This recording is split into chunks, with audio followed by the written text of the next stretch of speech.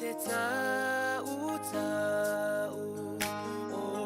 e toa tasi mātou te ifo atu ai ma tau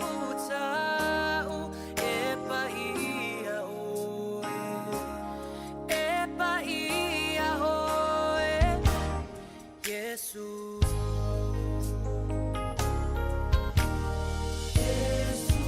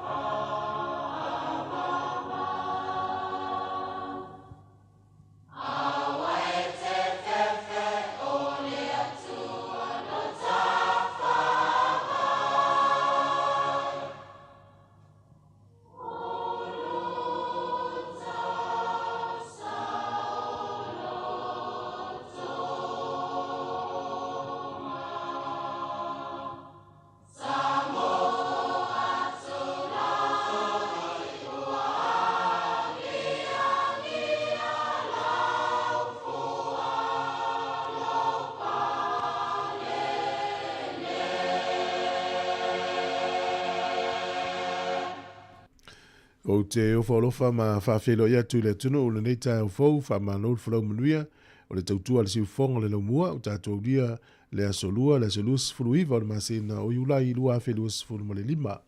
O le amitalia le tātou tautua e ala mai loa, le tātou sauni ngano tu, taitaia le sunga le whawhingainga, Pastor Henry Unga Po, mai le kalesia sofitu o le toi fio mai porirua.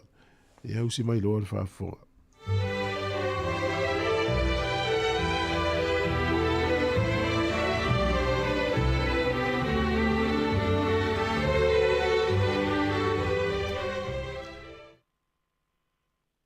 Whātalo whātu i le ia male mamalo so tātou tunu i le nei tae au mātango fie. Hasta ia le alofa ma le angale leo le atua siri ese. Ua taitaina mai ai lo so i fua ma lo ola. Ia i le amatanga fo i o le nei aso fau. Au whaia tātou stalo. Le atua mātou te vi ia ma whaaftaia la ua fio. La mātou mumboe ma malo lo le po na po. Lilo yo mātou manatu ia lo mātou wala mai. Beita i o se fia fianga ia te mātou o lau whanau. Mo mātou wa aia le malama o le aso fau. Mātou sau ni e amatai na ngaluenga nei aso. Ia ato ai ma te fe au wha malosi ma ia ua fionga. To mua i mai o mātou tiu te mawhaiva o le nei tae au. Manuia mai lau a fio i a fionga o la mātou whaalongolongo i lau sua whai Jesu. Ameni. Li ingo le atua ua saunia.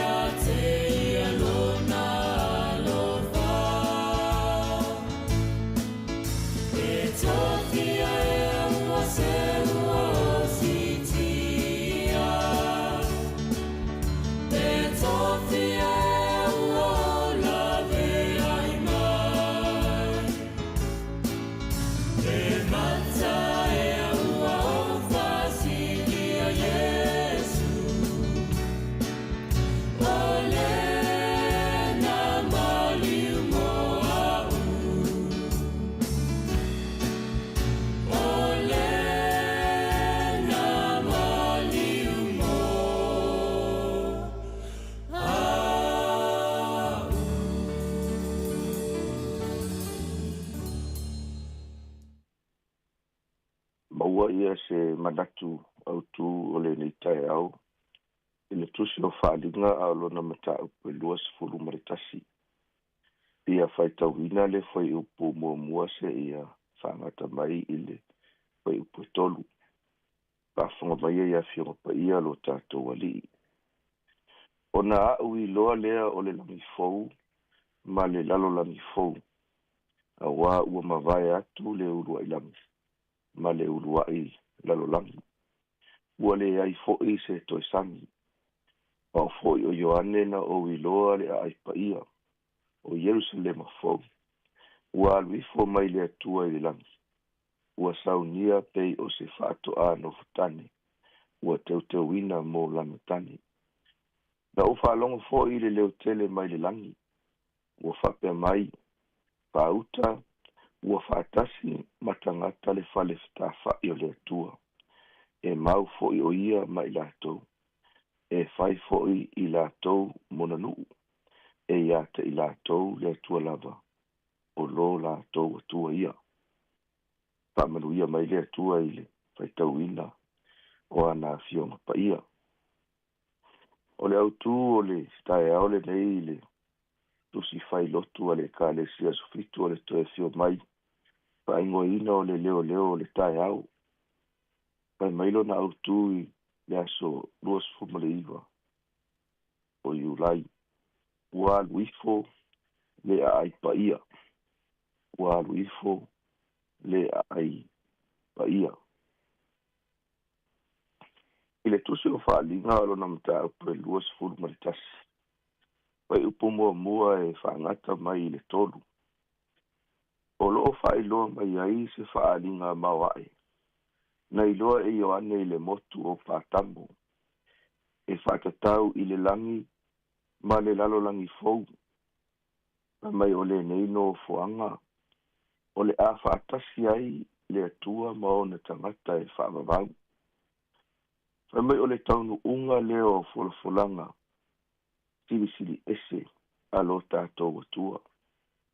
I se no fuanga po o se a inga e whaamavau. E le toi ai se whaano noa. E le toi ai ni ti ngā. E ai ni mafutanga mo tusia e whaamavau. O le atawa aia lea o le Jerusalema fau whai mai. O lo o aluifo mai le atua. E pei o se whaato a no futane ua teu ina mo lana tani. O lo whaata mai ai le lofa ma le whaanaunaunga o le atua. E fia mafuta ma ona tangata. O lo mali mauina fo i fai tau nei upu ale perfecta o Isaia. Isaia e ono sfumale 5. A lona fai upu sfumale 7. Fai mai a wā whauta mai. O te whaia le langi fou ma le lalo langi fou. E le toi manatua le ana mua. E le alua e foi. I le loto. Isaia lea whai mai na ia i loa foi le atua lea na i loa Ioane le tusi o whaalinga. O le atua na te whaia se mea e sili atu na i lo mea mua. Le mea whai mai e le i o i ai le mawhau ma le loto o le tangata. Le mea e whape nao na au mai ai le file mu. Au mai ai ia le toa file mu. Ma le manuia o le atua e whaavavau. Ai nofo ma e mawhau. I le tu a inga siosi o manga. Ma le lalo langi le neiolo e soifua ma o wolai. E le misi lava le loi matamalingi. Ma whaano noanga i le aso. Ma le aso. O le fesili aisea. Le anga ele o le langi leo lo o tato iai. Ai e manuia o le atua e pei o na iloa Ioane. Ina ua aluifo le aipa ia o le atua mai le langi. Tātou te iloa ina. E le o tu ulafua ina. Tātou e le atua. I le tusio e soto. Pai mai a malanga atu isa wa elu i le vau. Tā lātou o inga i mea nei lua. Mua. O le maafuta mai o le atua. ma le lona lua. O lu'i sa fetaia'i ma Israelu. I le soifuanga ma le olanga. I se lalolange ua matua i whaaleangaina. Eitai, tasaunia e le atua le manai. Ta pena e le atua le vai mamā ma le papa. Ato ai malana taitainga. E ala i le ao whaani utu i le ao. Ma le afi whaani utu i le pō. E ui lava sa lato iai i le mau. Ai sa iai lava le atua ma lato. O lana folfolanga fo'i. E maina te au maia i lato i le nuu o le folfolanga. Ua o se ata whaataita i lava le nei ata. Folfolanga le atua. Leo lo tusia e whaalinga i luas funma le tasi. Pai upu mua se i o le whai upu tolu. O se no fuanga e ato toa ma le lei. O se no fuanga e mafuta ai. Po ia maona tangata e whaababau. E whaapela o Israelu. Na ua oi le tai o nei. E whaape fo i o tātou langona i nisi o taimi. O lo o tātou iai i le vau. E tai iai malui o le olanga. Ma le tele o mea le mautinoa o le olanga le lei. Ai ui lava i lea. E tū mau lava folfolanga le atua. O le ai le langi fou. Ma le lalo langi fou. O le ia whaafou wina ai mea uma. E pei lava ona iai taimi o Israelu. E whapena foi ona iai lo tātou taimi. Ma na te taitai ina atu i tātou. I le lano fuanga file mu. E whaavau. O le ase tā ua. O nei fuai tau mo o e mau. Le tangata whaatua tua ma le tangata. Tali tonu ato toa i le atua. I lata ua sāwalinga. I le aso ma le aso. Bua mua. E iai le whaamoe moe i le folafolanga. O le langi fou ma le lalo langi fou. Ua tāpena ina e le atua mo o e mau. E uilava i le tele o mea o lo tutupu. A ia maualunga i lau sila ma lau vava ai. Ua tāpena e le atua te mea e sili atu. E le ngata mo oe mo au e mo ona tangata patuatua. O le lui mo oe mau le nei tai au. Ia avea le nei whaamoe moe. E whatu mauwina ai i tātou i taimi paingatā ma taimi lolo wā o le olanga le nei. Ina ia o tātou i loa ai o lui o lo tātou whitai ai ma tātou i le taimi le nei. E le o ni mea e tū mau. E iei le aso ma le taimi. E suia i e le atua. Pe a o ino tātou wa aia le langi fou ma le lalo langi fou. Lona lua. O se le sona tā ua moa. Pa moe moe fo i o se le sona tā ua moe. O le maafuta mai o le atua ma i tātou i le taimi le nei. O le folanga le atua o le ai mo oe ma u iso se taimi. E pei ona iai le taimi o Israelu. E pei ono latou wa uina ai le sosio manga o le atua. O lo malanga whaatasi ma latou. Pa moe moe e whape nā foi i tātou i le tai au le nui. O lo tātou malanga whaatasi ma le atua.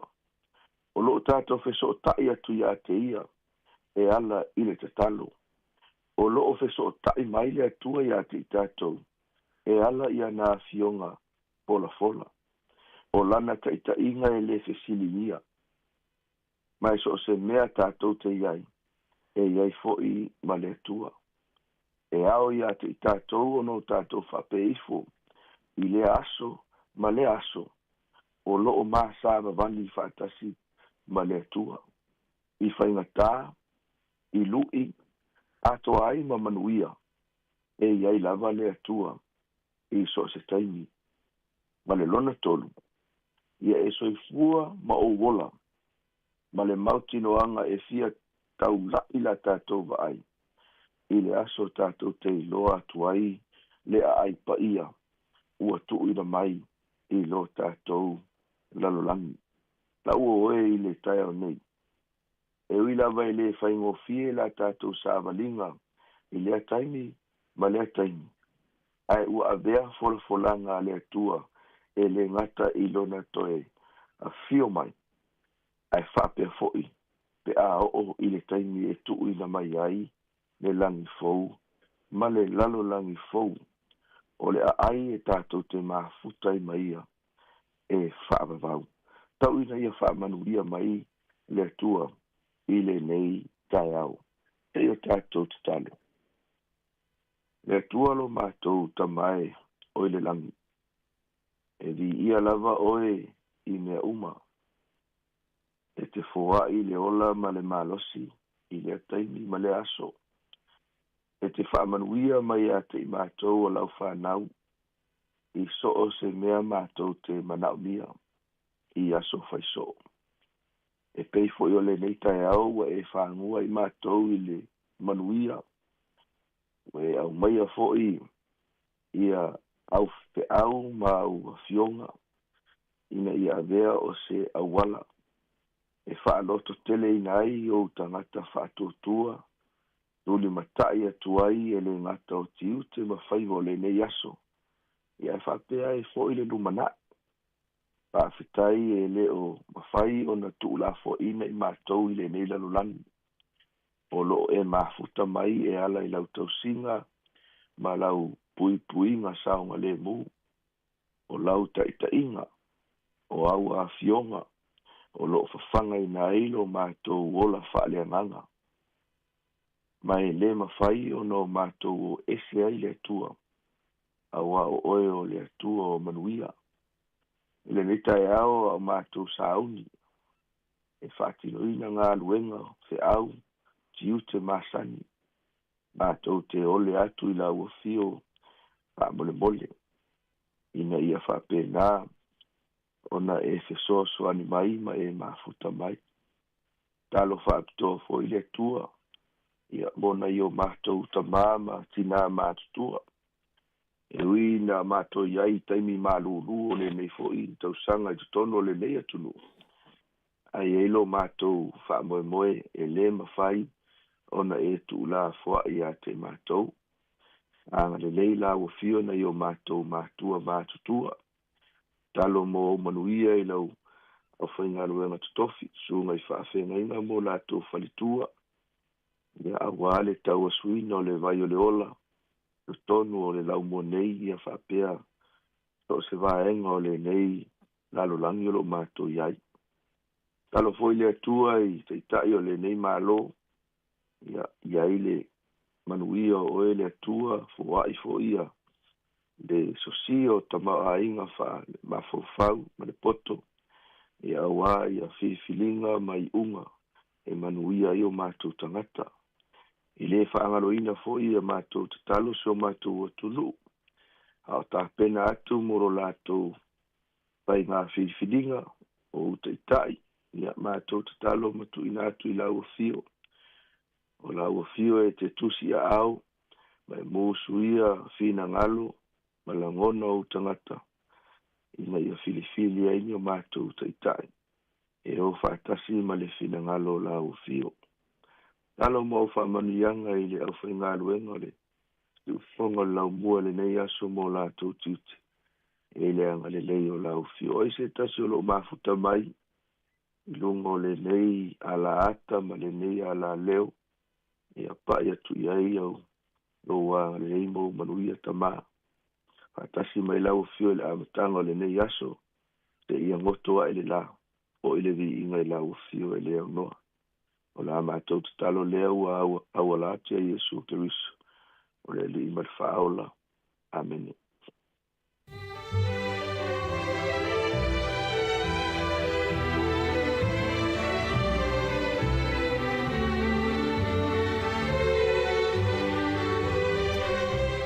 Ua whafonga le tunu i te tātou sauninga lotu o le nei tai au na teita ia e le sunga e le whaafengainga. Pastor Henry Ungopo mai le kālesia so fitu o le toe fio mai porirua. Ia mo le tuai le anganga le whaftai ma le whamalo, whaftai mo le tātou sa minga lotu. Ia le talo yang le leile tua ma whamanuia le usunga. Ia manuia fo ia le yaso ma la singa fuafuanga uma o le awhianga iai. Whaftai tele lava. O le taimi le ua 2 minute ua te ai le tu la e fitu, a whale fitu le tātou porokalame o le ata o le tae au. Ia eusu mai alfa fonga le pesa whale nganga, whanga solo le tātou porokalame, o le tautua le siu fonga le laumua, tā alo whalava.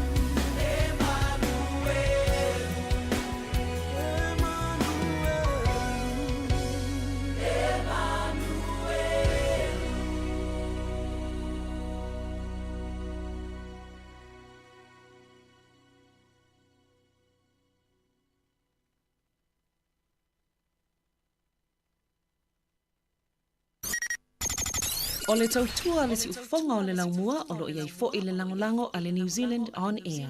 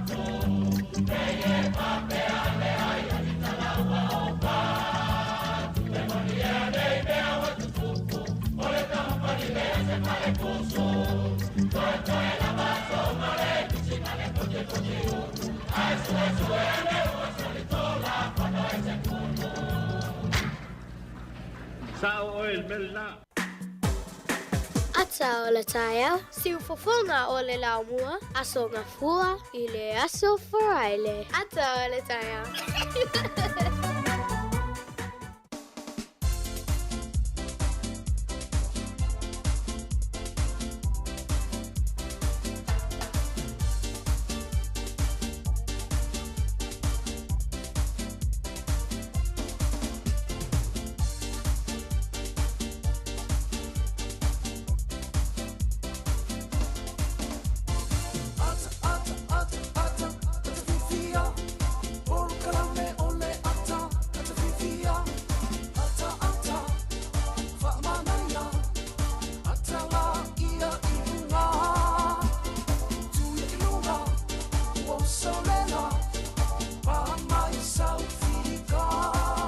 Io il tato por kalame le ata o le tai au le reu tato te whelo i lungo pea ule e pe ona malolo tato whasalonga le tolu ana nafi le fiafi o le asfou o tato waulia i e fou manatu fou langona i e fou foi i a fuafuanga o le alo tu ile tunu o le nei tai au mane nei aso malolo fora manuia whaftai le tu e lan tau singa o lana leo leonga i a ua i a tai mai ailo so i fua malo ola i le nei tai au fou o tato waulia malo o amai oe ia o Mono malosi pe o na ua a matan po ia oe malulu o le tau o le neia tunu. Nea mena le utau le vea i fwoi mato. Ia winga la vai o le tau nei vai tau. Ia malo la moto la munuia le wa amtaria le tatu tau tua le nita au o folo fatu mfa manuia atu le nita au le tunu. Manuia faiva ia mga lunga matiutia o le hawhenga ia i ringa teilewa o ngan whanau. Tapua inga i la to umai tono a inga. Ia whapia nei tātou mutua tau stano whai. Ia malo, tono whale mai mai whale pui pui, so se atunu o lalangi ni usila atoa o atoi tātou whasalaunga. Malo so i fua le tai o le utoi luas furoro minuti ana tāle o le walu. O le tautua le nei tiu whonga le lau mutalo whalama.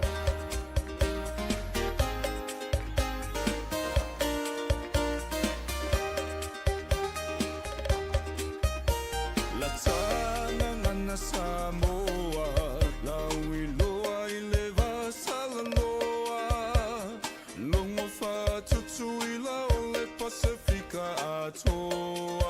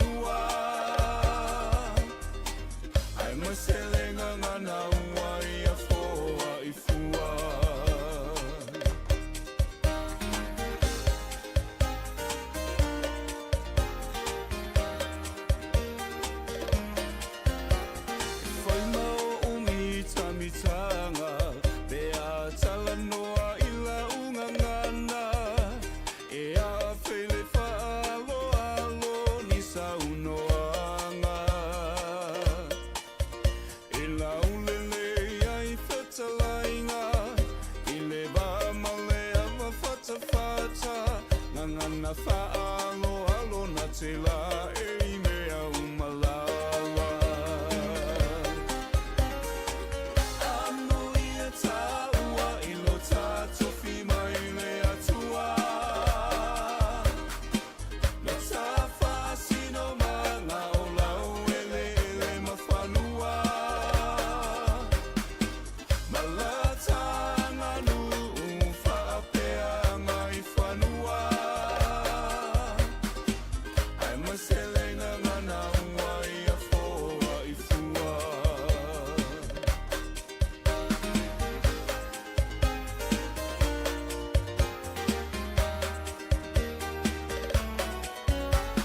Alitai o ne nu e a taunu mai se malanga tua o le malo pe fai fo ini suafa. Ona mau tua leo lenga nana tu la falela na fau tau tanga o fai longa na o leta mau a inga o la unga ngana. Amo ia taua ilo tātofi mai le atua. Na tā whasino mana o lau ele ele mawhanua. Malatanga nu whapea ngai whanua. Ai maselenga ngana wai a whoa i fua. Amo ia taua ilo tātofi mai le atua. Na tā whasino mana o lau ele ele mawhanua. Malatanga nu whapea ngai whanua. Ai maselenga ngana wai a whoa i fua. Ai maselenga ngana wai a whoa i fua.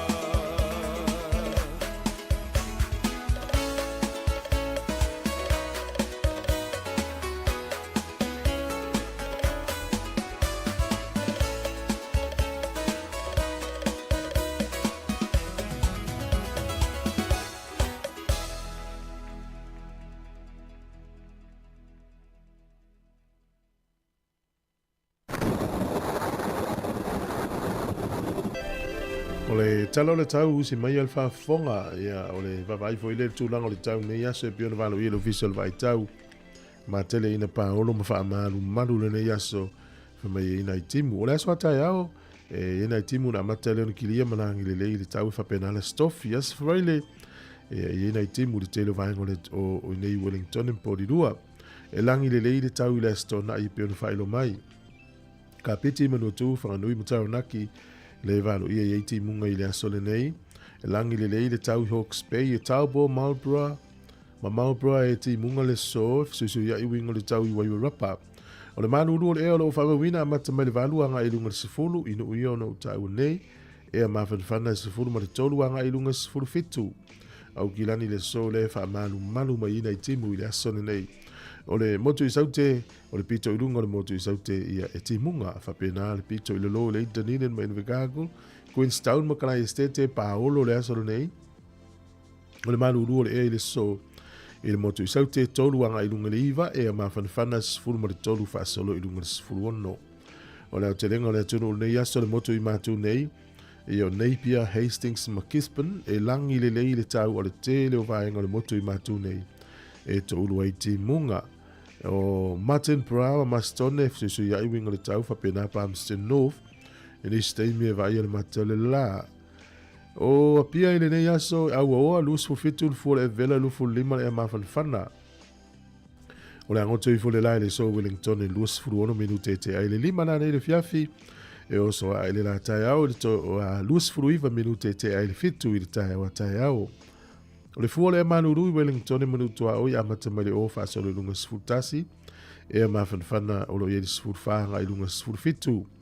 O le tala o le tai nei aso Wellington e sua le tai te o le valu i le tai o nei pe le tai i le la tai le afo le lua i le awa uri toi sua le tai toi lua sifulua minute le iwa le pōna nei. O poli lua, pe le tai le tia le ono i le tai o nei sua le tai le afo sifulua i le awa uri toi pe le tai le afo le ono, na nei le fiafi, ya, tala nao le tau, mo le talo le tai, mo le sitifia i le tunu. Swingo le tupe i le so, pe afe le afo sa tupe tasi tala ni usila, maula tupe Sāmoa, e tala lima sifuru ono sene, tala lima ono sene, tupe Amerika, ia e lima valu sene, tala Australia le iwa sifuru sene i le so. O le tala fiti, tasi tala New Zealand, maula u tupe fiti, e tala tolu sifuru sene, mo le paa angatonga, tasi tesi mo le tolu tasi le paa angatonga i le so. Tasi tala New Zealand, maula u tupe Sāmoa, e tala lima sifuru ono sene, tala lima ono sene, ia whawhitai. Alo lava, o la vino familianga wa soifua.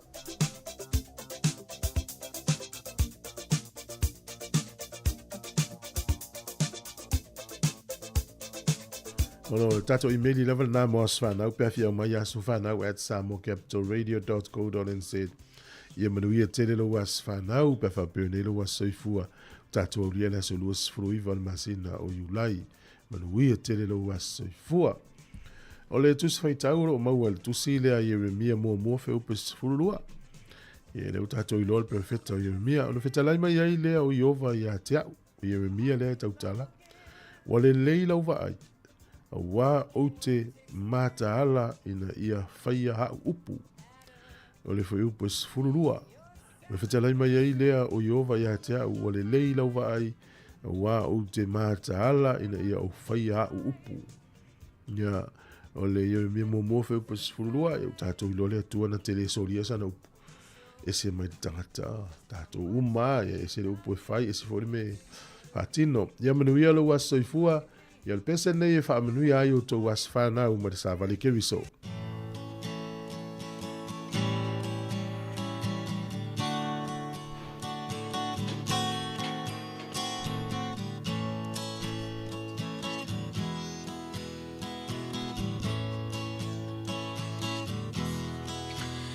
Ia vi ia lea tua ua ulia loa so soifua ia manu ia loa so whanau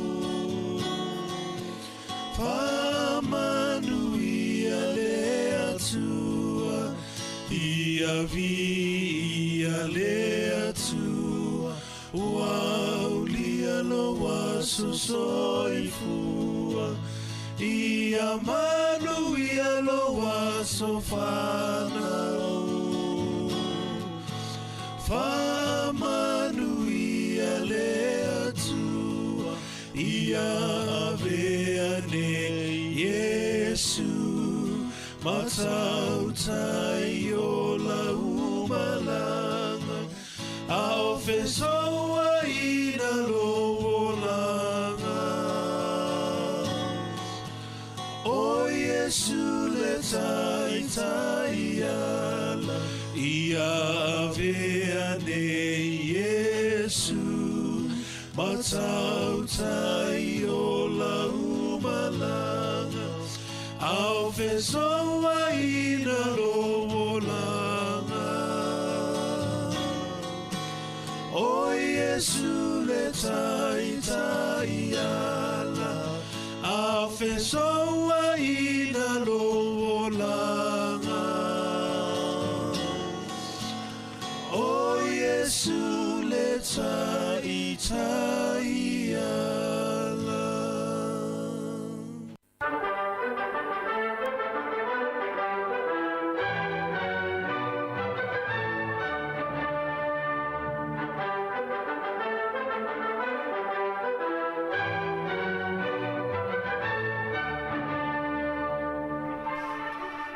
Ia talo falava o smel whafonga o hamaponga o tātou tala o mena tupu la langi ne yasa o tātou ria le aso lua sifunu mana iwa o Julai. O le aso nei tau sanga e tasi iwa lua tasi na avea ili tangata nei o Adolf Hitler. Ia mata i tai o stasi nei o vahenga whaupu whai tonu o Siamani.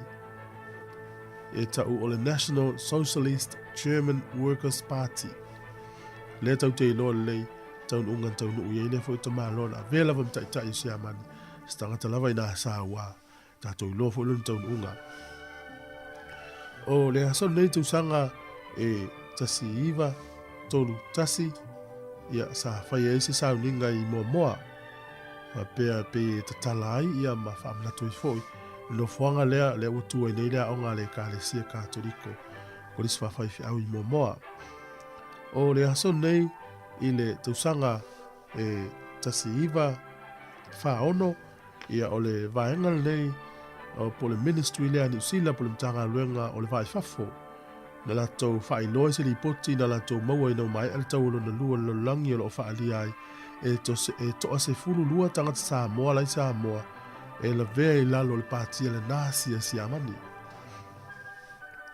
O le aso nei tausanga e tasi iwa whavalu na whato ato I whai ai ia ta alonga le Olimpeka leo le tau mawhanwhana po le Summer Olympics I na ua whato na mai ai tausanga tasi iwa tolu ono mtau fia mai lawa ina ono le tau alo na lua lea whato ato te tala lai lea sol tausanga tasi iwa whavalu ia o fuafuanga o le Olimpeka tauta I whata usanga mawhaia ki te iane ia na ngata mai lawa le tausanga tasi iwa tolu ono sa whaia le tono Berlin siaman Fato ato te tala lai lea sol te usanga te siwa whavalu. Po loka lava ono tau alo na lua sa whenga ina langi na fwoi vai tau.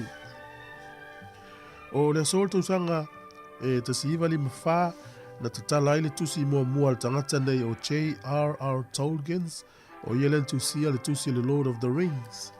Kola la tusi mua mua la lena te tala ile so I tono Peritania. Ia pena lo mia ile aso nei tono Peritania. Leu tātou inoa leu whaiati whanga le tamalo New Zealand leo Peter Jackson. O le aso ne tau sanga te siwa valutasi na whai eili whai poiponga tele lava ia a Diana Masalesa. Na whai lava I tono o lontona ia ma whai umai fuanga ia leu tātou inoa fo le tau unga o te ane fo I urungali o la inga tupu. O le aso nei I le talfa aso pito fo I o taltonunga whaale lotu e mana tua ai I le tamaitai o Mareta. Le uso foi leo Maria to whaafine foi o la salo. Ia o lo mana tua pea, ia le nei foi tina o le aso nei mana tua I o ia le au kerisiano. Tato uloa umalawa le tala mwha Yesu ia Mareta. Ia nau mai peo le nau o Maria me whaale nganga e ule puro uloto I meo le tino. Ai na walongo atula le tala ia Yesu ua mai ia la salo. Famai ua matua lo falawa Yesu ia Marita. Fatua so ilo le Maria malasala. Ia, malatua ila uke usiano le yaso. Sitina o Marita. Tatu tala na to maua le whapoponga tai masani. Aftai. Fofonga o le laumua.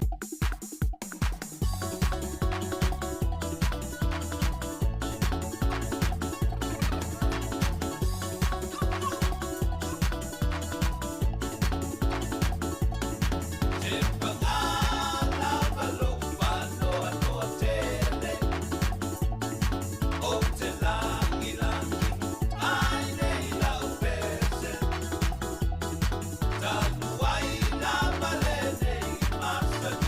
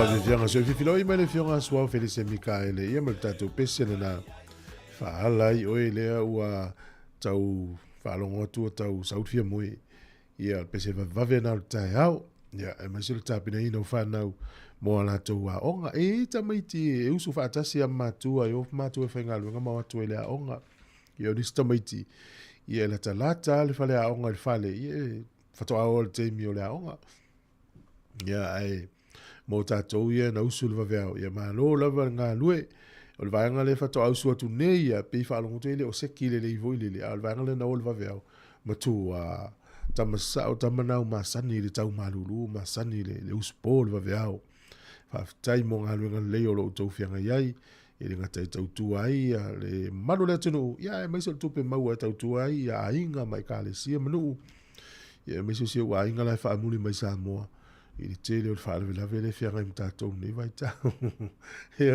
E fua lawa oi. Fua lawa oi o nis whaalewe lawe ia. Puno ulalo pe o le tala atasi. Puno ulalo.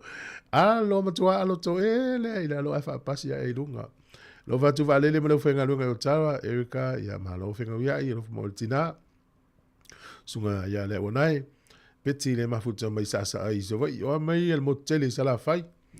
Ia lo fitele atu ia te oi male ainga ia whapea ia sunga ia lance pelenato lo fitele atu ia lau sunga ia e mese ia malai ngā olo ia o oilesi ia pālii mai se sion tira matua lo fitele atu sunga vidiam tole foa ka fitai saulo ia manuia whea mga luenga le yaso le uso ia Ellen ia mese tapsoa man lato o whainga luenga ia maupe o tau fia ua le whavesia le tai au le uta pena mai tatu telefone minute ia on fa fonga mai lole iai pe ata tonu lava le valu lo fatu sunga telefone pe sfoti maduia le yaso mfuafuanga ia fa ia tulu matou tau nei pe fa malu le tele na timu o le valu ia le official vai tau I swing o le tau amata tu nei fa solo tu fa ngol vai yaso disi vai ngol tu no i foringa mai pe tau timu ia malu se vili lo fatu con elio half time after mai ia mai el tato pese fa fonga le tato tala mai Sāmoa sunga ia sila na morei ia lo mafuta mai au gilan lo fite tato tato pokolame sunga misilu kisu amal fa fianga tina ia lupe mai Brisbane lo fatu tai mafuta mai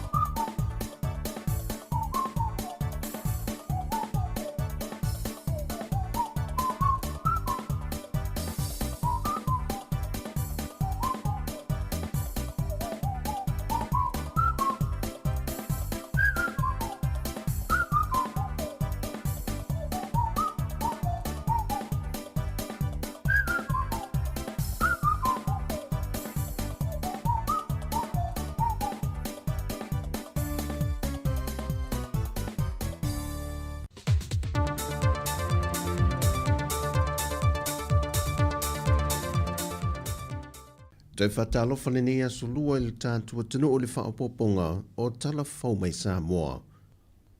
O le ngaluenga le whausia e na le whanmai whai tu malo i santu paitea, na sauno ai le whionga le tamai taipa le mea tausi o le atinu, o se vai ngā tupe sa whaanganga le malo i lalo le polo kalambe o tā ua, o le soifua madui o tātou tangata, sauno ai fia me, o le whanau naunga leo le malo e si itia awa noa e wha le lei ai au nanga mati na e tau soifua malo lo ina mō tangata uma, e le ngata mō tangase ngase te tele, ai whape nā fōi whale mai wha i tu malo i tu umo le atunu. I le whausia o le whaopoponga o le whale mai sa tupai tea, ai meise o le apitanga mō fō mai, sa whamanuia i nai le kampani whale a le Sheng, e le taua o wha i e whase lau fitu se fulmatasi a whe, tol se la wono se fulmale lima tāla ma le ono sene.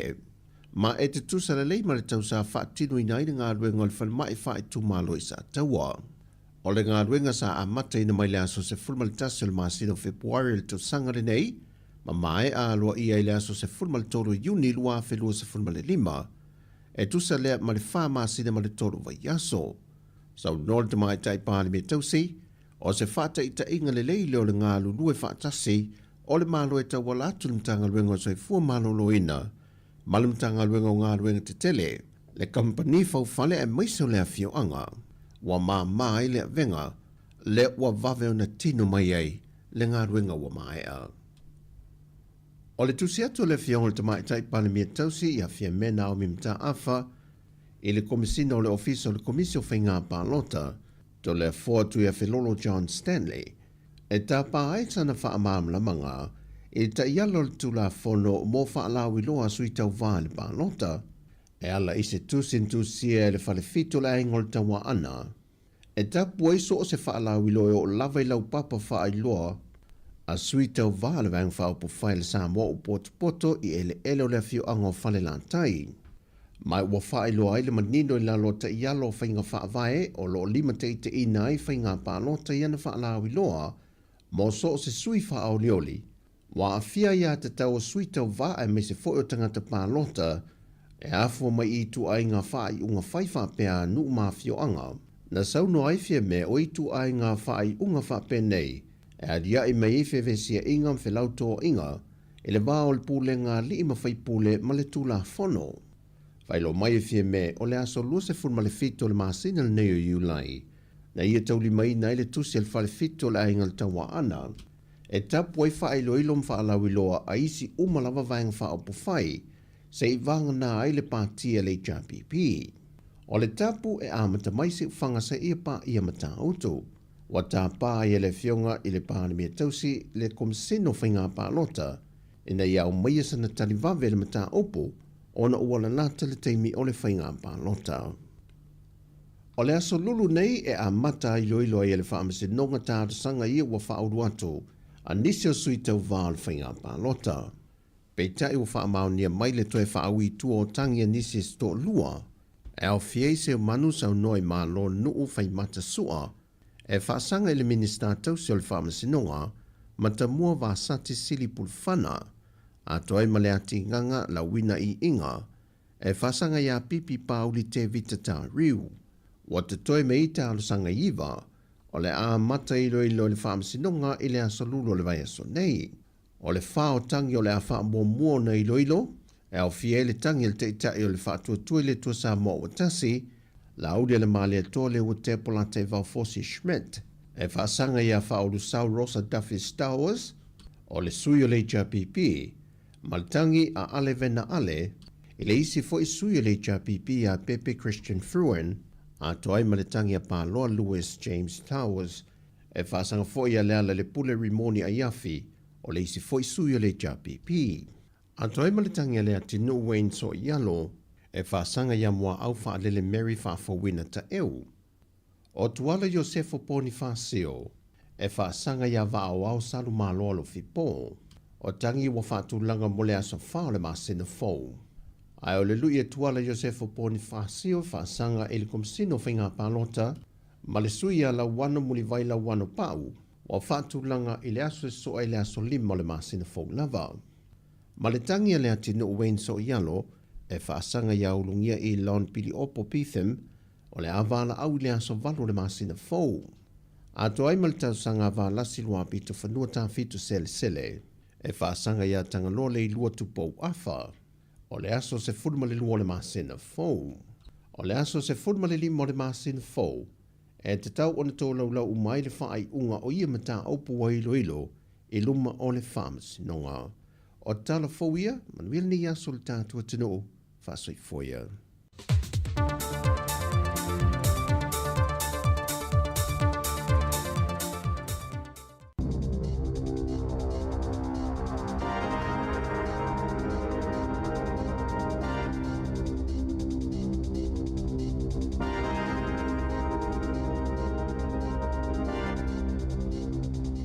Talofa lava e nei hoi vaenga o telefou mai le siu fonga o le lau mua I Wellingtone.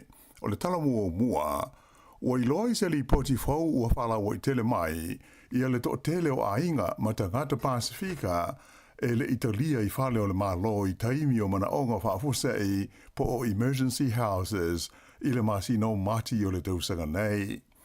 O le mafu anga e whapea e le anga waa I latou mo ia whale o le malo. O le nei tūlanga, o loo manino mai le lipoti e le mtanga ruenga o whale ma le ati nae o ai, le Ministry of Housing and Urban Development, mo le masina o Iuni luafe luas fululima, le o loo aui le iri ai, ia whale tonu I mata upu tau whale o le malo. O loo taua I le lipoti, e ono se fulu lea whai o ainga Pasifika, sa nonofo I whale le tu maunei, po emergency houses I le masino mati o le tausaka nei. Ai fitus frulima la whai o isi a inga Pasifika na te ena e le Italia la tu talusanga mo ni whale whapea e se ea tu I ai.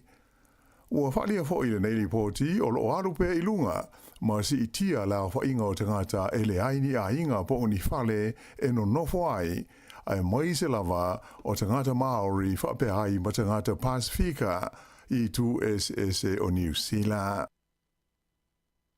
E lata I le luas fulma le valu afe le au whai o ngā luenga sa whai titia I le tonu o New Zealand le masino Iuni whaatusa I le tausanga ua mawai. Mai uilonga o nā whaina I le tūpulanga talavau I le tūlanga vai ma le pau I lalo le maketi o mea tau ngā luenga.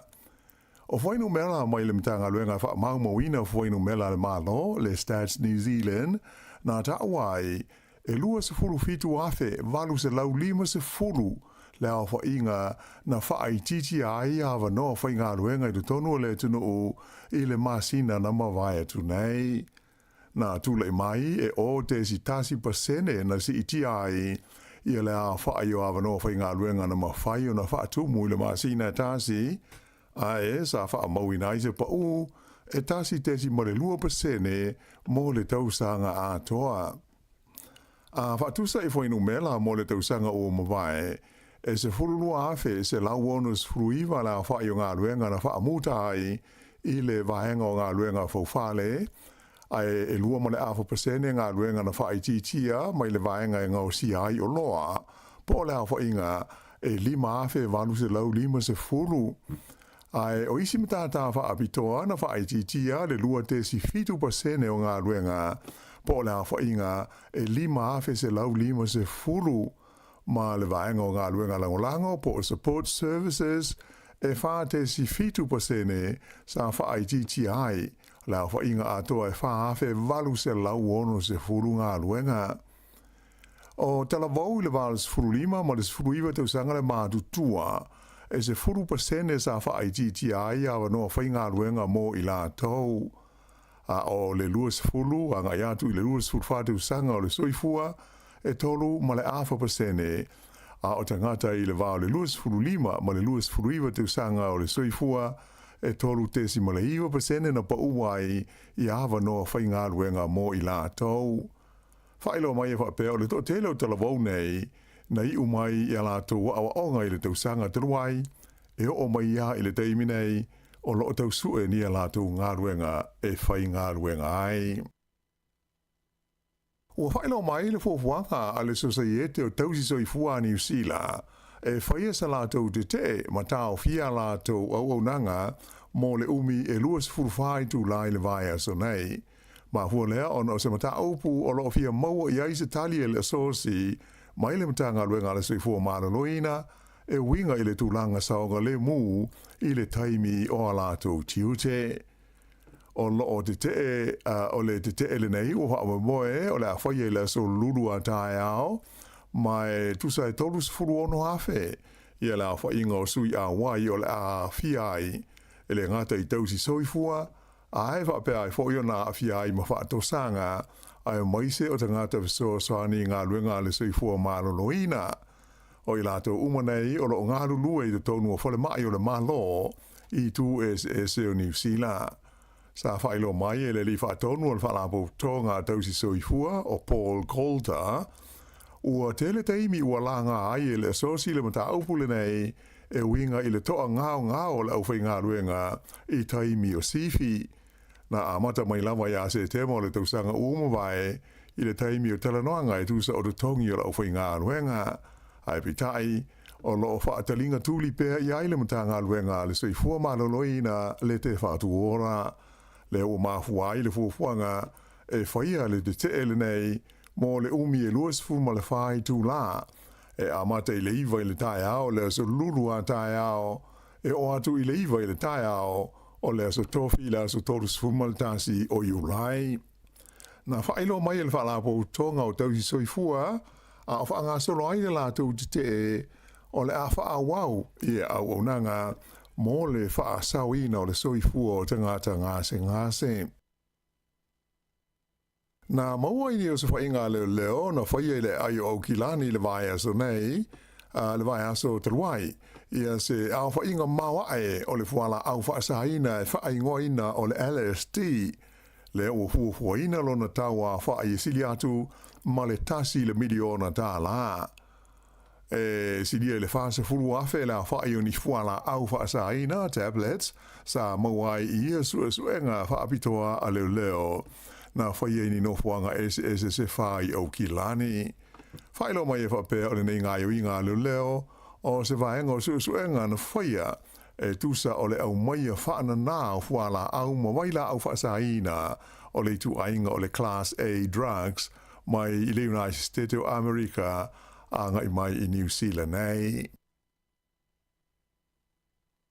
O malanga atu mai le ai o kalai stete ia se vaenga o le fita po le ami le malo New Zealand i le tunu o ko le saute o le anga le lue fantasi ai ma le fita a le atunu ai fa pe ai fo i ma fita a le malo a America o lo fa mautu ai i South Korea o se teimi mo le nei o fa yese fo fuanga fa pe nei mai na fa ilo mai le pulenga o le vanga au New Zealand e tolus furu 5 le a whai fita New Zealand, mai o le a waila tau ini awa onga whaapitoa, e whai ele no whanga tūru tonu o awa onga le vanga awa le maloko le i saute, ma ngā lulu ai whaatasi, ma le lātou fita, ai mai se whoi i a fita a Amerika. O le taimi o le taua I Korea, le Korean War, na awina atu ai fitafita o le lau ele, ai whapefoi ma fitafita o le Sami el malo New Zealand.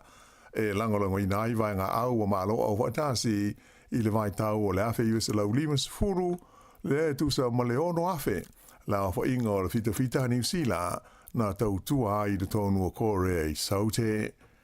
O le fitafita New Zealand ua malangatu nei I Korea I le nei vai aso, e le tau na umala tu wa onga I le hatu nuu I le masina o ke topa. Ma le wha moe, e toi whaia seisi pol kalame wha pele tau sanga asau lua ono. O le vai aso nei o tari malo ai le malo New Zealand, I se asia singa tau o loa mai le pale mia o le atu Solomona o le rio Jeremia manele. Whaelo mai le asia singa I le I pale mia ia Christopher Larkson I se whaelo inga ma le autus tala I le asonga fuan nafi. Sa ua ai Larkson o le atu Solomona o se tasi le nei o pa anga tā ua le malo New Zealand I le tonu le Pasifika. Mai anu wha moe o le asanga whaalau te leina so tanga I le vāo te nue lua I le teimi e whaelo I ai o ia ma le pale mia ia manele. O le a whaero I fo I le pale mia o Solomona ma le minstal vai whafo I a wawasa mana I o Winston Peters a e whapele minstal whai ngā whaiwa ia Shane Jones. O le atu Solomona lea o le a tali malo I le whontanga ta I tai o malo le Pasifika le Pacific Islands Forum I le masina o se tema. O le teimi nei e si dia I le afe la whainga o tangata mai le atu Solomona ua na nofo mauma ua whaamautu I le tonu o Aotearoa. Ai o le tausanga na tenei, e siri atu I le afe, I le tasi le afe se lau, I la whainga o isi tangata o le Solomona na malanga mai ai I New Zealand, I lalo le polu kalame o ngā ruenga wha vai taimi le RSE. Ua se atu le malo na uru e wha leia lona ta mao ainga, e wala lei le wha ngaina o le tupe lea ta ua o le cryptocurrency, mo he wha tawa inga I lungo vese o ta inga wha teknolosi. O le masina na tenei lea nāro I ai le whaavaina le malo nauru I lona ofisa tu tonu e pū lea ma whaangai o ia le nei tūpe whaingoina o le Command Rich Virtual Asset Authority e whaangai ma le whaia o le sene ai mai se o le whaatūrangaina o le tulafono mo ia I tu ainga o he whaataua inga e au whiai le te tongiina o ai talafu ai mai se o le whaia o ni whaauri ngā tūpe I lunga o fiso o ta inga tele wa mave. O le tūlanga ua ave aina uru maurua I tunu o I te tonu o le tūlangi o le Oceania ua o la tau whaatu la fono ina le wha o ngā ina o le nei whainga e ta ua I le ngana peretania o le digital finance. Ua tau whiai e le malo o nauru I se li mai Australia e tau mai wha abitoa I me tau tūpe ma vea ai maurua I wha tonu o le la tau no huanga tū tonu le nei e pei ona whaavaina le Command Rich Virtual Asset Authority. Whaalia ele nei eli e soa whaia Brian Phelps I se talanoanga ma le walesi whaasera laua New Zealand. O le nei ati na ae e ma whai ona whaale leia ma suia hai le tamao a inga o nauru a e whaapea I fo I ma le tūlangi o le Pasifika. O lea ua wha malu I a lapata inga mo ti munga mamafa matangi malo losi mo se vaenga tele o New Zealand. O nei lapata inga ya awhiai nuu mai tu malo I le tumutumu o le motu I matu, a e whapea fo I le tumutumu o le motu I saute, a to ai ma le talawhatai C4 po le West Coast. Whaelo mai e le li ofisa wa ai tau o le Weather Watch o Philip Tankin, e le ngata ina o le ama mafa timu e pa u I vaenga e pei ona ta ua a e whape na fo I ona malo losi ai ma savili. Nei e ta ua o ietu langa whaale tonu o le tau o loa a fiai ma se vaenga tele o le vasa Pasifika. Whautua I nai te ngata uma e ina ia whaai tete I taimi o whe malanga inga I ta vale le nei aso ma le a ngai atu I le aso lulua tae au. Ua whaelo mai fuafuanga a le whale kapeta o le Bremworth I le aio nei pia, mo le toe fia whaale leia a toa lo na whalenga o si mea, le ana tele ina whaatama ia le whaamalosi o Gabriel. O le nei fuafuanga o le ama wai, ia ni awa noa whai ngā ruenga o atu I le whaa se furu le au whai. O le teimi nei, e ai se vaenga o le company ua toe te tala, Ai, o le o wha moe e wha alu se wanga tupe, e o i le ono miliona tala, e to e wha le iai leisi wahenga o le lātou whalenga o si mea. O le kompania le Bramworth, sa whai ngā luenga ai le tusa o le se lau lima se furu tangata, ai o le tōtelo i lātou nei, na le to e iai ni a lātou ngā luenga, ina ua whaalenga ina le nei kompani i tā whenga malolonga mamafa.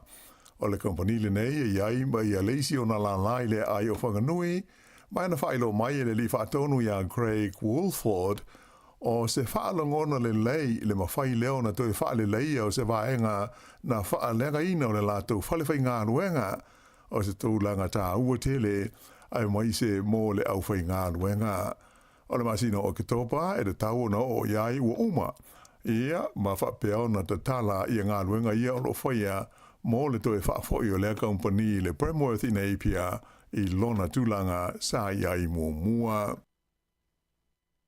Ua whailo mai e le vaenga whai le te Party Māori, le whiliwhilia leo le tamaitai ingoa i a Hayley Maxwell, e a vea mō lātou suita wā, i le tu malo palota Māori o Ikaroa Rafiti, i le palota tele o le tausanga a sau.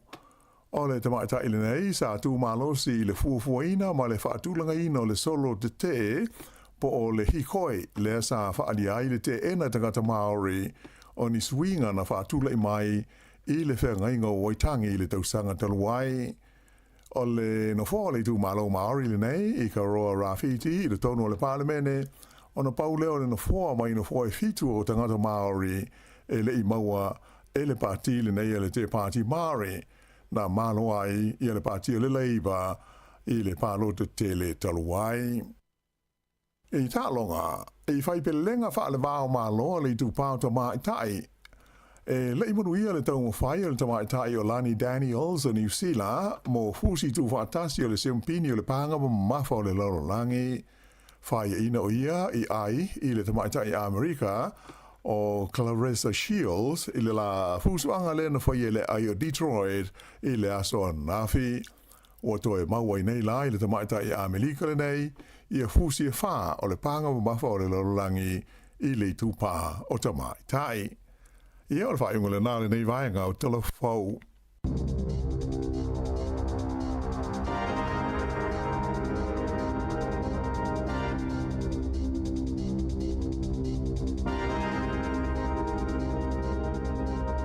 O whawhunga le tenu i tātou telefau a mātole nei tai ao, pe o na tāpinina le whionga i alawana o ti lawa mtala mai Sāmoa le sunga i a tāse Salem. Sam, te whawhunga le le tula iwa le tau nei, ma le tula sifun ma le lua.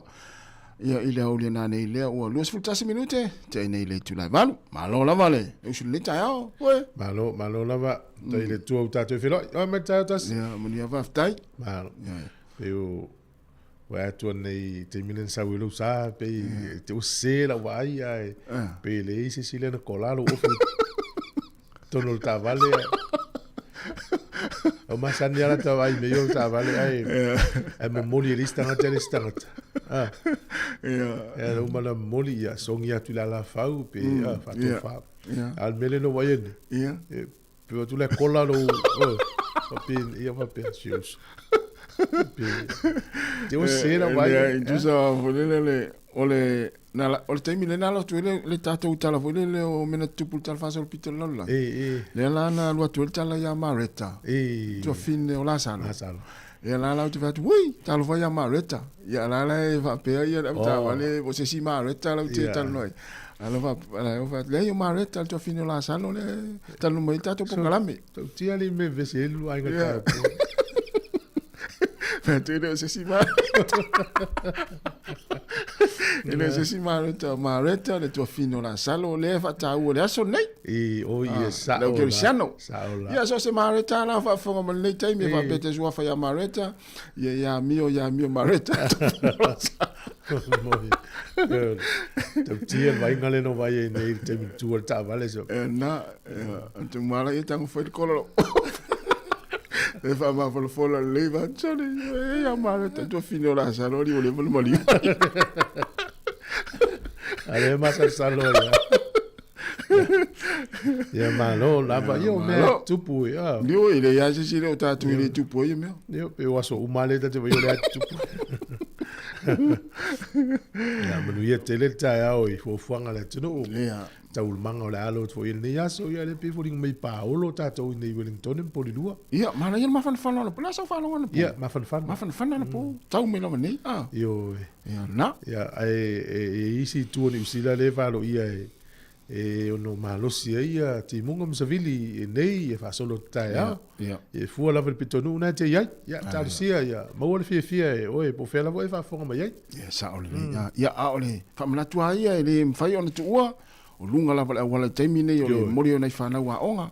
Io ia tautua nā tātou ia e uia tu lumo wa onga. Ia, ma ile saunga limo nei whanau taimi kolosi ai.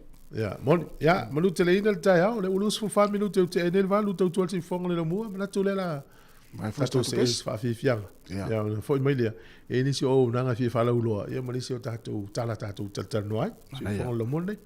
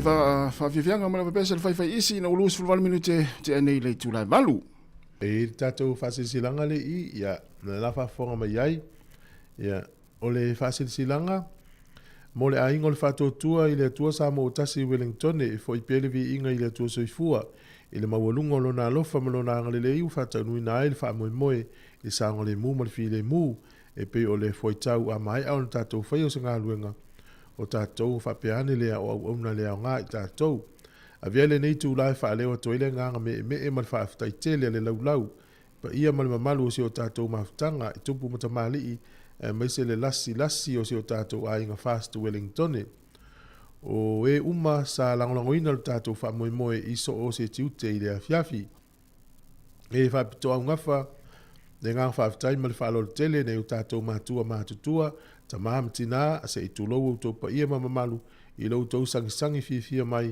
e o pongi whaatasi le whaamoe o si o tatou ainga i le afiafi o nei o tatou tau ainga ma uo whai malanga mau mai le tele ma stone paraparumu a paha tu e nui o mata se o i mira maa e mawhitanga malosi a nei tina amta mātua i niu tau nei tina mai niu tau sa whaapea o na so tau au mai e wha maupopo o le tātou wha moe, whaafitai tele lava. E lena nea sa mātou wha manuia, e wana o se tatalo le tātou ta maanga lelei, i alo whangia lau tau soi fua tautua, i a toi wha o ina, mea ua wha ngau ina, ona o lau tau a au fua i le afiafi, iso o se awala. Wha leo ina ma le wha alo le tele, sainia e le lau, a le ainga o le wha tuatua i Wellington. Ya, o le se tatou fasilanga mo nei tu la tai au malo la mo sai on na file na tatal no ai ile vaenga le wa fa le malo e siaki ai number plate ta vale ia le na fa le il fa un le vayaso fa le au kilani ia e tasil ta vale na ave le ina u mau ai le vaenga le ia male luas fuluiva la te tolus fulta avale na sala la ana maua i lunga masini tele ala tu sala le tongia ia male tele o isi ta avale na maua ala e tongi le sala no winga la le umanino mai nei o le poloka le faia na fa o nga ai le ia le vaenga le siaki i ta avale o le poloka leo no winga so staimia e fai se poloka leo ia o le teknolosi na leo fa nga te mine po fea New Zealand na watu ala uta vale ia tu mai ia le masini na ima tama pese camera na te fai tau ina na plate ala uta vale ia o so uma me fa mtalanga i lunga ala uta vale mo e masala io me uma ia le la wala pta email minister ia e la tunu e ono e su eso wala te alu fale ia bet savali fo wala la avela uta vale a fa fonga mai la tato tunu o te sila fio ini sala ma fo mai la uta vale o le tai ma na ia nei o fai se fio tana inga e totongi ma na tu fo nei tunu ia te le fa pena uma tunu la lang o le tusi la fo atu la pta ia tato i mene o itala la ia to tonu le tali o fa fita la fa mai vili atu no fai le se fio tana inga ia pes furta la pe dos furta la vayaso ia silia tu na nei lo le ai o se metongi o isi ama enga na ama yena ka namba fo le tu tonu le io e ama na yana na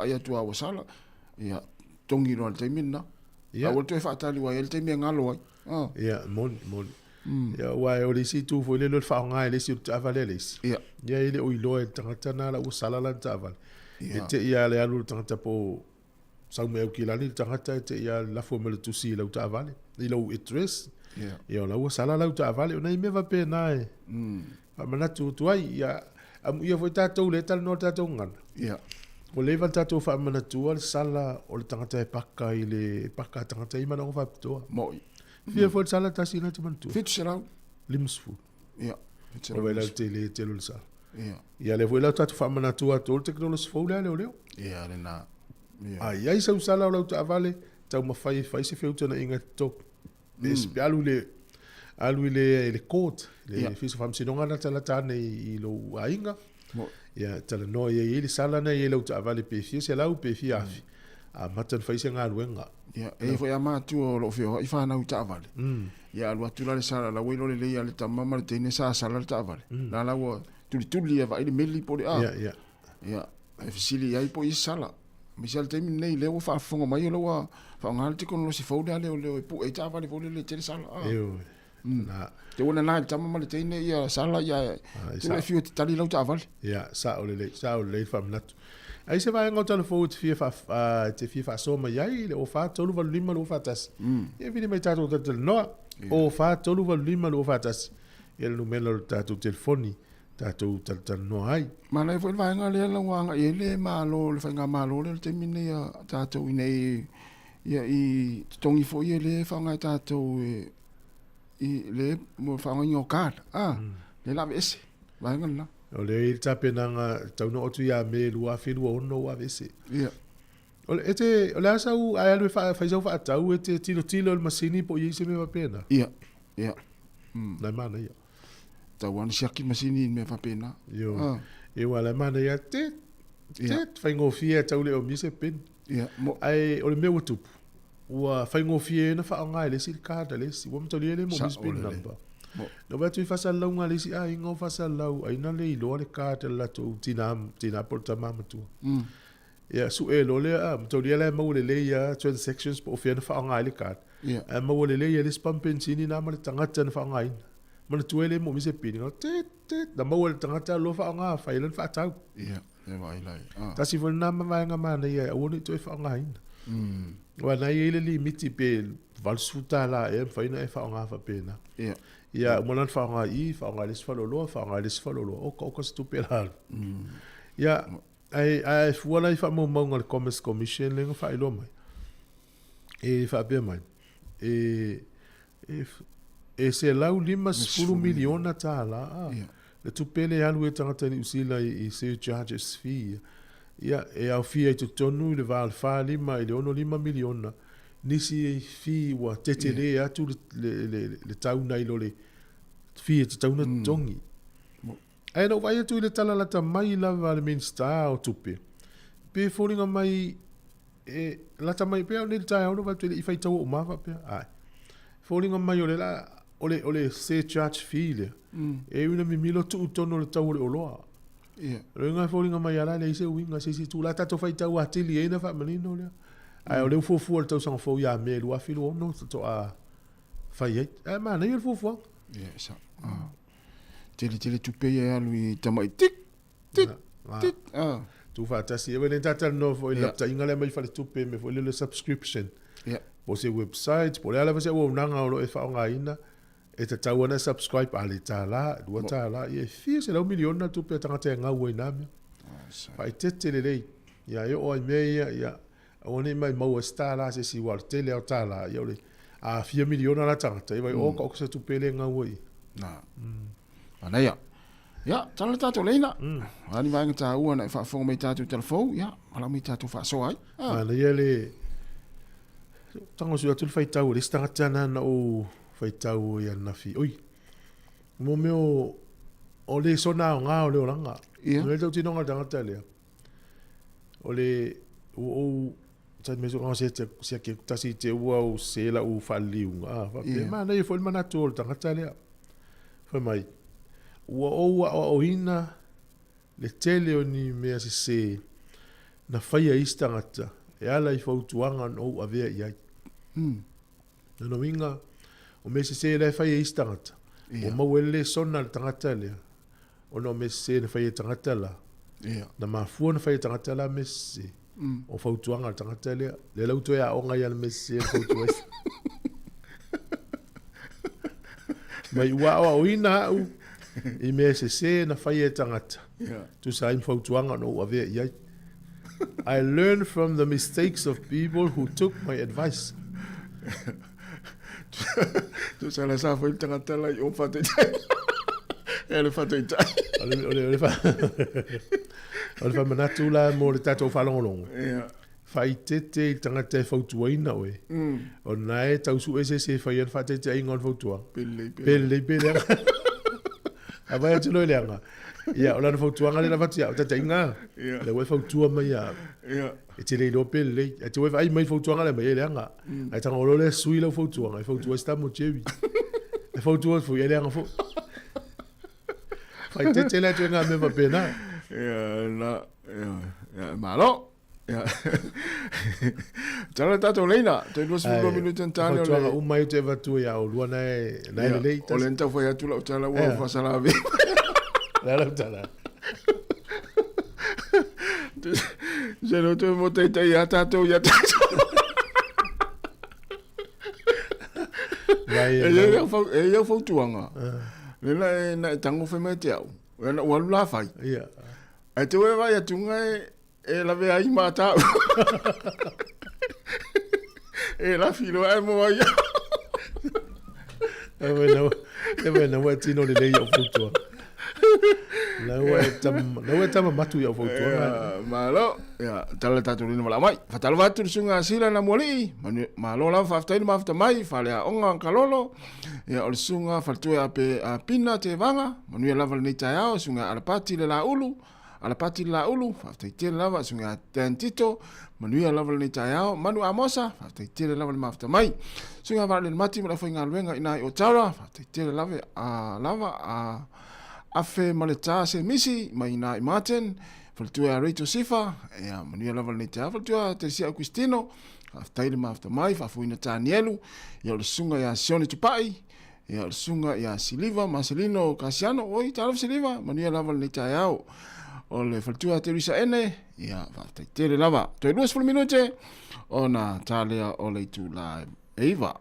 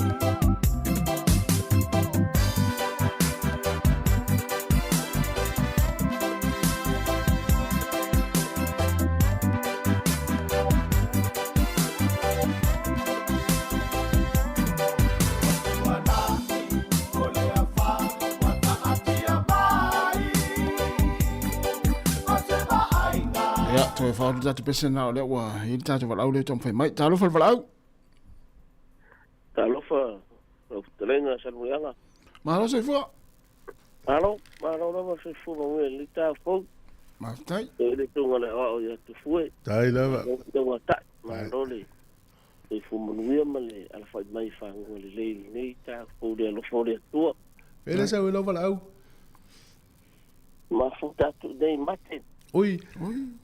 So le talofa malo te fua afmata. Talo rama. Moe lo sunga na wa na foi skalinga salmulianga. Che malo se fua. No lua la le ni kai hauli. Ai sia. Nere le yor ka kai mafuka ile li. Taila. Aya ngafo kuanga e fa kuai de si. Ma wai me se o inga se. Al mele e fue marto o eri o tau de la vea se meale. Malo marta. Talo para malo se ma ngo le mo fa so ale nga le. E ma wai ba kangi de fa fonga le ko. Aftai malo. Pa ku puai ma kangi ya ma wai foi la e mo si foi o le pale ko sa I vilu ma. O le ke fa so ako. O le o lua mai le ava sa ki ako telefone o mau wa fa si o le leo o kama ka kule fa sala lo mai sa mo kalfo ya o ke le fa ko se kala vange fa ponga sa mo le o sa mo o mo ka o mo no tofi e kama I vai sua le o ba lo ke o le tulanga ile fa inga leo me waka penga nga fenga paloka ya mole le vai tau ya o ke le kau ise makala langa langa le wo fa fonga Sāmoa ya kau kala fu I maleava ma le fa alo tu fu ma lo stalinga ma yava ya o langa uma piona ya ile ta pedanga fenga paloka Sāmoa ya so o Sāmoa ia o umona tofion tulang o lai na tawa ana tu lole pa fonga ya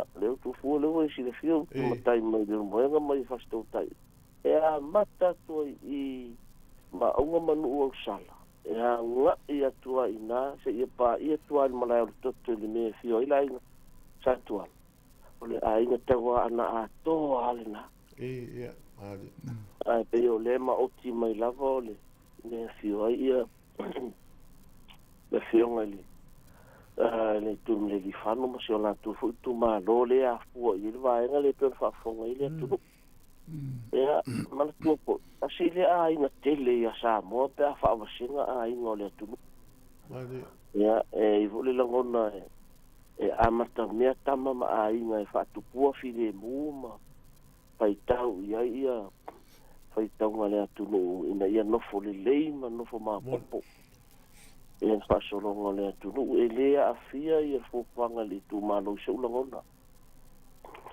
ai paua o le valvalusia le fauna ia mo le fide mu ia Sāmoa mo le on sa na awai e pe o le tala masani tala no ai pa langi na e o sa le malai va le e sa vali le o tele fa Sāmoa ia fa e fa le o le tau tu ai pangalo ia au ina o le otto vai le foi nga le tua mala tu fui pitola au fa tala le ia e o si ai me le wale atu a tone la ngona fu fa no ni ia le atu ba fa fonga le telefone na mai ia e pe folinga mai wa soli tu ma wa fa ida ia tau ni stata sa o pe o tasi le me o le ma tua ma lo se Sāmoa tu fuema ma yava o le sila fa sidonga ia tau tata moni e o no afai na il pule ali ma fai pule to no fio ang ia ma no o ai sa ve fola ma ave le fu ia ma fai na il fai tau o fa lu pengo a inga ma no ma fio o ma e o tu ia o te no e u le fai mo fie ia me le fai mo fe pau le me o talo de tua ia ina i ta otto i lang tau fu nga uma Sāmoa o sa u ngan filinga moni o lava ni I ai mi fa le la vestu ya o lava ni mo o tanga tai de parti ma le lang fa i kula I mai ya o Sāmoa a fa mau I le ku pe o no fa vai o mai foi mai ai de sa le ku ya na ia sa ini mo ia mai ko fo I le vai o sa dia pe o kalang I sala fai e sali mai e finga ngalo le ku e au I Sāmoa mo o ye fo fa o o sa ule fa so a fue ma so ma lo kringa ma ya va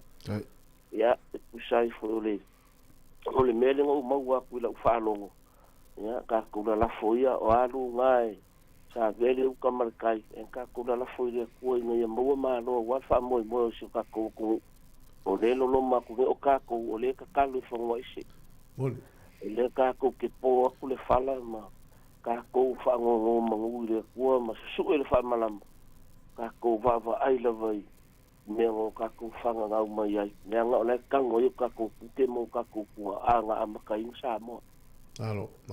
Yo la ule fa so a. Ya, time fa so a. Ko kala me ese ma ngai en fa longo ma ro ora ka kalo le kua ia fa penga nga fa ngai ngo ru. Ai lo. Ya, ma mo la lu fa ka ngai. Nga ko le nga lu nga le ko wala we lo su nga wa. Ka nga ko la lo ko fa ya sal murianga. Ya, wa nga lu nga lo ru ba lu ai. Alo. Ja, fa tele mo fam nianga lo tele atu ya man via foi fam tu tele yaso. Ja, fa kai mo gulia tuke. Ja, fa tu. Mo mi fo yaso fa kai. Ana ya, fa so. Ja, tarsia ye wo pe yo le sile me Ja. E pulenga nu, e foi pulenga tu la fono le malo. Ja, mo. Ja, pa wana va nga ya wona ifite na i pulenga nu, pulenga le malo. Ja. Ya pe yo le ma na ia le wala le fa foi Sāmoa na ia o le pulenga nu matua so ani malo si le malo ya fa tainga ai ni tau le o le nu so le tu la fono le malo e ma fa ya no mai le malo le nu i vai tau le pe ni usila e o asu e mo e le lo pe se so ngia i wi fo ngale su e tangata o Sāmoa ya pangale e pe tala na lai I lo stala tele ya tarsia uni solia tu la fono fenga palota na tonua fa sa ili tu malo le manu ia yo na to fa tu ni la papa si vang fa fai ya ai fa tanga na le vang fa fai tas o tele fo ia vang fa pe tau winga fa pe nei wal tu la fono I tau sango mo mai ya emonia ya man malo la val fa inga mai le fa sinonga ya sa le ya pena ya sa le ya Ya, wa lata me al palota. Yoi. Mo la to fi malanga I Sāmoa le masino ke topa. Ya, e pe yo na ia le pase se pa le compagnia le. Ya, ta te alo fa ne ta tanga te ta wa pe se fi ale ke topa le New Zealand. Ya sa ili fo lungo fiti e ways pe yo na no va ya to na fi pase se na. Au kilani Sāmoa, e lu se lo lima. Masino fo. O le time e uman nei le so po le taia o e umai le special na. Ai e tau nei anu Sāmoa fa ngala o ke topa. Va bio e tia Sāmoa. No vai tu le passe se anu Sāmoa. O kilani Sāmoa o kilani. No lima se lo mo tu pulan mo sa. Ai ala tu ni tatu. Ya e fio lo ala ngale watu ni. Ya o ngala le. Va pela le te fialu. Ya tongia o kilani Sāmoa o kilani. Ya tango tongia tu lo passe tongia se tu lo passe se la lui. Ya fialu Sāmoa o topa. Ya va pena ta vale se ono se la utala ila ukat. Ya ftau le ya. Tele ta wa tu ala fu. Ya. Te ia la. Ta lo tu fu le tu ni tu ni sa. Le tu fu lo to me tini sa. E ver tu le te fai rota mortala to amosa. E il famo mo ina na ni fia l'Università Victoria. Ya. E fatto nuina la le il fa lima Langis Road. I Rangaleta o Tausi Art Museum. Ia o le fiafa toa mo Pasifika. Family evening. Ia afa pea e nai fuafua e alulo walo le Universite le tau sangfo. Ia po o e foi fa forma. Ia mana ilo a waina nei tele fa mtalanga o le hau forma i la waunanga. Le mana ia le Universite Victoria le temine. To tele lau whenga luenga Sāmoa. Mse sunga fa alinga leo. Tau whenga tau tala le tato ngana. Io fa soa I level tato ngana. Ia mana tua lana nei le fiafi. I le taimi na e whailo mai. Pacific Evening po le e ta o le Heart Valley Pacific Family Evening. Ia o le lua le wha lima Langis Road. Ia o inala ia o taulo hat. O nā nei. Ia se uto e so ta ia tu ia whalinga po le atonu la le taimi langa leo tu vea tu le ata le au mai. E le se taimi o iai. Ai o nei ai lungo le posta le vaenga e tango scan. Ia ona le stala ile oi. Ia e foi fa mo e tai au. Tai au, ia le foi fai ele Maori in the Pacific whanau evening. La stolus fulu Julai, ia o le ono langa ele valu. Whapenala na nei le fiafi loa i le Hartwell. O le ono langa ele valu. E fai ala i le lua ono Herbert Street i Macedoni. Masterton sunga oka mo to vaenga, ia le lau o tu leo whenga luenga i nā ia autou. I le pōa tai au me le ono ele valu. Ia i le Chanel College Hall. Lua ono Herbert Street i Macedoni. Ia o atu e nā mātua Sāmoa. Whiloa i e mele whenga luenga Pasifika. Ia mele wha moila le le stolu tasi. Le stofi. Ia o le whaia la le whiloa inga i nei porirua. Porirua la. Ia o le time whenau le ono anga i le valu. Ia ta tala lewa no e whaia le Pātaka Museum. Ia mo mātua ta pena whanau mo le a university le tausanga fau. Ia whaftai. Alo, ia. Tata bese, ia maso atu e la fwe mtatu tala mai Sāmoa mtala fau. Isi fonga la mo Wellington, fatalo vatu le sunga Shane Eli. Manuia lava le taia whaftai le mafta mai. Ia pasta ta au. Ia whaftai tele lava. Manuia le yaso. O le sunga whangu Sāmoa. Ia whaftai tele lava. O Marie Leota Alosio. Whaftai tele lava le mafta mai. Manuia le yaso. Ia ma le whaltuia Pua Maris. Ia whaftai le mafta mai. O le o te ono minuta na tale o le tula Eva.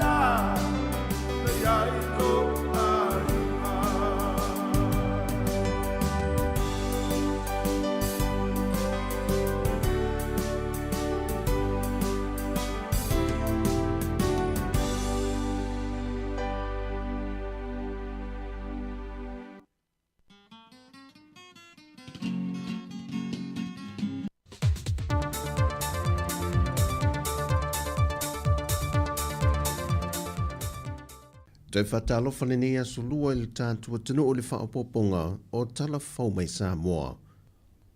O le ngaluenga le fausie na le whanmai whai tu malo i santu paitea, na sauno ai le fionga le tamai taipa le mea tausi o le atunu, o se vai ngā tupe sa whaanganga le malo i lalo le polokalambe o tā ua, o le soifua manui o tātou tangata, sauno ai fia me, o le whanau nanga leo le malo e si itia ava noa e wha le lei ai au nanga mati na e tau soifua malo loi na mō tangata uma, e le ngata mō tangase ngase te tele, ai whape nā fōi whalemai wha i tu malo i tu umo le atunu.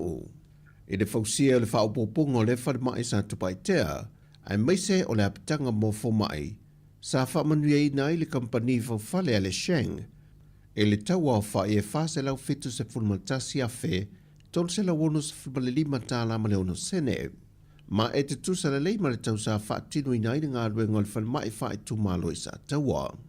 O le ngā ruenga sa amata ina mai le aso se fulmalitasi o le masino Februari le tau sangare nei, ma mai a alua ia i le aso se fulmalitoro Juni lua whelua se fulmalelima, e tusa lea ma le wha masina ma le toro vai aso. Sau nore te mai tai pāle me tausi, o se whata i ta inga le lei leo le ngā lulu e whaatasi, o le malo e tau wala atu mtanga luenga o soifua malo loina, malu mtanga luenga o ngā luenga te tele, le kampani fau fale e maiso lea fio anga, wa mai le venga, le wa vave o na tino mai ai, le ngā luenga wa mai a. O le tusi atu le fio o le tamai tai pale mia tausi i a fia mena o mimta afa, i le komisina o le ofisa o le komisio whainga pālota, to le fuatu i a Filolo John Stanley, e tā pā sana wha amamla manga, e ta ialo le tula fono mo wha alawi loa sui tau vāle pālota, e ala i se tusin tusia le whale fito le aingol tawa ana, e tā puaiso o se wha alawi loa o lava i lau papa wha ai loa, a sui tau vāle vang wha upo whaile Sāmoa o poto i ele o le fio ango whale lantai.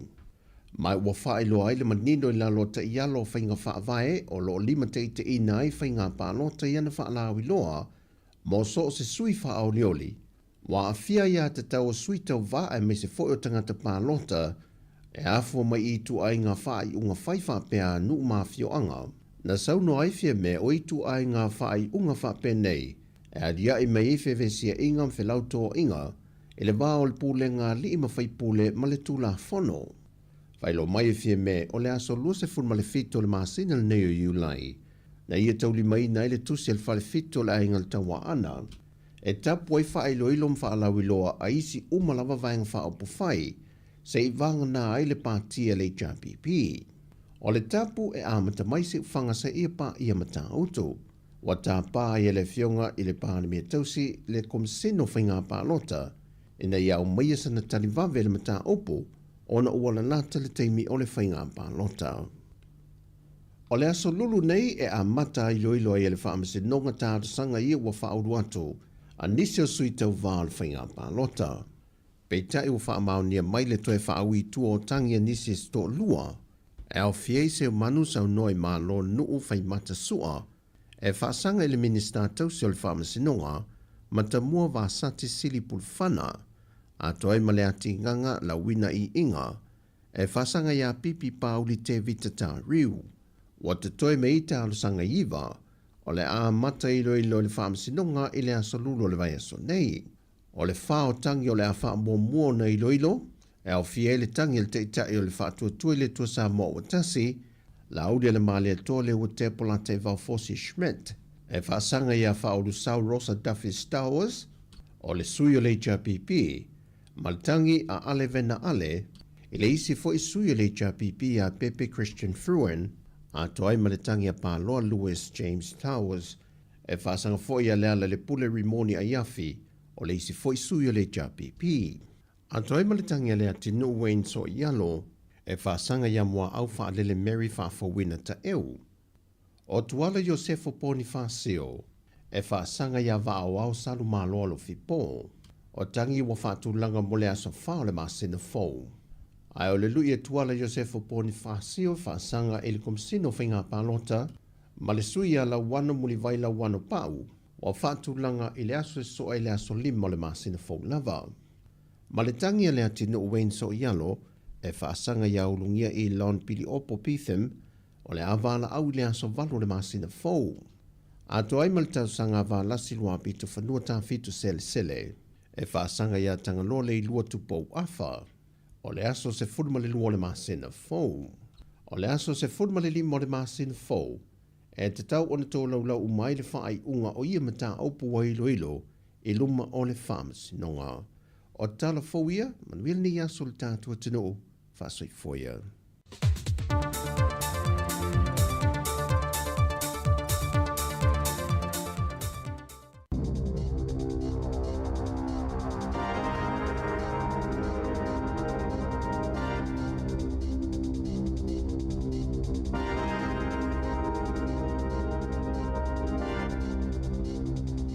Talofa lava e nei hoi vaenga o telefou mai le siu fonga o le lau mua i Wellington o le talamua mua.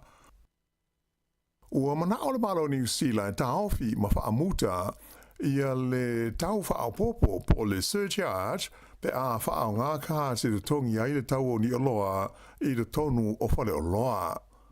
O le nei ngai o inga o whaania o le ave SAI e le toi whaia ia le tau whaapopo le nei mo teimi umo e whao ngā ai se kā de le tongi ai le tau o ni oloa i whisota inga wha te kono losi. Whailo mai whalau i tele le nei fuafuanga le malo e le Minister of Peace nisi i mamata upo e awhiaitanga ta whao ngā oloa po consumers i a Scott Simpson i lasonga fua ana nafi.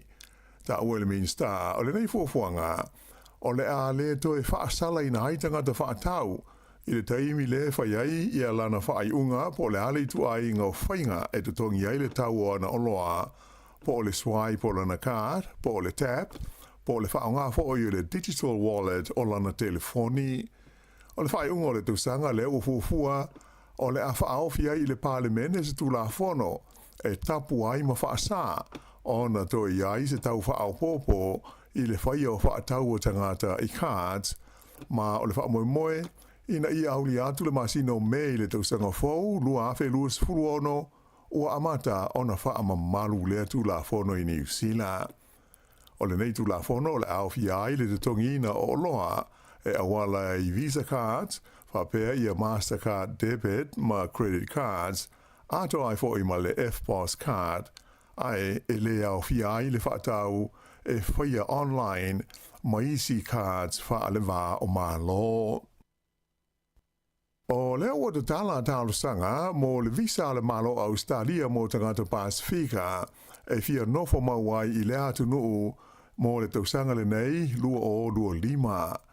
O le visa wha apito le nei le malo Australia wha ingoina o le Pacific Engagement Stream Visa po le PEV mai mawai la vanoa mo tangata e tolu afe i le tausanga mai atu motu e iwa le Pasifika e au fiai, ma le atu nuu o Timoi Sasae, e nofo mawai ma whai ngā ruenga i tonu o Australia i le tausanga e tāsi. O le whaaringa mai le mitanga ruenga le Home Affairs a le malo Australia na tā mai ai, o le aso ngā fua luas furuma le valu o Julai po nafi lea na amata te tala ai le tu inatu tālu sanga mo i a Vanoa, e te puni ma whaamuta i a tālu sanga i le aso luas fulima o le masina fau o kuso. O ingoa uma o le a les tala inai, o le a whaia i ai le palota, mo a Vanoa e tōru awhe e talia mo le nei tau sanga.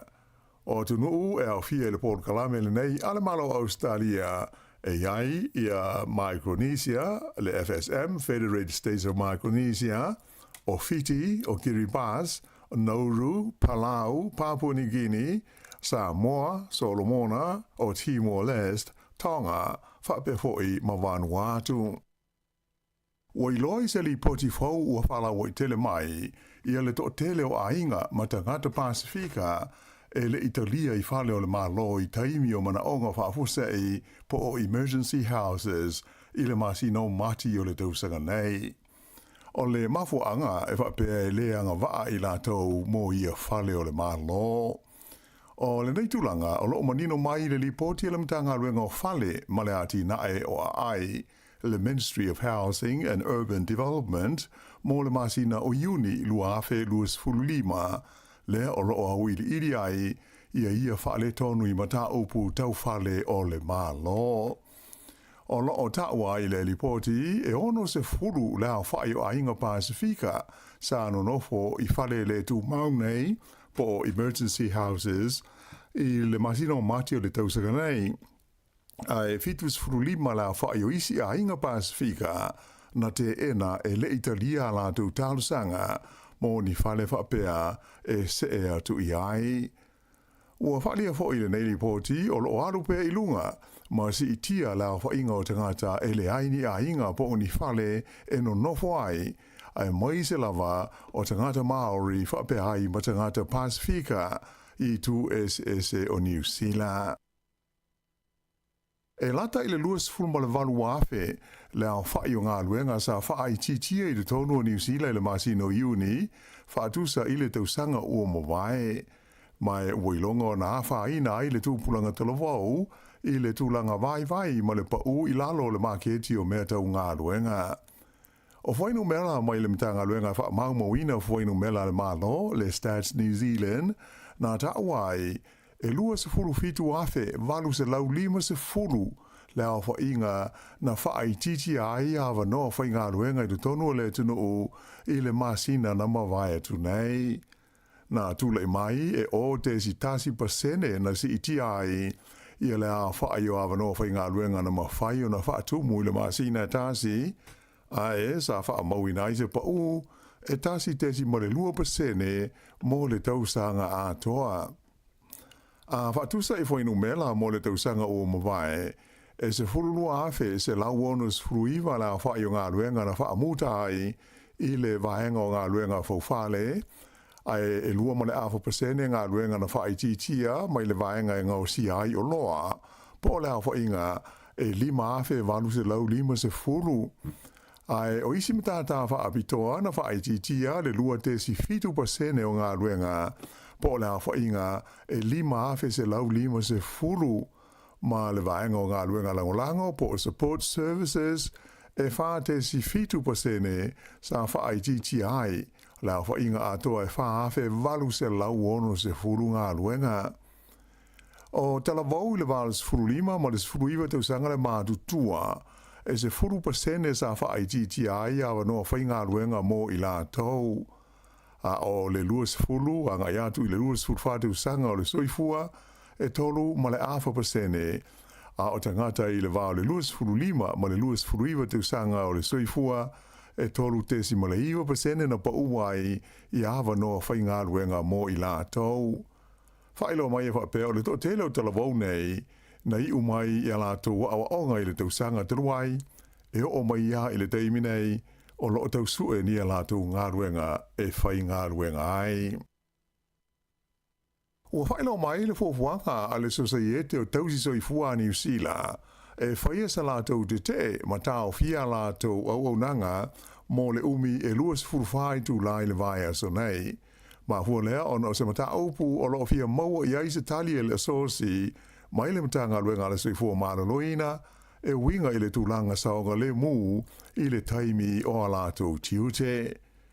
O loo te te o le te te le nei o hawa moe o le a whaia le aso lulu a tae ao mai tusa e tolu sifuru ono hafe ia la whainga o sui a wai o le a fiai e le ngata I tausi soifua a hewa pēa I fōio na a fiai ma whaatosanga ai maise o te ngata visoa soani ngā luenga le soifua māloloina o I lato umanei o lo ngā lulua I te tonu o whale mai o le malo I tu SS o New Zealand. Sa whailo mai e le li whaatonu o le whalapo tō ngā tausi soifua o Paul Coulter ua tele taimi ua langa ai e le asosi le mata aupule nei e winga I le toa ngao le au whainga luenga I taimi o sifi. Na amata mai lama ia se temo le tausanga umawai I le taimi o talanoanga e tusa o tongi o le au whainga luenga. Ai pitai o loo whaatalinga tūli pēr I aile mata ngā luenga le soifua maloloina le te whaatuora. Le ua mafuai le fuafuanga e whaia le te ele nei mo le umi e luas fu ma le whai tū la. E amata I le iwa I le tae ao le aso lulu a tae ao e o atu I le iwa I le tae ao o le aso tofi I le aso torus fu ma le tasi o iulai. Na whaelo mai le whala po tonga o tau i soifua, a wha ngā solo ai la tau te o le a wha wau i au nanga mō le wha sauina o le soifua o tangata ngase. Na maua ini o se whainga leo na whaia le ai o kilani le vai aso nei, le vai aso taruai, ia se au whainga mawae o le whala au wha saina e whaingoina o le LSD, le o fuafuaina lona taua wha i sili atu ma le tasi le miliona tāla. Silia le fase furu afe la wha i o ni whala au wha saina tablets sa mawai i ia suenga wha apitoa a leo. Na whaia ni no whanga SSS whai au kilani. Whailo mai e whapea o le nei ngā iuinga leo o se vaenga o suenga na whaia e tusa o le au maia whaana nā o whala au mawaila au whaasaina o le tu ainga o le Class A drugs mai i le United States of America a ngai mai i New Zealand nei. O malanga atu mai le ai o kalai stete ia se vaenga o le fita po le army le malo New Zealand i le tunu o ko le saute o le anga le nue fantasi ai ma le fita a le atunu ai fa pe ai fo i ma fita a le malo a America o lo fa mautu ai i South Korea o se temi mo le nei o fa yese fo fuanga fa pe nei mai na fa ilo mai le pulenga o le vanga au New Zealand e tolus furu lima le a whai o fita New Zealand mai o le a waila tau ini awa onga wha apitoa e whai le no whanga tūru tonu o awa onga le vanga awa le maloko le i saute ma ngā lulu ai whaatasi ma le lātou fita ai mai se whoi i a fita a Amerika. O le taimi o le taua i Korea, le Korean War, na awina atu ai fita o le lau ele ai whape whoi ma fita o le Sami al malo New Zealand.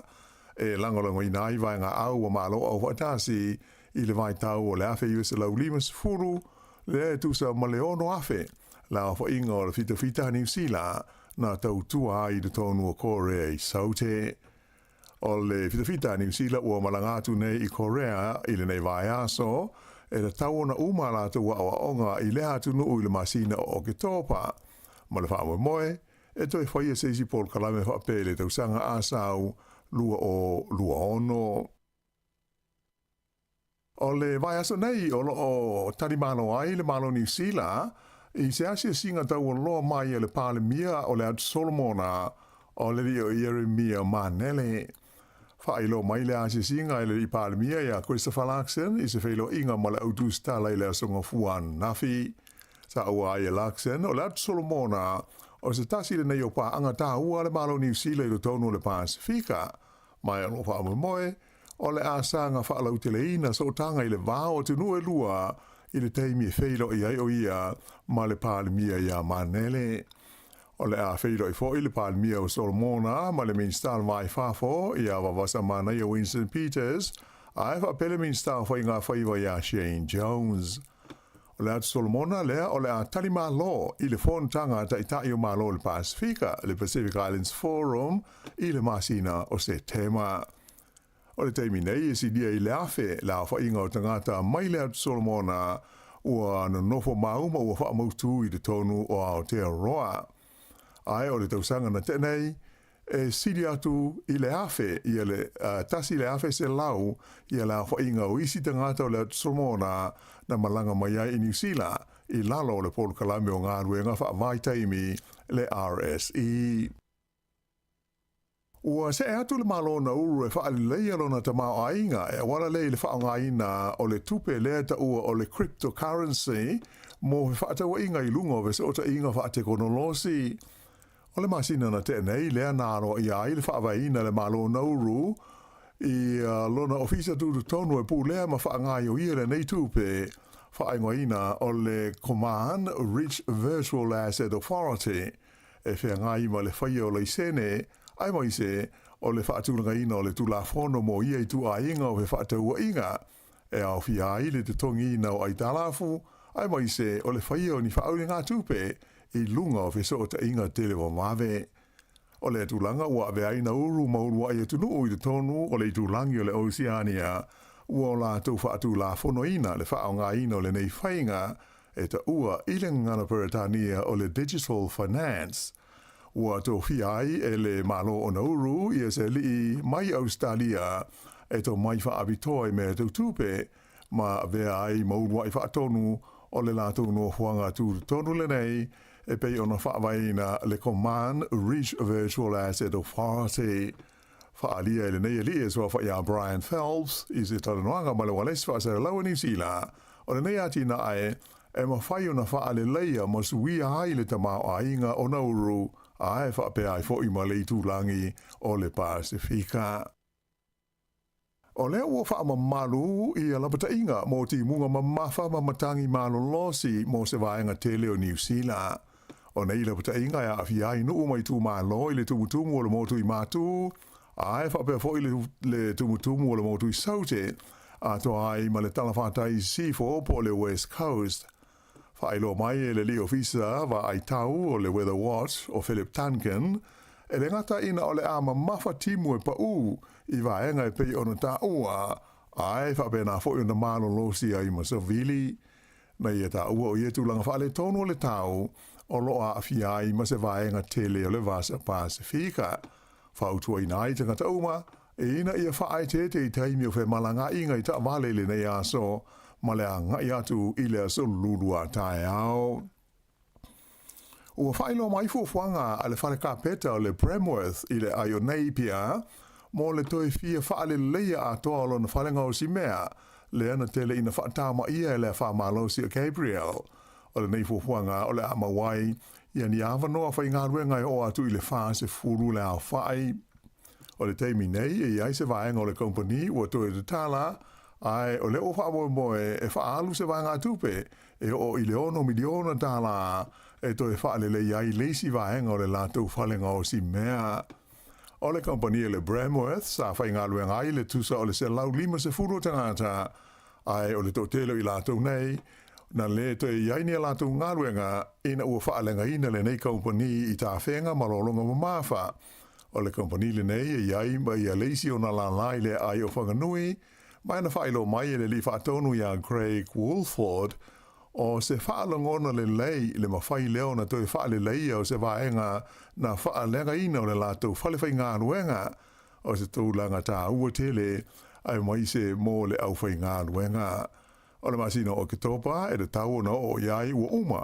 Ia ma whapea na ta tala i ngā ruenga ia o lo whaia mō le toi whaafoi o lea kompani le Bremworth ina ipia i lona tūlanga sa iai mua.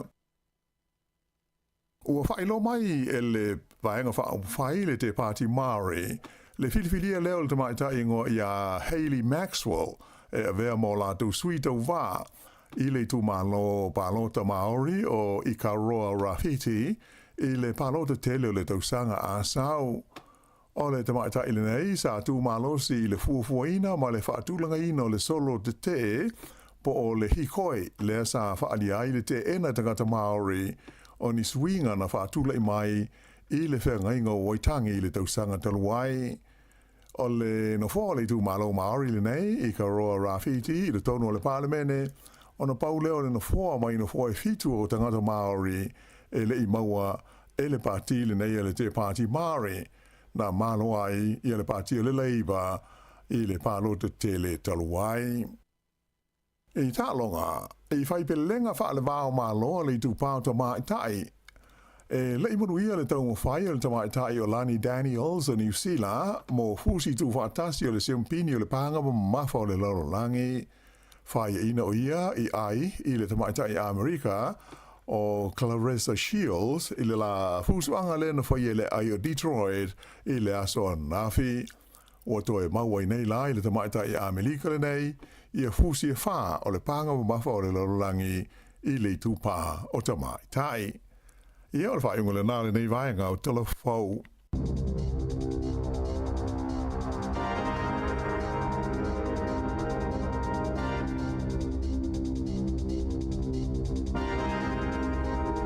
Toi whaafonga i le tūlai sifulmane lua i tātou telefau. Ia, ma tala mai Sāmoa i le sifulua le auri. Nei, lua sifulu whaminute te ai le iwa.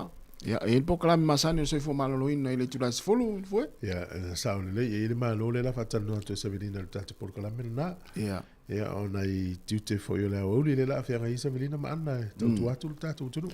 Ata tele me se la ma so fo malo ina ia le ma fa longo te fo im fa fo mele tinu o le solo te si mai tai au. Lo inga le fesilingia fo ila le afio appointment. Ile so ata lu sul fai tu la fa to ato e le so tofi amata ile amata au afto mo le tofi le solo te le lu sul fai tu la fo mai mo. Ia mo. Ia mo tatou na ia la wala e longo to se fo malo ina pe ato lo pola u filo inga mal fo mai ia pe sui taimi. Ina ia woni mai mo taimi se no fo manga lu ngal fo mai ia ile ia no fo mai. Mo. Ia malo lava o le taimi ia le uam te va tangata ma fo mai le mali le family ina la tu langa tongi. Ia ma taimi ma fo mai tu la fa inga luenga. Tu la fa inga luenga ia ma le tele o nga luenga ia le titi tangata. Ia. Wa va pe e fa tangata u va ia e fail tangata to tasin nga luenga tangata to tonu va ia. Sa. Am to left au ia. To tinga ina list tangata la o to tongi ata si se suinga lona to. Wala fa pe o le pule le tatu mtanga luenga le si tu fa mai. Ah o le wa tu mai ia nga luenga to. Ia o te fa tu la te oe.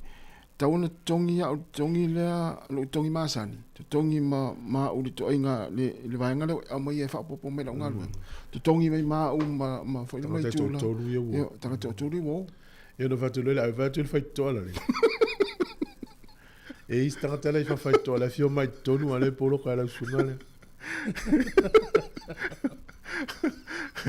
Ore nala il ma fu anga ta fia o nga luenga ona o tele lo fanga luenga nala ma nava o lo fali ya lo sunga e pe o security te no fo ya il fanga luenga o pe o to wa nga fanga pa pe no lo mana tanga la ya nga luenga e lotto nga na le fio fali pa ma luenga ili se vanga na wa nga luenga wa ya tu le le uma fo al fali na si la o mal stifi ai musu al wese na oi to pe nga luenga mai no ko fe ya mo mai su so pe vo ringa mai e ni me tele la tu pula nga musu ya lu ai ya malo tato tatalie ma mo fi ne ya so te fa mana tu atu ya le mo na nei le fiafi mo la to le Heart Valley ia o le filo inga ma le tato University of Victoria ia faia na ile numela falima Langis Road ina ile Heart Valley ia ile pona ne amate leono tau le valu ia fio tu ai pe to fi al University of Victoria pe fia mo atilinis fam talanga fa tau le ai o sia utama po le tali po le fine tau sang fo na o to fa linga ma le fa ngaluenga ia tatou I mastone ia fa fonga malsunga oka ma tatou vaenga nei mastone e faia na I le Chanel College Hall lua ono Herbert Street I mastone a mata le ono tau le valu le po tai au to a matou po lua e faia le Pataka Museum I le po le stofi te masani le ono e tau le valu malo aftai tasi to e fa la utele tu vai ngale tata no ai na ia one ingalo tata tu tu se lua ia checkpoints le no fa ia o kilan sfaile mala so to na le na o fa mtalanga e fa fe valu se la ia play number plate to taval na scan pe na pu le technology le e lua se la mo le valu ila to na maua I o la sala la tau tavale, ala tala fia, o la tongi. Ai tolu se fulu male lua ia tavale, na maua, o la sala, ai leo tongi. Te ola le tupe na au mai, tolu se fulu lua afe tala. Ia male tavale tasi nana. Tolu tasi tangata le na au mai, le tolu lua afe. Ia male tavale tasi le na ave leo. Ia awana I fate ia oe, fa long mai, ia le wa mata le wel teknolosi malosi na sa uma fam talanga I lunga ia pe o mi lau pe tu le teknolosi le vaenga na lau number plate lau taval le nga maua ia sorry ia ngol me lau ia na ia tu na vaenga na no ma tua so le lo fa ia eso ia ona me fa un belo tala le na maua I mo Ringa maua ia usa uma I lunga usala ia le fa ia ufa te inga wa te o fa te inga vaenga le ona a fa ina le sfida ngalo le ta le tala le la mai ne fionga la wanu. Le fatau le se i le fa ngai le se i wale wale palota al malo Australia. Ia le mai leva no i tanga te Pasifika. Ia na wa tau sang mo mola ni ule veisa mo. Pe le vesa mo tau sang le pe na ese tato malo le mana o tu isa mo. Ia le lai mo leva no a mo o e fa fonga mai isa mo. Ia asia si le official immigration ia po le official na i malisi. Muri vai. Ia. Na le official Australia FCDI. Ia e pese lau mo tupu tanga Sāmoa nga va ai le vanga le. Una fia ia le Federated States of Micronesia, Fiji, Nauru, Papua New Guinea, Palau, Solomona, Timor, ia o Tonga, Tuvalu, Vanuatu, ia Sāmoa Kiripati le to amata tausanga nei. Ai te tau fuera na mo lau chop off me Australia. Lo inga fa pe e fo le fie tongi pe lufu lima tala Australia. Ia lo pe se vai meo le fast food pe lima pe ono sfutala Sāmoa te tongi. Ia tau na a fa pe manuia ia me umana fa ilo police report. Ia. O pe pa fo mai siaki uma oe po so fo mana roina ia saula ma le chop off ma Australia. Mai le pe fainga luenga. Mo tato ai nga Australia fa fonga mai sa uni spe fenga luenga te uma lo se siolo ai nga sa mo sei il palo ta Australia ia na fa tu le pepa sa el watu Australia male ia tele ta walu menetas e te ui tu ai ni te Australia e le ta wa ve folo ngol se Australia io a su e fo i mo me so tu la fo no la va tu ma male isi ale an lui Australia tongi al pa se al to male Australia al mali ela le stala le na saul vaso le tene na ma wel fa momongo ile va le dua felu to dua felu lima mana tu le wile por clam fo le Australia va fa ngofie ma va vena pala itartani usila siteni usila le siteni Australia e ivas fulu dua fe tangata na palai mo avano siteni Australia tangata New Zealand le tangata le siteni New Zealand ama tau dia la mau ia mala tu na e fa na ngoi pio ta u ta fa na usa mo le ta sistem New Zealand ai fa mo mongona to tia a fa le iva lu a fena e le un tata fa na New Zealand tata fa na usa tu no la lang ya le o mai fa ngani usila mo sistem mo le Australia ya le ta sia ya woni isi tai mi lu mai polo kai le va nga fa pia o le sistem ni le la va tu na tata na fa na New Zealand ai le au fi tatan fan na wisi tu no la lang o fa ilo men na fa ngata lo mo tata Pasifika ye yo tato yo me se in yo lo stadio la tonti ti lo stadio ile manu yo la to ta longa i tata Pasifika yo te lo la ta mai tin fan na usa mo fan na wisi la lo manu ye la to yo ma tu fan na le pin fan na usa mo ya manu yo fo ye la to tele ye tata fa ngalwenga wa te tata fa ngalwenga tele tu pel malo mana ya ai o le sila vai nga e fa uma toile tala le o tu valula la wa matala to a mola to Pasifika e tau na sful valu fa lima tau sangalo matua a fa pela le wa e lima sfulu onus sfulu ata walu le officiale ale immigration Australia Sāmoa ye sile lo malo lo le fale a fa pela le te fa lo mai Sāmoa vai nga lo tata no atu ai e inu lango na foi le mataula na wa palai wa le ya oi pe va pe le te fa lo mai Sāmoa le te li sa wa ya tunu ni ya lo fa lo mai ya vanoa ni e me sele o le mo mua tau na ise solo ta inga po sa tau Australia e mo se pe fenga luenga a wale mo se pe fenga luenga me ma wala no ben mena ta wale ta te ilo tele yo nga luenga Australia e pa wana me ta tau le fenga luenga yo fa maoni malele ia va fenga fina mo se pe pa ave me se solo a inga pe amnuia e pa wana lo na lavi a va pe le se si Australia ita tele e le se mela ave for se i wa mo ma pa ula va no ol pe mo so ta no le wallabies te la tu fa malo mo ta lo le malio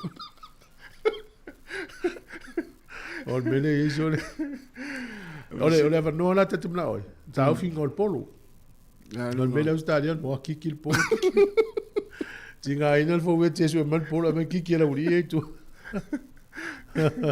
Ele lo Australia le foi le mele ta no ele tele sto ina Sāmoa pe fa la kapia sola. E fa longo mai lo ta te fa longo te fa mai se. Ta te mo lo le polo fa mai. Se ai o le polo. Fa mai ai o le polo. La le wingo le foi ta. La wingo e te ta sa fa tu tu. Le wingo na me ai o le polo. E fa mai. O le wingo ai o le polo. Se o te e maule le polo o fo il polo. Mai ma fa foto isa. Se vai lá ele ia au lo pierto no talo ai ul polo. Ja, maar no, si fo lo moto 2 minutos fulu. Na fa fianga vai foi te loto telenisi na fa filo metasi. Ja, patalo fa tu sunga yone vidiamu, manuia lava le ta fa after ma after mai. Talo foi le sunga ya Ellen Solmola, malo Ellen, manuia lava le ta nga luenga. Ya le sunga ya tua tu pai, pa te tele lava, ya le sali le foni a pelsa. Talo fa le foni, manuia lava le ta le sa skia to ilolo lilo ma after mai au kilani. Ya le sunga ya tapsori le mayama le tai malanga. Manuia lava le ta yao, talo fa tu le sunga Kevin Swaka, ya ma le company Marosi le fale fa me fale I polrua. Ya al faltua lo luiva mapsua, faltua ngalua fi la upepe, manuia la ni taia o le tatu wole special nei, ya e vai fun ni taimi.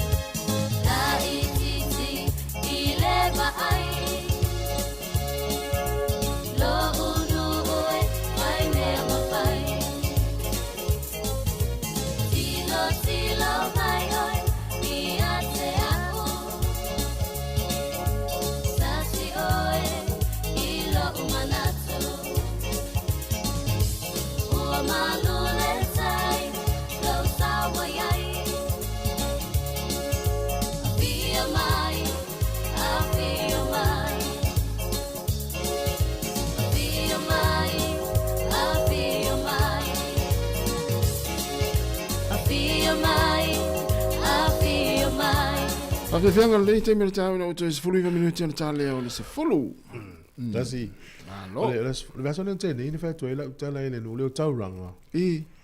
O le ua fa tele i tu le vaenga to tongi i paka o ta vale a. Pe o patato po lua le na fa sila la tongi le fi tangata.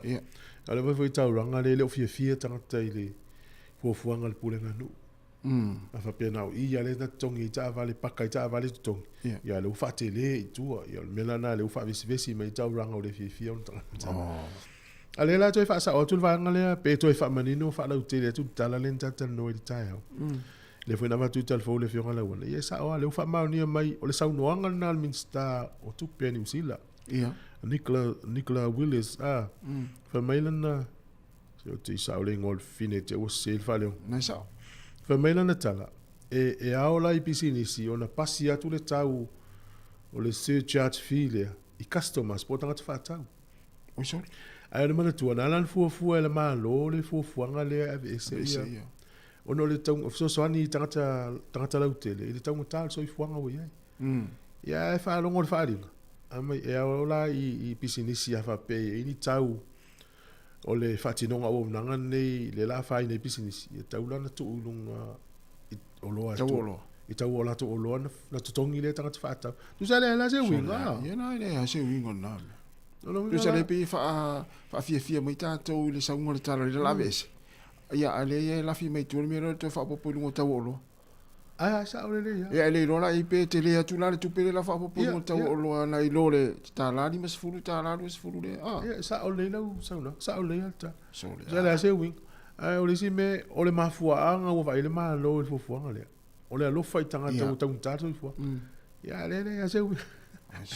Afa pe sa afa pe ta la le la alu la tape we te ia ala tu lo te fa ta mo lo o le to ye se fina tongi ale o sauta la li musu se ne lungo la ta lo ia se vai la ele ala se wi so le nga wa ta to el fo fuanga ma lo le fa ta o to nei i meio scaffolding ia po ila to compagnia la to te fa tu la ina fata fo i fa inga lo pui mai o leo fa ila to fisilingia i el matanga benga le fe ngai pisinisi ia fisili tangata i fe nga luenga o la to maua e ye nei vai nga le wa fa i na nga luenga ta lo scaffolding le tu wa fa popo ile tau lungo nga luenga wa fa tu wai e na fa nga yo nga luenga afa pele nga luenga fi fa fale le ia o le wa ta uni lau ka mutam tangata a le ini fata ile fa ina fai ia se longa tau no mai scaffolding po tai ao po vaso le fatu a fai ale la mana o malo ina ia tu sanga luenga male risk po le fata tainga afa peo le fia vali le face o le fale le face ia ele mo scaffolding ni fata vali ele le face o le fale e fatu ola pe fai ia tau fi o ia ua e lunga vali usale level malo ia ai pa u era i le vale o ela tu ia wa o le tau fia le o lo ma lo si au to toi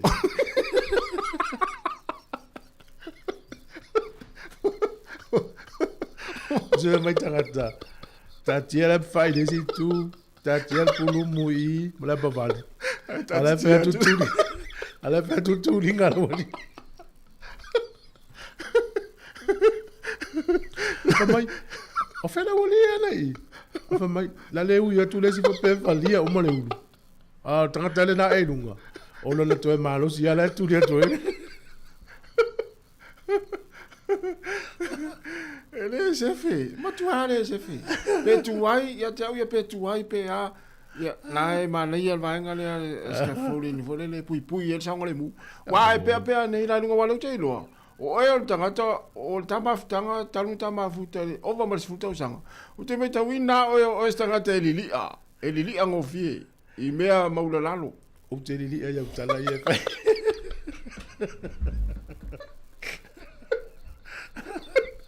ia o tala na o lo to e malo si o to e te tau mo fai ai o mo wow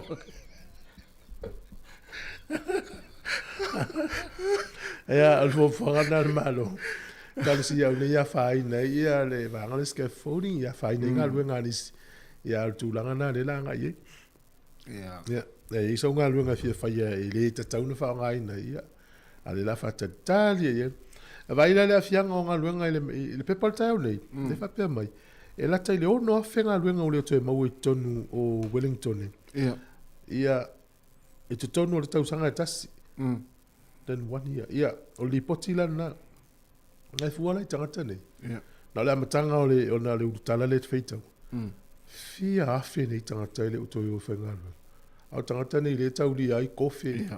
Tauri ai whare ainga lai tai, whare ofu ma o loa i tai lau mua. Tauri ai fwoi a train, ma pasi i o i tai. Ai le na le paula na. Tu sai, le au whai o tangata i e wale utoi a wawhaina ngā luenga i o mai. I le tausanga nei o mai a iuni.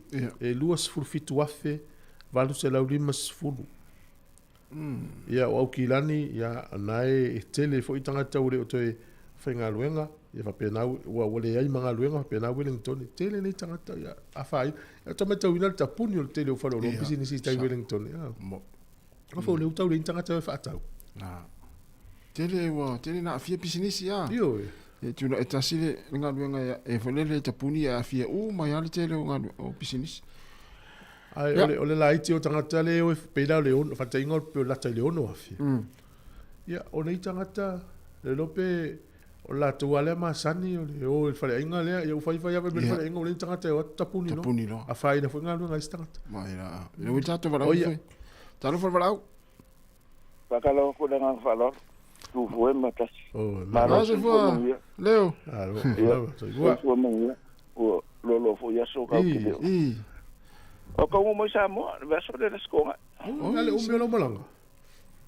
Ia, lua ma kai tolu vai so fongo. O conference. Ia, o luai. Ya la sa mai tau Sāmoa lo malanga. O le leile ka o ia so fai o pa vivela kede.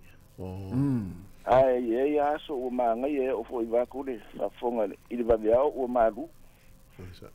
Ai le de kau e kaunga ia so fuanga ia e kau ki de fai ki o fo ia me o kalo e kaunga le ia o lima suka la kau ia sa ia manga ia ni le ia fo ia kau fo manako mangu ia ma ku o lai o vesi fai na palo ala ko le ia Sāmoa e la ia si o vesi pe o le mere fai ka ko i lungo le media social media so ka ko le fa vesia e ma fa ko ima le ku e ko so por colori la o ke ina iba ke de o la ko fo ira o ia ki mai o fa ka lo fa kulo ia e o fi ko fi o ko fa ka lo fa ke ia o fi ko o mai ia manguia o marka ko malo le ia de se pe fa le ko e o fa ia ku o ke por ko ku fo ia a sensa o va kulo ya no vale con una leya le wala le ya le ku mo ya con cama ala faya me ya fa pongo fale mai me mo pro que kila faya e de fa pe o wai ya da kinga ole ku la tal si ya o de paloka mo wongi si kai ka ku ala manguia le ku ka o le mele o wala o ko falonga ko le mele skepo awai o e kalunga wa kwa fo fa funga fa ka o fale o ke vadi o fale asa ai la le me o skepo ka mai me o se ave ya ai ki lo mai pala ni fo ile nga fo fa pe o fo ile il fa yo le mele le chefe ya e vadi ya le fale ai okay longa o le mea o le la fa kula fo moinga tu o le la feeling ia fina ngalo le au faufale tau vai lo le fai tu la fo no le manatu la faufale o tele tu pe alu ngaluenga ma wa tu ai en fanga yo ngaluenga o no me o scaffolding ala ia ngaluenga ile ai longa mo mi ai ala tau o mai ia ia nga ko ngua awai o le mea wa ka ko safety first ai ia me pe o sa wa ku fo ia me fai lalo yeah, ile como me wa ese seranga ka ese se ai o masangi ele pe fa ilunga e manga me ho ele va divat ai wa afa pelo ho fa kula fo winga o le akide fo da ma da fa inga o ka ko ka ka ia ka ko o wala fa ia Yes, sir. e de ka mga mi fo ni skefo o le me ko ka ka Yes, sir. e la une stole o ko lu ka usanga o fa le fa le lu fa le ai fa ia la ngai wa fe mar ka malo e ka ngo fi le fa ia o ngai skefo Fa wela o ia i o na ki fa ngai ngai le pa u de sanga lu ngai e ka mara o i o nga le e fa ka u i fa ko ai ngalu le ri pe ya o me la ia ki fa nga o me ko ka ngo ka ele ka ngo fi a fa pe fo la fa kula fo le malo ya o kinga inga fo la ka ko fo ia ka ko a wala fa inga fa ye le tu se le tu la fo no fe o ma fa tele ya le mana to le malo se tau fa ma e inga luenga ele mana o mien scaffold ale le ya la ta o ma ya lu tu pe alu time so le winga na wa kasi le pising si alu ke de ke ole mo kwa ia lumia o kele fale ia o pe o le lava le scaffold fo le o kele la nga fa ka yes ia ka ala ye me fa ia fo le le ngo mo me mo o fa ka mang wa ia o lo ka ika nga fo le fa pe fo ila fa kula fo ia e fa inka fo i me wa le fa pe o le fa ma va di fa le a le me nga fa nga le fa nga me wa ka unka so le tau fa ma mel malo tu la fon fo le la tau teu tu la fon le nei e wa afa pela o kasi ming sky i le media e lo nga winga la le ko sa se ka ko me so o le ava ai vale fo ya kasi le media e fa ta la ka ko ma wa ku per malo ai le san ku per ma wa ala fa tu foi lan company fa scaffold aya ele foi na e manguia i singa ka ele manguia ya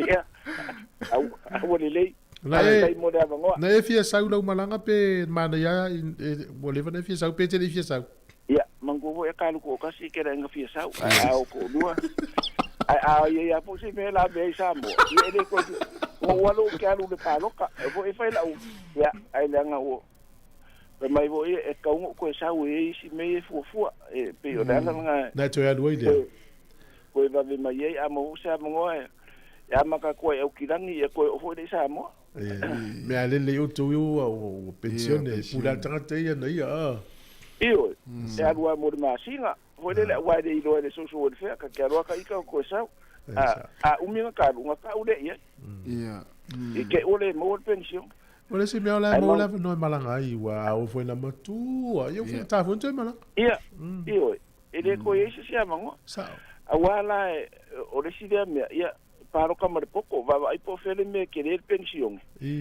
paro ka ia paro ka ia wa o la ka i ma se la ka i foi de ia ele la se me ko po de ingi da ka ke lo ka ngo fu Sāmoa ke le me benefici de la ka ke la va ia ele ko po de ma ingi sira sa pero o me nga dai ma ngai Sāmoa we mo tas se uso le fia lu ale fa sa mai Sāmoa ia wan ko fo le me nga le o kupungi o fia o ka ia fa ia la ko me e fo ilunga le social media a o fa kana o wa mo lai o e ma ko le nga la ko i si uso le nga ma o ia le fa mai o kere nga ka wale fa e o mai ma ko ale o nga ka se sa uska ma le si non ka ma ale o lo ia e fa pe e dai ba ai ai nga ka fo ni e tasi ma ia e o lo ko ia peino lima no tua ai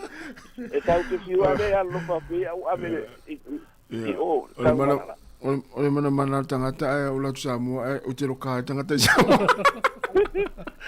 era ko loka e kamo loka ya va dai le o lo te le ya lo fatu ko kala me lo papo ya se va ya to lunga tatu po kala me no le so fo malo no ina le ta pe mai va tai te le la tatu we va pe tau le la o ya na ya manuia lama fo fanga ni tai ao ya fai fa lesi piti to ina malo mtua o te tau sa mi turum kuka na te vai o lo le to alva nga le ai me turum kuka ya ai fa tai to ya ila to lo fa so ina tatu Facebook le yaso ma lo fa tai lama yo lo lang fo ina tatu proclame to 5 minute tals fulu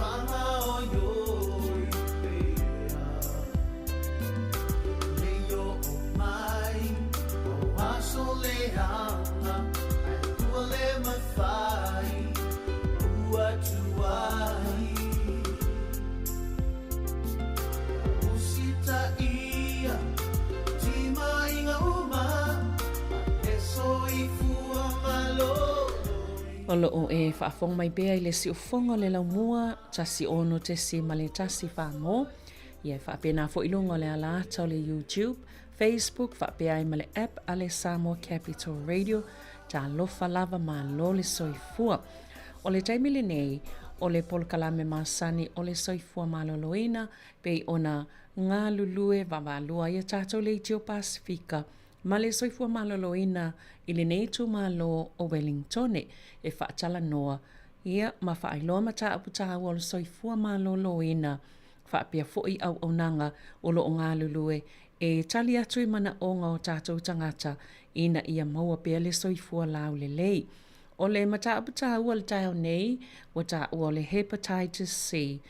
O se tasi o mataupupo o ngase e tā ua ona no fusila fia iai peitai, e fo I taimi ātonu, tātou te le o whaale ano iai, ia ma o leala u whaatasi mai JUL Pacific Health Service I le Hutt Valley. E fsosane wha malamala mātili le nei ma tā upu o tōlanga tau iaunga, pe wha pe whiona pipisi le wha amai, ai o awha I vaenga e te tauna tātou I loa, e pui mai ai I tātou, ma o tātou ainga. Ia fia lava e whaafelo I atu I sunga I tamaitai, mai le ofisa po le au nanga le Pacific Health Service I le Hutt Valley, le sunga ia Chelsea si tangata, ia ma Evangeline la ia tea, o le atala noi le nei mata aupu, I le nei tai au. Talofa lava, good morning and welcome to the show. Good morning, Baya Manuia, Marusto for Mau Malangi Ma. Thank you for having us. Yeah, Malo. Yeah. How are things going for you this winter? Very cold, very cold, yes. Yeah. Malo. Ia whaalau I loa lua tangata po o ai o lua ia o a fo ia lua matafa yoi. Just give a brief introduction of yourselves and your roles at BHS Hutt Valley Whamulmole. Okay, good morning everyone. Talofa lava o lo uingoa o Josie si tangata wa o lesi for my in the Pacific Health Service. Been here working here for 3 months now. I'm a new graduate nurse, and yeah. Yeah, talofa Evangeline. Talofa lava malolele. I'm Evangeline. I'm one of the new grad nurses here as well. I'm a registered nurse here at Pacific Health Service. Malo. Yeah, malo. Yeah, atono nau whaafonga le malo le atunu o ia o ni tamaita I tau soifua. Ia lele I lewa fo ina ngā lua I le o nanga le Pacific Health Service I le Hutt Valley. Ia ni tau soifua fo I le vana whaau uma ua ngā lulue fo I tono le au o nanga. Ia le la tātou whaalongolongo I la la whaasua nei tai au.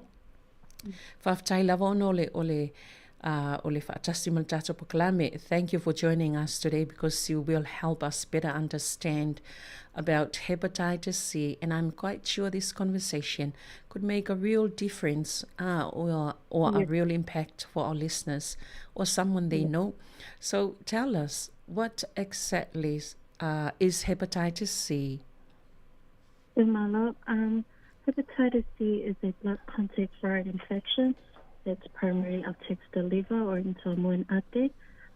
It's causing inflammation and potentially serious liver damage over time.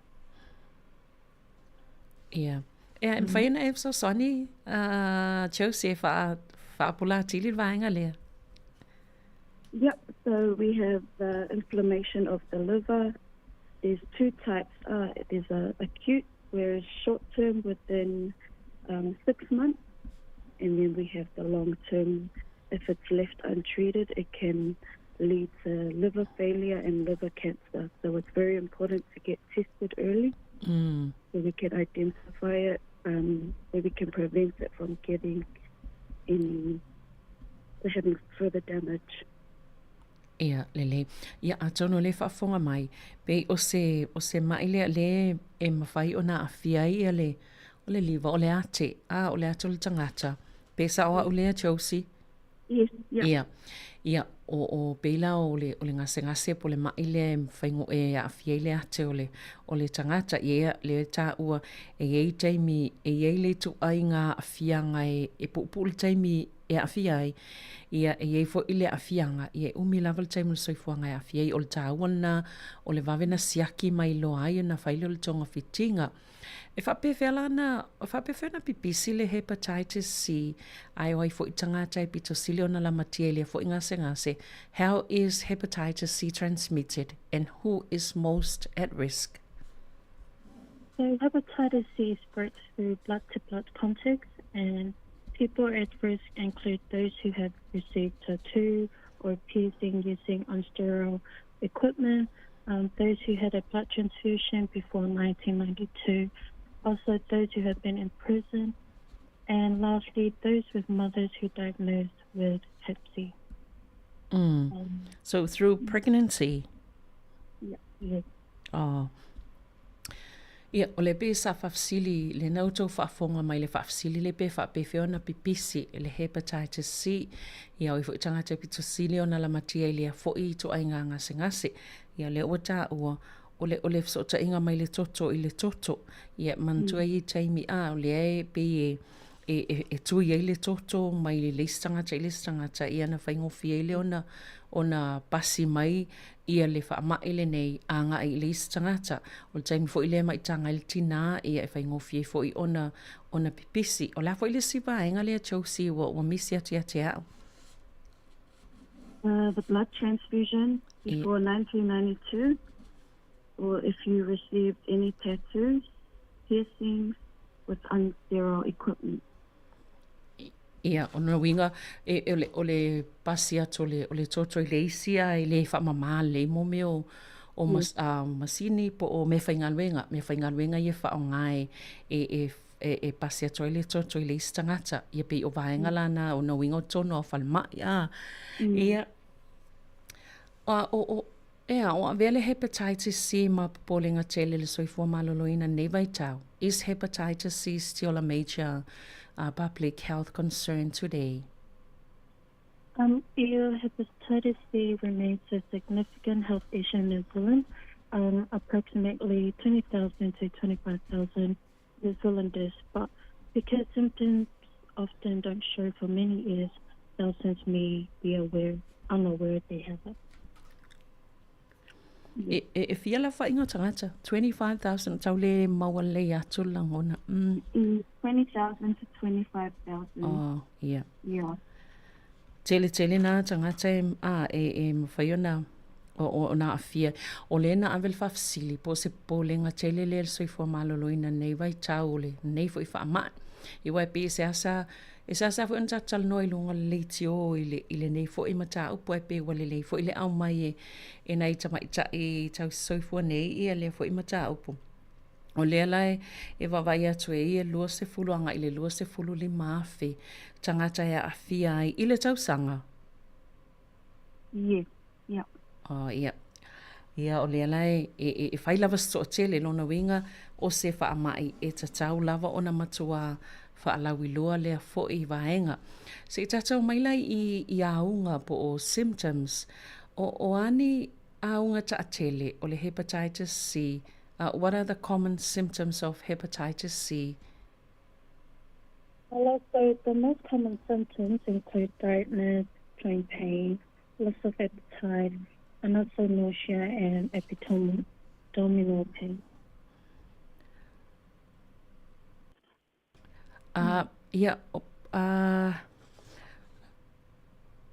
Chelsea, se i toi whaalau mai ia vaenga ia na mo o haunga ia.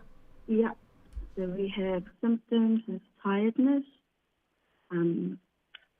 joint pain, so your knees or your arms, your limbs, loss of appetite, you don't feel the urge to eat, feeling sick, male, abdominal pain, so stomach pain. So those are the symptoms. Ia le wala ngona tu ona pe le tau le maua te le atu. O peila o aunga ia, a whai o e te langona le lava pe o le sina vaenga. O isi aunga ti ngā so onga a so onga o pona iwi. Ia o isi e ti ngā ia pe o le langona se fia ai, o le fia tau sami. Ia pe isi fo i whaalongo atu le e laila ngona pe e ngase. Pe o nisi na wa unga ta telele whaamalau mai o le Hepatitis C. Ia mai e tatau lava ona tātou mata i tū ia vaenga. Is it true that many people don't show any signs? Yes, that is true. So even though you don't have symptoms, it's called a silent killer or a silent epidemic, because you might feel in your body that, you're fine and you're strong, but it's the damage is happening internally. So it's very important to get checked. Lele. O le ana toe fesili pe moni e to te le tangata e le iloa pe le wa ai ni aunga. No inga te le whaalongoina ni aunga, a le e moni lava. E eile tai me o to te lau tangata e le iloa pe le wa ai ni aunga. Ia pe o le mawhaanga le nā ona e te tawai ona whaile siaki e iloa ai le atu langa ma le fo i whaafi tauli. Ona o laile o iloa tua, a laia a fia totonu o tātou tangata, ona e le o iloa le o whai se siake e iloa ai, e le o vai mai ni aunga i whafo, ai mwhai ona iloa ngofie o le ngase le wa a fia i le tangata. Ia atono le tali el fesili le pe ai se ata welva ve whai o whaata i por siaki, a Chelsea. Yes. Ia e tā ua la, le toi whaamana toi tā ua le wawe whai o le whaata. E whawhea lana whai le whaata. How do you get screened for hepatitis C? Do you get a blood test? If I say Yeah. So we do a finger prick. Yeah. And then we can test it into it's a blood test as well. Oh, yeah. You can get a blood test but you can access this at many services here at Pacific Health Service, at your GP, at the hospital. Yeah, there's a lot of available services out there to get tested. Lele. Ole whaile sa whawhisilingia, pe whea, ona sa ili pe whaifole whaata, pe whaise whaata po ato inga sesu e ngai loa ai, po maua le hepatitis C, e tui le toto, lona winga e whaasina mai oil fo mai, alu tui lo toto, ona i loa ai, ai mantua foi, i mwhaifu ana tui le toto i lo tama i lima le, ta ua mai e Josima, Evangeline, ai olo i whale au nanga ale Pacific Health Service, ale au nanga le al Pasifika, mo le soifo maloloina i tono le Heart Valley, e tasia silawa i mwhafsilia ia vaenga ta ua. Who should consider getting tested for hepatitis C? Po ai tangata i tauna whaia suenga mo le hepatitis C. So anyone with the risk factors I mentioned before should get tested. With people that had already they had tattoo or piercing or blood transfusion before 1992, and also people that have been to prison, and those who have their mom diagnosed with Hep C. Thank you. Pe o le mau atu o ai tangata e te tauna whaisa suenga mo le hepatitis C, e tangata iana ta ua le whaamtalanga mua ia malesi fo i vaenga so son mea Josie isi tangata ia to e whaia la to suenga mo le hepatitis C? Yep. So that was the mothers that had hepatitis C. So the baby should be tested. Yeah. People that have been in prison, the blood transfusion before 1992, or the tattoos and piercing. Oh. Yeah. Anyone that's been in contact or can relate to that, they should get tested because they are more at risk for catching the hepatitis C. Yeah, lele. Ala me ta wele ta si vai valua. Pardon? O le mafuanga e ta wele vaenga le those had blood transfusion before 1992?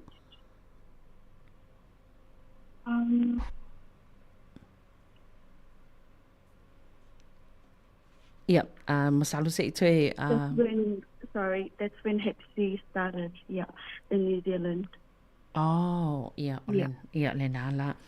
Ia mo ila tau ye ta tau o na whaiasuenga mo le hepatitis C. O le vaenga pe o tinaia na awhiai. Ia e tau fuelan su e la tau pepe. Ina ia I loa pe o awhiai I le mai po o le foi whawhi tauli. O tangata sa whaia la tau sa tui atu I le toto. Mantua mo la tau ia na tui le toto. Ia o tasina tangata e tau noi whaile su e ngalea. O tangata ia na whaongai mo meo o au po o mea whainga luenga ia e ai fo I tatai pea. Ia lona winga.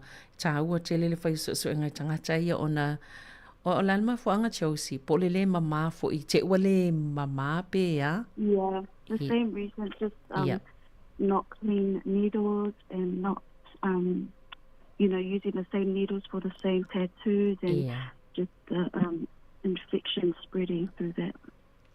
Oh, lele. Ia, o le mafuanga na, tātou lea sa whaongai pe tata ia pia se tu low lava ia po o tatau foi. Ia e au foi ona, o lea mai le whautuanga, e au foi ona whai su e ngai lea whaamai. Ina nei iai se whaafitau li whaapena e le I mama ia mo nila, ia po o au ia whaongai e tatai pia. Ia tasina vaenga lo o mai tau foi ona o whautuaina o I lātou ia tau ona whaia lātou suenga ia mo le foi whaamai. Ia atono le si vaenga tā ua lea wai o le misconceptions ma whaamatalanga fo I e te lea whaamatalanga e se fo I po o e ave se nai le mata upo. Could you share some of the most common myths or misconceptions regarding hepatitis C with us?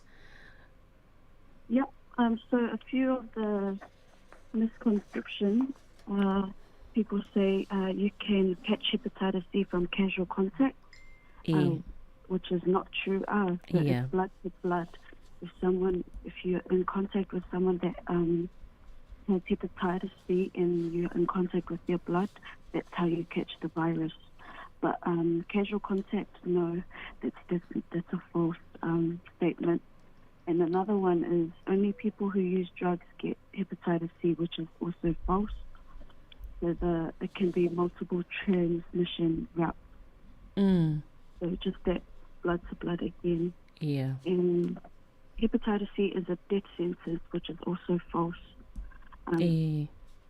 You can cure hepatitis C through medication, but that's if it's picked up very early. So that's just a few misconceptions of hepatitis C. Yeah. Malo. Ia mantua fo ila whaafonga.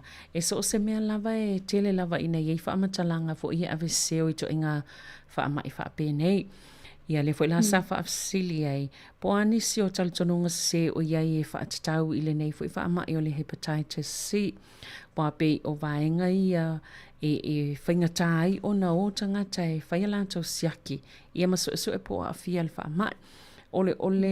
Ole isi tala taltonunga se poni tala se e masani lava ona whaasala lawina i le fui wha mai whaapea o le mai le pisi mai lesi i le pao le pao pe sa au Josie ia ele aila ele se me whapena o le toto le fe pasia ai e o mai i tangata o le mafuaanga le nā ia o le isi fo i tala se a whapea na o tangata o le whaonga ina ia me i e tatu iei lo whalau whasaina sa au Josie ia lai whapea na o tangata na e mawhai o nā awhia i le nei fo i wha mai peitai ele ai le ua umana whaalau atu tangata e tatau ona siaki ia ma siaki pia tu salaw po o se tasi e mwhai lawa na whai le fō mai ia se i siaki ai le tu ile toto po o tu e ngā mai whapea fia i loa po o a fia ia tangata taito tasi ia o le isi fo i tala le ave se le nei lava wha mai whapea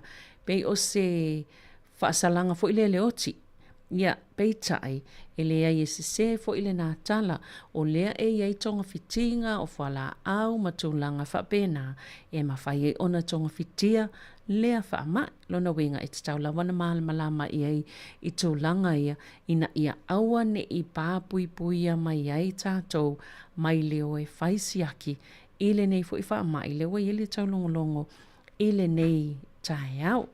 Ia malo, tātou o mai lai le treatment and prevention po le tūlangai o tonga fitinga, ia ma le puipuinga o tātou tangata. Ia, o ani, what treatments are available today? So, for Sāmoa we have Mavorix.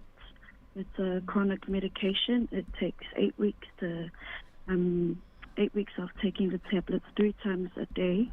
Yeah. So this is, but if you've had Hep C before, you can catch it again. So if you're on this wala the duration of taking that medication will be longer. But we do have medication to help treat the Hep C. Yeah. For the acute, for the short term, within 6 months, and the long term as well. So there's something for everyone. Yeah. But it has to be identified first. Yeah. Ia, o le tala fia e mawhai ona tonga fitia le mai pia whaapea o le ua tui atu le totoma i lo le a fia ia o le ala i eile i ngol whala au le na tau mai ia a whai lawa o le tangata le la alu masiaki mai lo ai o le a fia ia i eile i whala au lea e walu vai aso e inu ai ta i lua i le aso ta i tolu i le aso ia e walu vai aso ia whaonga aile pe ino ile whala au lea ia e vai o lea ia la tonga fitinga ia i fo ile se whala au lea pe a whapeo tangata sa maua mua ia i fo ile to inga whala au po le tonga fitinga im whainu so soani a te ia me se fo i tangata fo ia le ia e whapea o se taimi le ono masina e mwhai ai ona whaonga ale tonga fitinga lea. Ia iei fo ile tonga fitinga mo le tangatai mi lava le taimi o lo o awhiai matau tonga fitia i lea fo i ngase. Ia o se tūlanga e tauna lo te le tātou e o whaile siaki ia wale iloa. Ia o lea e mawhai o na maua le tonga fitinga. Ia o le isi la fesili. Ia o whaingo fiona maua i tonga fitinga ai po whaatu pe fo i pe yese tau pe maufua. Yeah, so the medication is free of charge. It's all funded.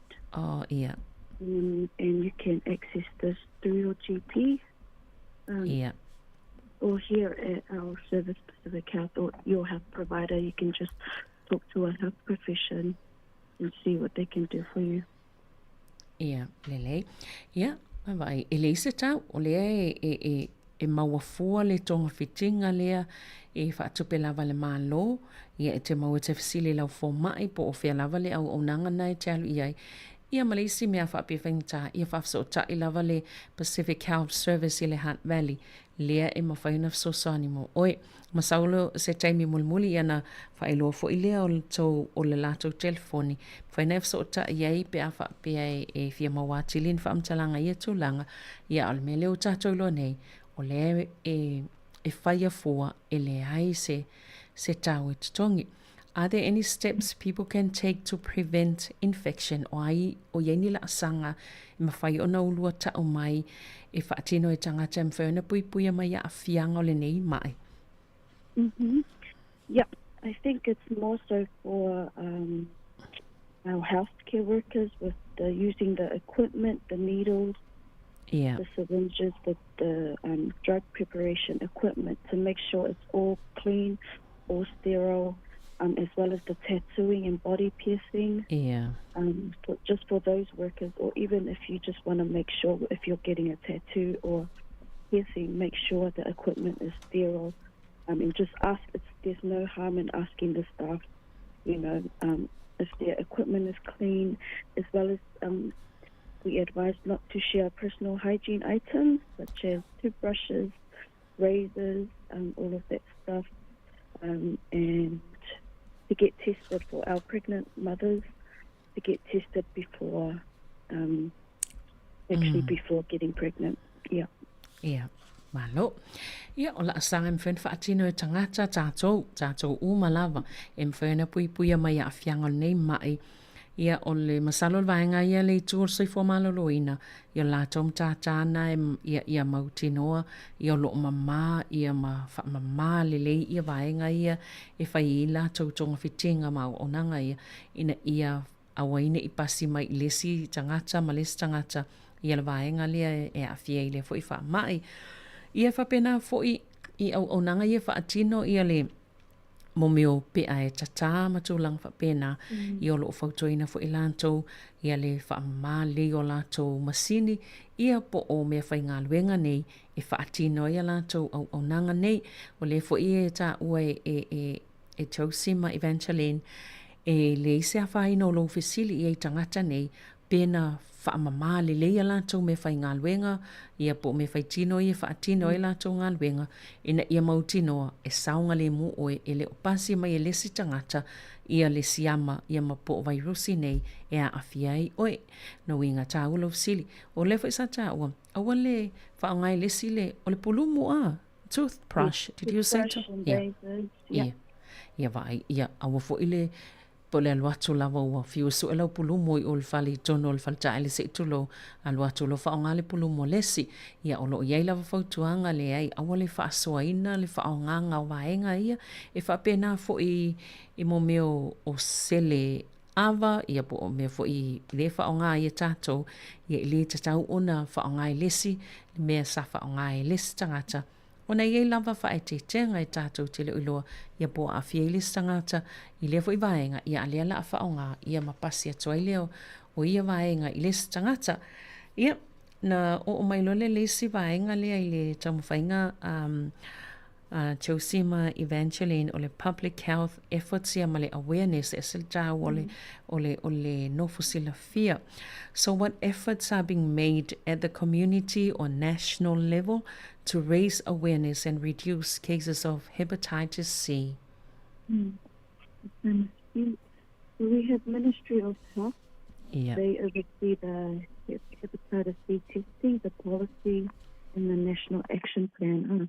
And then we have Te Whatu Ora. They implement and deliver the Hep C treatment. This includes the testing, the treatment, and the awareness, the spreading awareness. And that's when they can go out into providers such as Pacific Health Service, where we provide that service, and we provide it at our outreaches. Raising awareness. And education. Whaftai.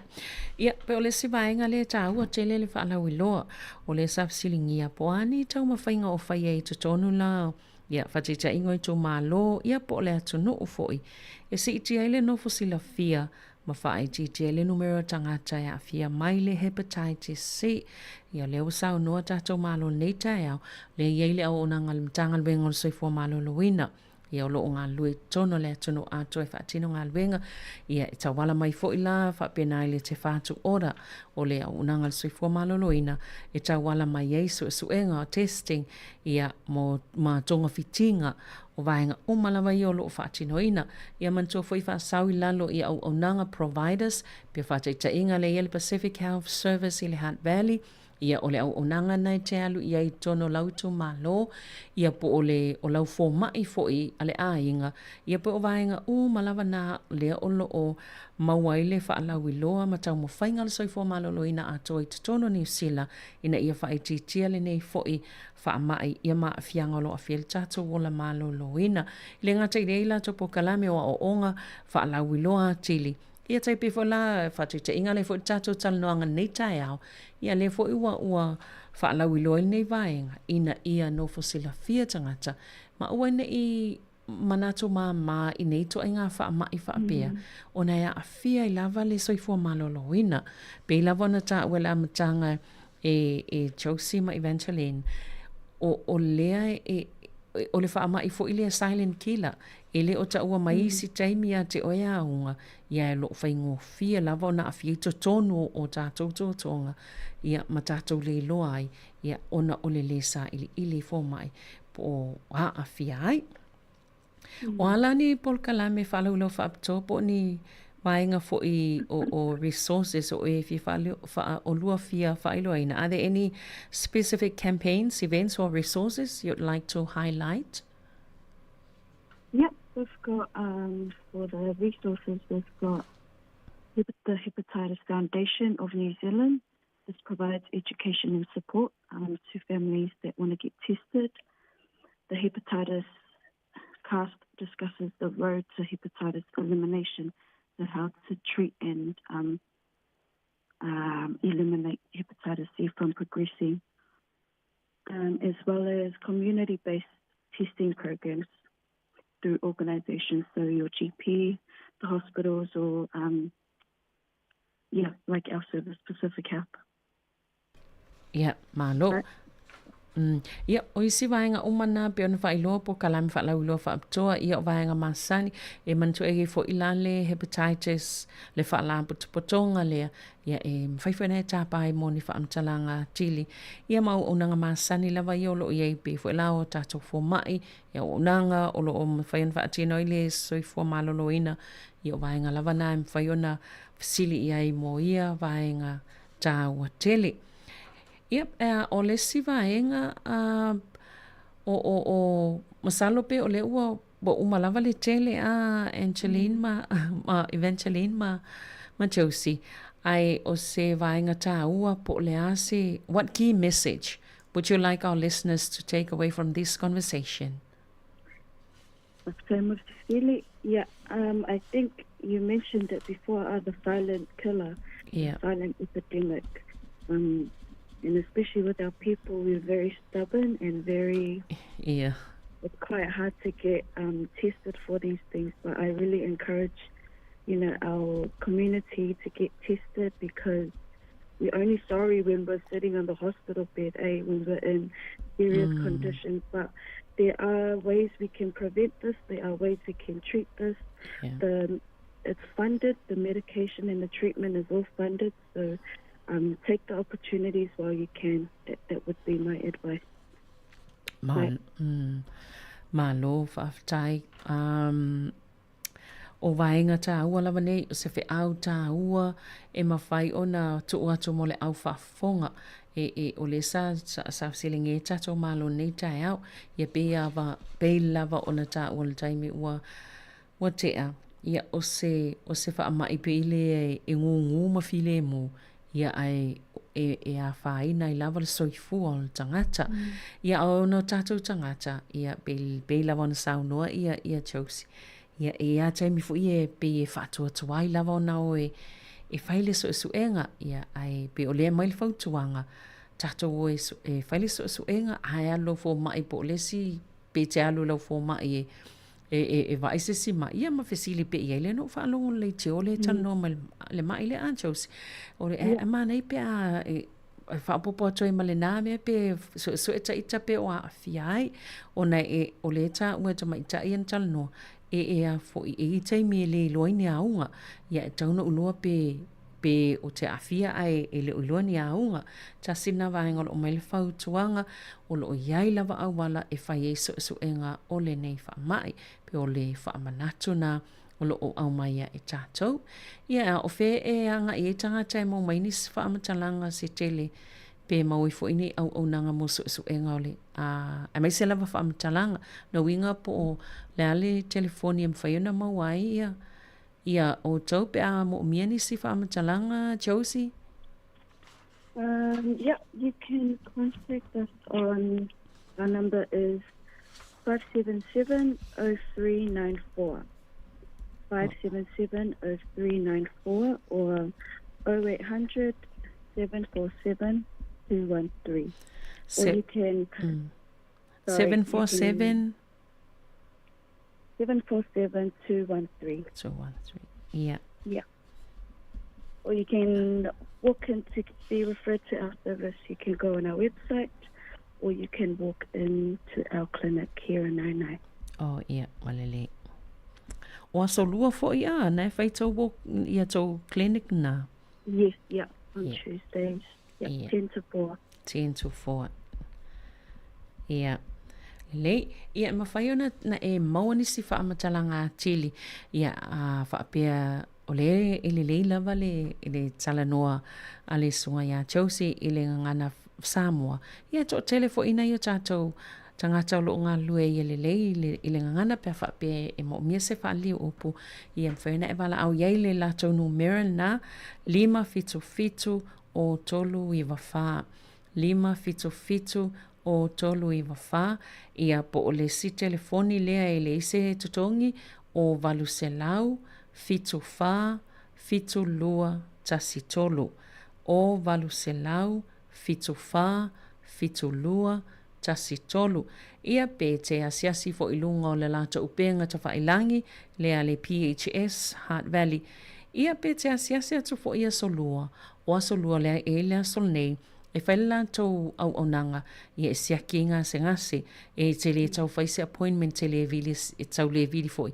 Aina lo savalvali a whapea le te asia tu i o le senta le anai nai ia e whaafsanga i tonu lava ia na o lo la ato lava i a o malau whaatau ia na e kolosi lo le lisi tu ia la tu mai le la tau au nanga ia e whaielau siaki ia mawhisili fo ia tili Elena o le Hepatitis C a iei fo isi mata au satala noa i le nei au onanga.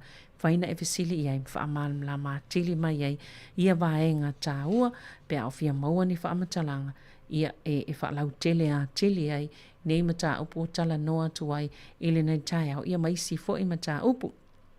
E iei se isi vaenga a Josie? Yeah, that's right. I love Mole Avanoa.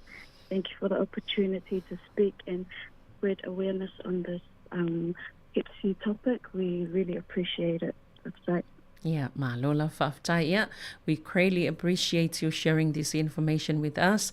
Yeah, enjoy your day and keep up the fantastic work you're doing for our community. Josie, ma Evangeline. Yeah, Faftai lava manuia lava leaso. Yeah, soifua Faftai. Ia, ona i vaenga tā ua o tātou talanoanga i nei tai au, pe ona iai ia le sunga ia Josie si tangata ma Evangeline la ia tea o le Pacific Health Service i le Heart Valley sa talano neem tā ua mantua o aunga i iei taimi e le langona pe le iei ni aunga i wa aia e mata po o tino, po o fafo i le tino. Ia, ai o lo o whaataua lava le asiasi whaile siaki ai asiasi lau fo mai ia whai pe whaine siaki ia mai se fo i mō tangata pe ona tā ua e tatau lava ona whai siaki tūlanga ia na au mai ei ina ia i loa ia po saunga le mō o le tau singa lava o le soifua maloloina mō i tātou uma ai mantua telefoni nai wala au iai pe a mō mia nisi whaamatalanga tili ile nei lava mata upu. Manuia lava nei tai au, tai mau fo whaupoponga le tātou pukalame o le soifua maloloina i lea fo ia solua asau ai mo le taimi nei ia manuia lava ngā luenga o totoe o le nei fo iaso.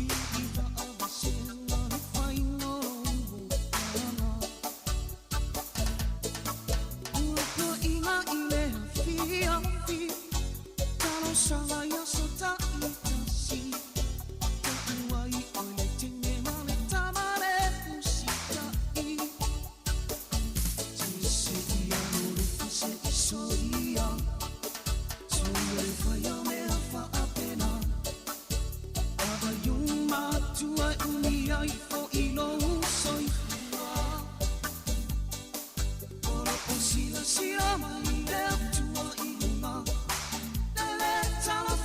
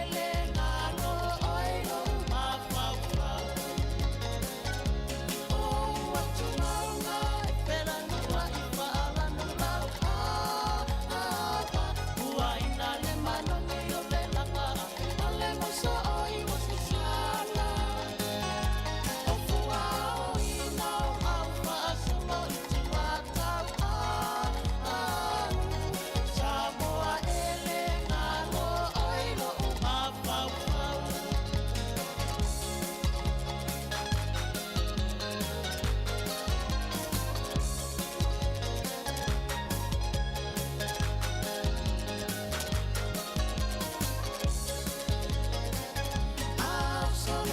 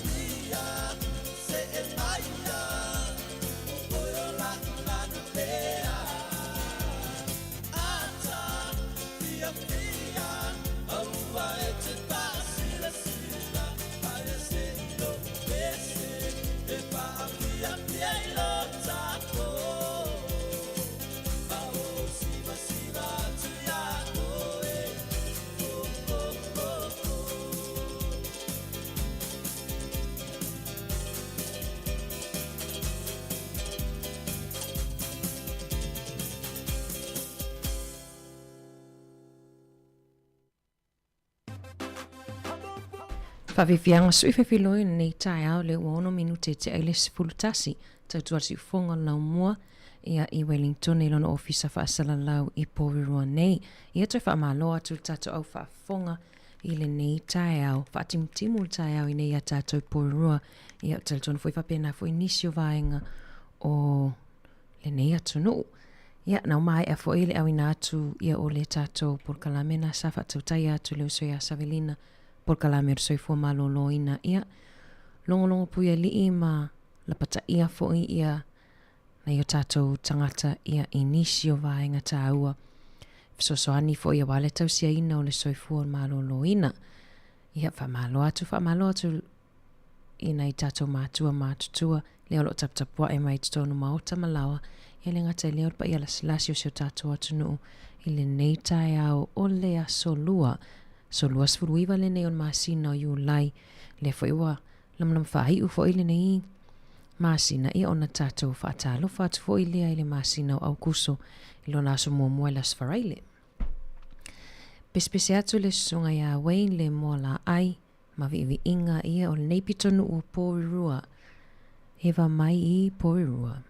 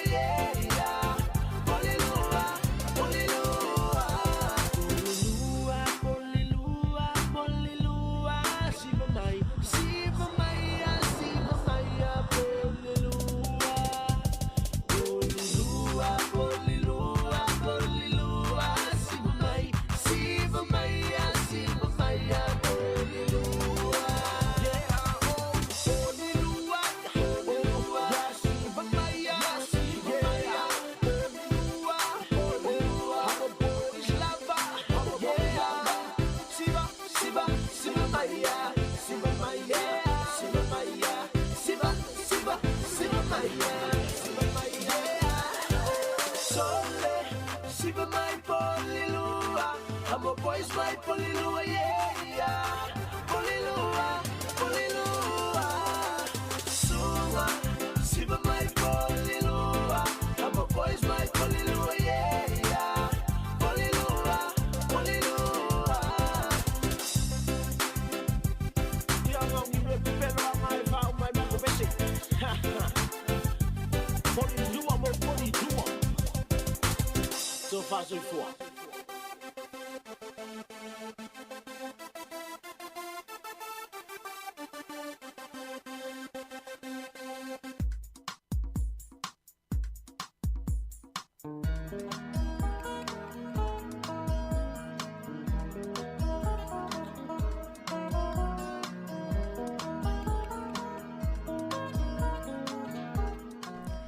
Malunua tu al tatou whaafifianga lea se awina atu tatou whaasisilanga mai au no toi whaawa watu lea ia o le whaafifianga na e mai a Victor ma whanu.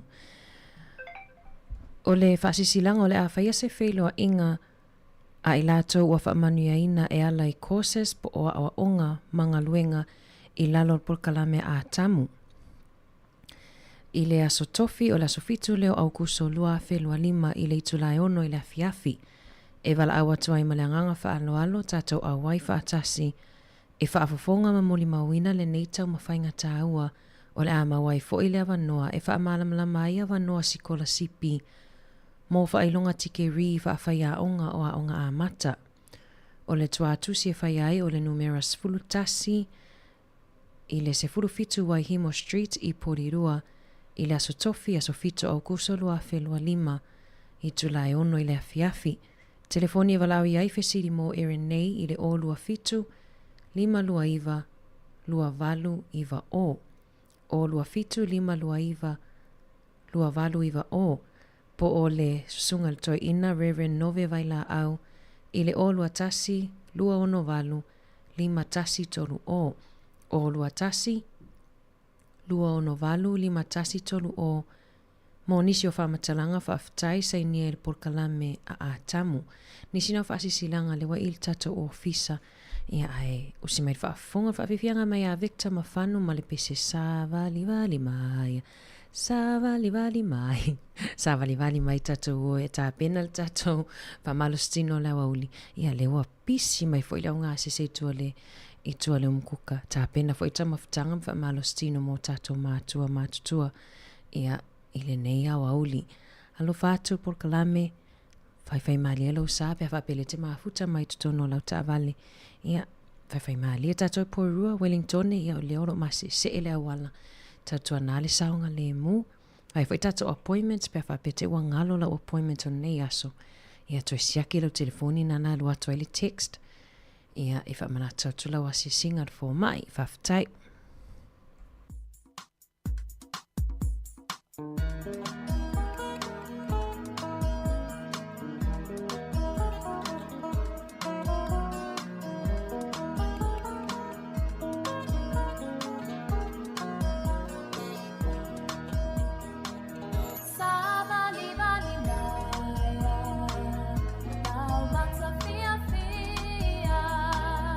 Lupe ole manu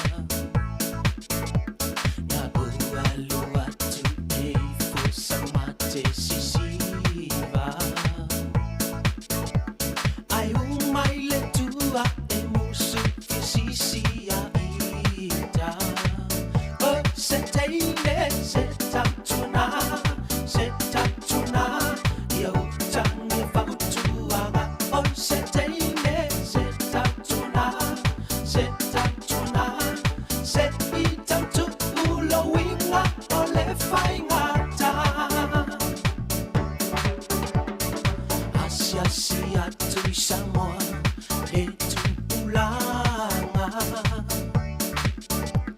manai awala tau fika I le mata nisi eva fifia mai nule ava o nisi ola mimita fita maleava o setama setatuna ia utangi vautuanga o setama setatuna se itamtukuna winga elemanaya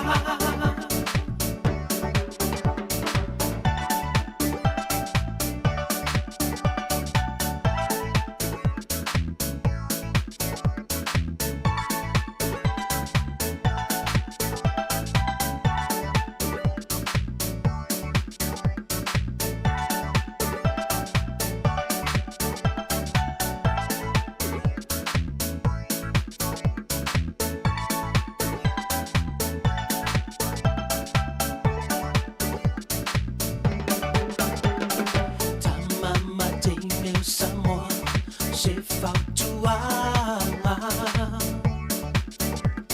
alofa ilo ingoa malo olanga fai o inga lele tuuleanga e taulele ai oi ilumau tangata tamama teine setatuna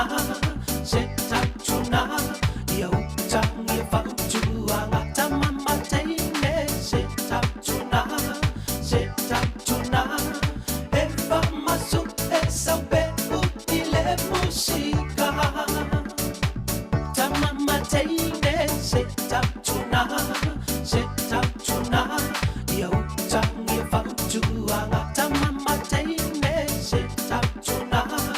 setatuna eva masuk saupe utile musika.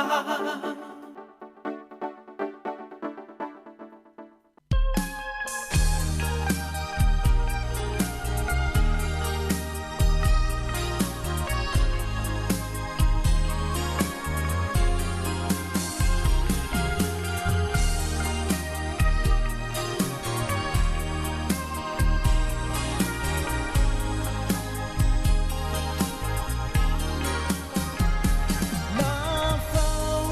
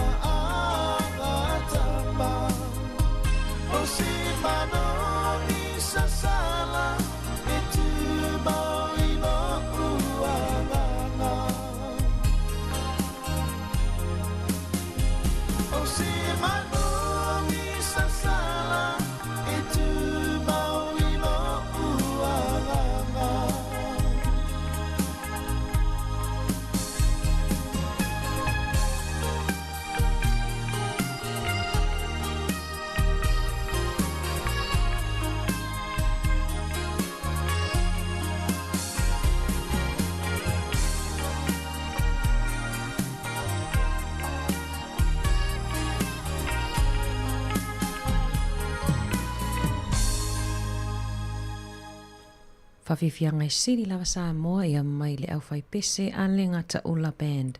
Toi whamaloa tu tata o whafunga le neiva ainga o le tai au. Manai fwea whatu le tala lea a tonu fo ia o ngā monisi ia na mawani i whiau tustusia po ni Texas. O na whilafi afi e saulo le texi la telefoni. Ia e whaulu tala mai fwea lea o le sala i le itotongia ai tu sai mai le text ai e sele numero ia to inga numero na sawai ia te lo fo e ni so la to na wa to fo ni fe autos tu sia mai le fo i nei mata upu mo ta to in usila nei ia o le sa o le text ai fa pe mai la e sa mai la vai lunga male logo ale office of malanga inga po le waka kotahi ia fa pe mai e lau sala le i to ngia po le overdue.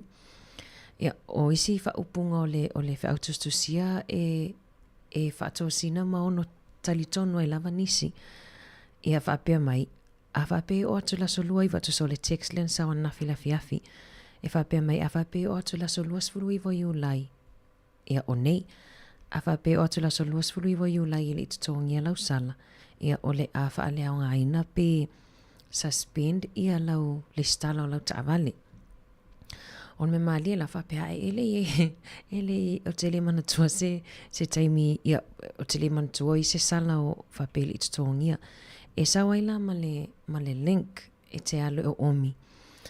Ia a o omi la on avele o e te tango e tu o te tonu ia numera o le listala po le napa plate o lau taavale. Ia tu o malau telefoni. Ia o tangoa lea tu ua ia isi tu ai ngā numera o te li i tango tu sa o ai numera o lau number plate. Ia e se numera tu atu ai o omi lo continue. E te tango o omi atu le continue ai ave o i le si fo i lau pepa whapea mai. Ia e enter numera lau kāde tutongi le se lau luas futala. Ia whaftai fo i ona leo lo toi titi awai aso uma e sa waitala fo whapea. Ia te lofa i tata o whafunga leo mamatua i lava le to mai.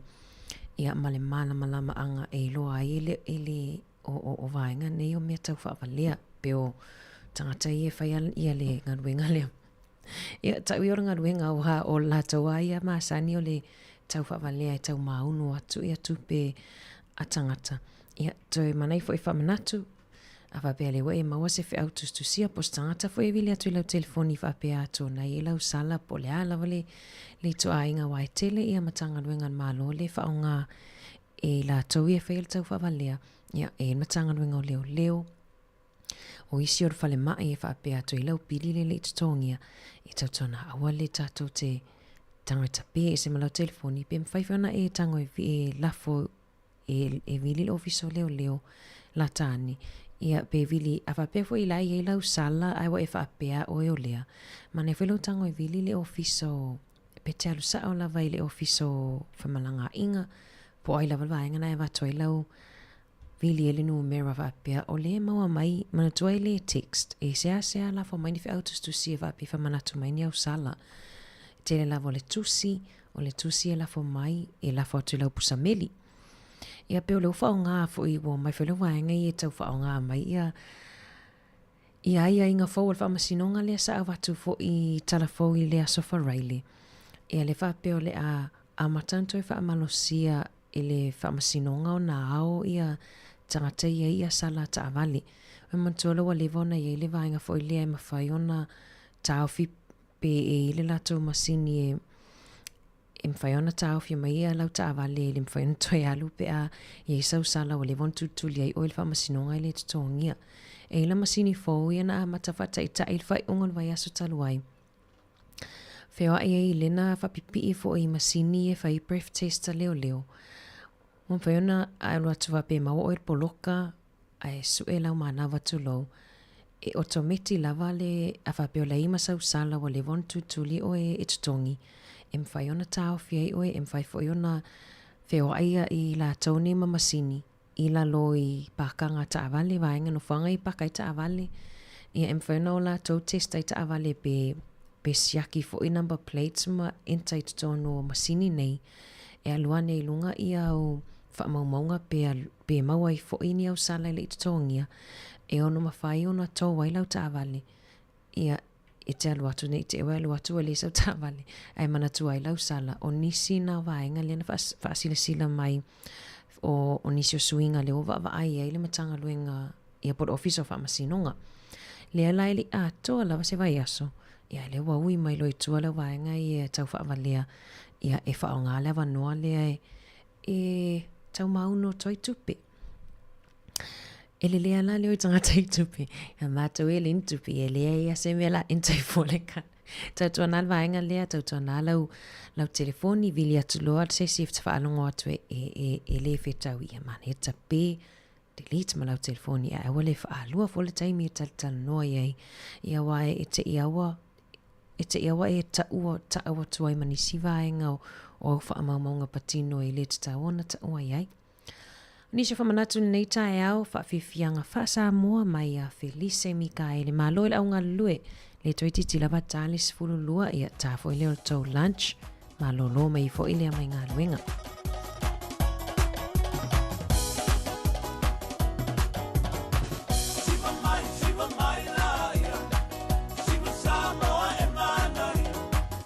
Ua e te suwa no ua no mea.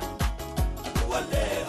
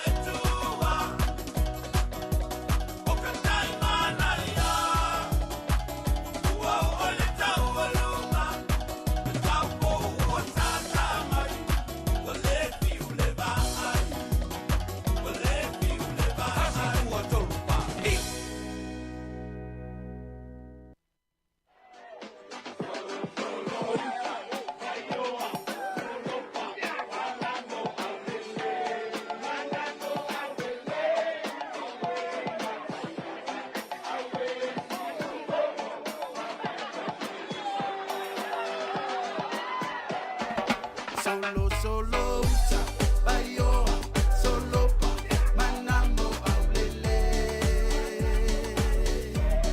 Awe ratayala, awe si umbo, fapema si papa.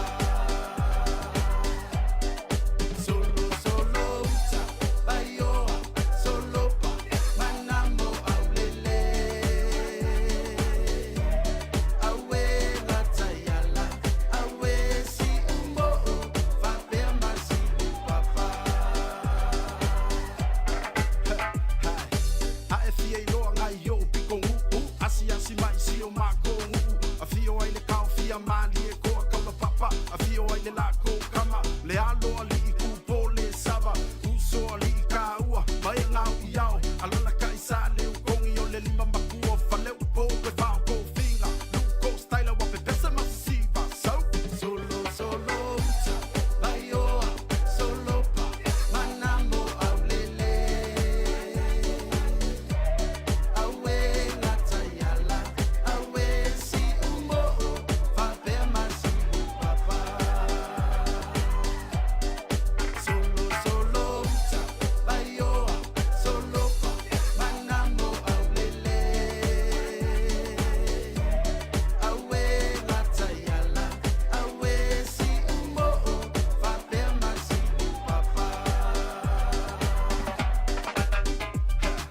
Pai pai kele kua maakua fale loa le uka fe ua fale limula loa si Kuki vangu male pa ia lasi o tama fina male a waluma a Io e o nganga ai malo si la fia so le fiku fale sa Welcome to mangu ai le loa eva e sidi ai le ku ia he This is still sila Sāmoa aku ai le sao o Aotearoa sau Sauna e alu He ua umata mauata itasi malelo fuanga. Solo solo uta bayo solo pa manambo aulele. Awe natayala awe si umbo fapema si papa. Solo solo uta bayo solo pa manambo aulele. Awe natayala awe si umbo fapema si papa. Awe natayala awe si umbo fapema si papa.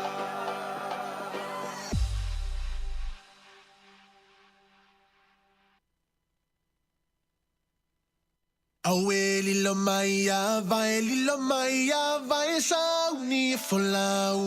Lulu au fulu apa au mafa au lio lau la au. Fa asisi na sa lilo maia vale vai a safale le taua. Opa lau lio tama o leu amea.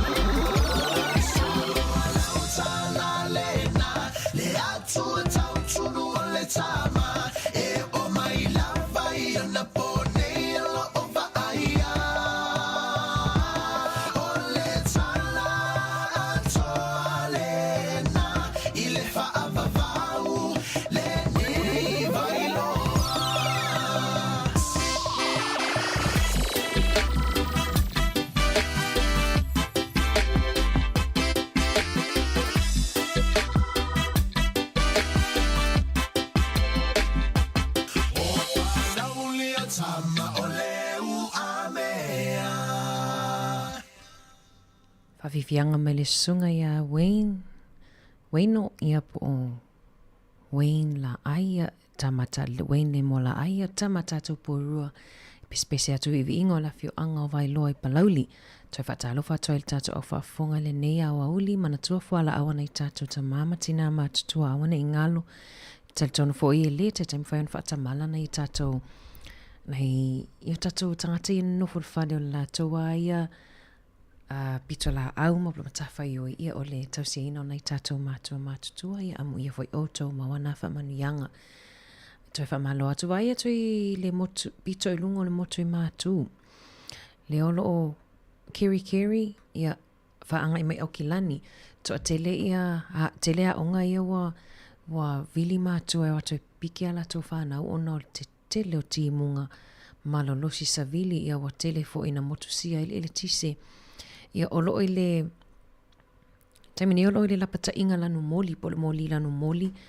Ia Aukilani, ia o Bay of Plenty, Peninsula, Coromandel Peninsula, ia Taranaki, whaasolo i Tasman, Nelson, ia le teleo o nisi fo i o vaenga o le motu i Saute. Ia e peo le motu i mātu i Keri, a mese lava le pito ai lunga, ia le on matua i te tele, ia malolosi matangi. O le wa mai whaile whautuanga mai le ofiso whe malanga inga ia ua whautua ina fo ia ave ta avale e awale so ona whewai ia matautua nā le i le latou alalau papatele le i Auckland Harbour Bridge ia le olo o iei whautuanga ma losi o savili mai lawa i lawa uli nei sa ia pa ia litu la e whale a fiafia nā nei ia wha malo atu Aukilani pe whapea i inisio i latou o mafuta mai ia tautua nā fo le saunga le mu, wa aini si au fuafuanga lena e fuafua ia te alu in offshore. Pe te alu i tai te uia le ala lau papa lea. Ia whapea leo ni fuafuanga.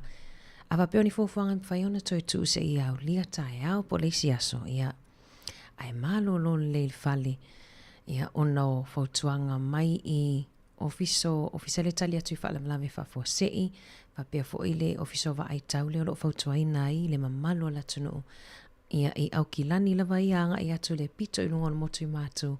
Ia whapea e leo ni fuafuanga mo o mia tele. Ia mana ia le toi tolo se iho o tai haupo le se i le lei mai le tau. Mo tatou lava i Wellington e le olo o ia le fo i wato a mai le timu le nei taimi ia alo o pasolson manuia pea ia le fualingo le tau. Ia mo tatou ia ele o pisi te le fo i le awala. Ia toi wha malo atu lava le nei au auli. Ia lewa toi titi lava talis fululua o na toi au inatu leo whapuponga o tatu talafou. Ia talafou mai Sāmoa tapena ina le sunga ia tae Salem Sam. Ia whapena fo i talafou i New Zealand nei peo na tapena ina le awhionga ia lauano ati lawa. Nisho whawhiwhianga o talia tatu talafou whawhiwhianga mai le 5 stars ma le pese lava Sāmoa. Ia tula i mai lunga whaisau wha malo stino ma e saa mai ai ia o tāpena i fo i masauni a wāta mawhitanga o le awauli.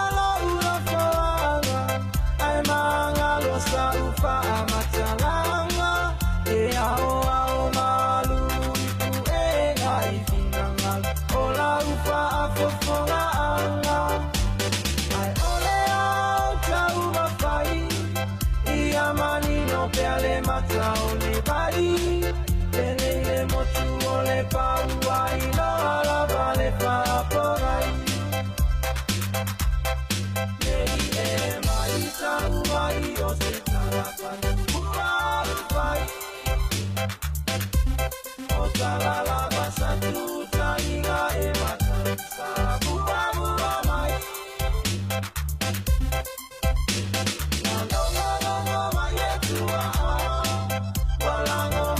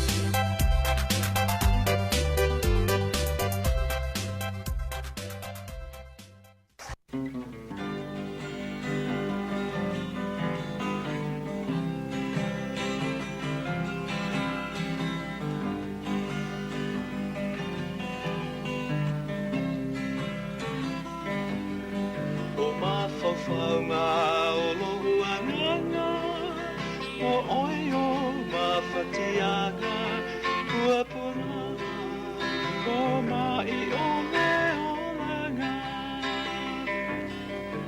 Ono sa e mapa'atutua, tatalo i le atua, ia mame toe whaafona musai fua. O kua pona le nei o langa, o se nea e whaatamaha, me a whai e te tali o lana, a ola taga. A vea le na mamai fofo, ia ngana matino, ole a mate ai ona e manomo.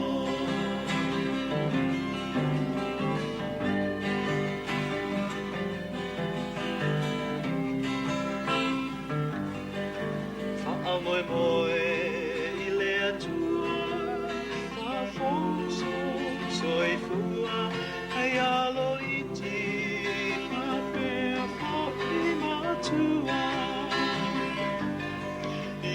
So uma oi mototua, la fale mai, i tua, ia tali mai le tatalo fa'atuatua. O puapuna le nei o langa, o se mea e whātamaa, te awhai e te tali o lana, o la tanga. A vea le na mamai fofo, ia ngana matino, ole a mame ai ona e manono.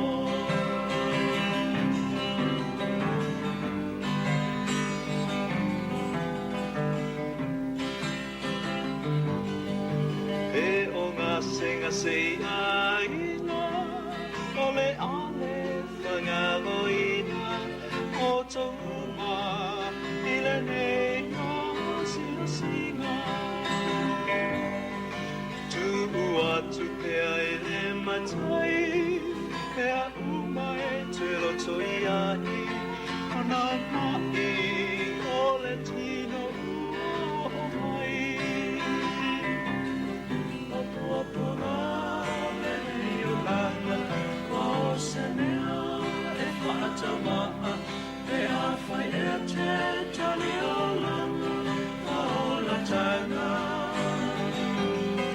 A vea le na mamai fofo, ia ngana matino, ole a mame ai ona e manono. O puapuna le nei o langa, o se mea e whaatamaha, te awhai e te tali o lana, a ola tanga.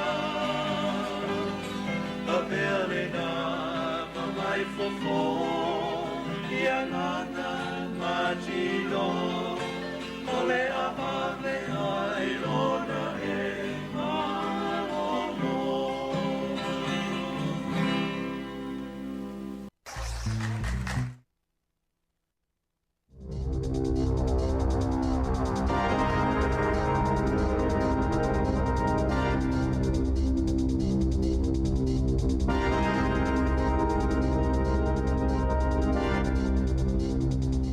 Talofa lava e le nei hoi vaenga o telefou mai le siu whonga o le lau mua i Wellington o le tala mua mua. Ua mana o le malo New Zealand ta ofi ma whaamuta ia le tau whaapopo po le surcharge pe a whaao ngā kā se le tongi ai le tau o ni oloa i le tonu o whale o loa. O le nei ngai o inga o whaania o le ave SAI e le toi whaia ia le tau whaapopo le nei mo teimi umo e whao ngā ai se kā te tongi ai le tau o ni oloa i whisota inga wha te kono losi. Whailo mai whalau i tele le nei fuafuanga le malo e le Minister of Peace nisi i mamata upo e awhiaitanga te whao ngā oloa po consumers i a Scott Simpson i laso ngā fua ana nafi. ta ua le minsta o le nei fuafuanga o le a le to e whaasala ina haitanga te whaatau i le taimi le whaiai i a lana whaaiunga po le ale tu ai ngau whainga e te tongi ai le tau ana oloa po le swai po lana card, po le tap, po le whaonga fo i le digital wallet o lana telefoni. O le whaiunga o le tausanga le o fuafua o le a whaofia i le parlemene se tu la fono e tapu ai ma whaasa o na to i ai se tau whaopopo i le whaia o whaatau o tangata i cards ma o le whaamoemoe ina i auli atu le masino me i le tausanga fau lua afe lua sifuru ono ua amata o na whaamamalu le tu la fono i New Zealand. O le nei tu la fono o le aofia ai le te tongina o loa e awala i Visa cards, whapea i a Mastercard debit ma credit cards, ato ai fo i ma le F-Boss card, ai e le aofia ai le whaatau e whaia online ma easy cards wha le wā o malo. O leo o te tala talo sanga mo le visa le malo Australia mo tangata Pasifika e fia nofo mawai i le atu nuu mo le tausanga le nei lua o lua lima. O le visa wha apitoa le nei le malo Australia wha ingoina o le Pacific Engagement Stream Visa po le PEV mai mawai la vanoa mo tangata e tolu afe i le tausanga mai atu motu e iwa le Pasifika e au fiai ma le tunu o timo i sasae e nofo mawai ma whai ngā ruenga i le tonu o Australia i le tausanga e tāsi.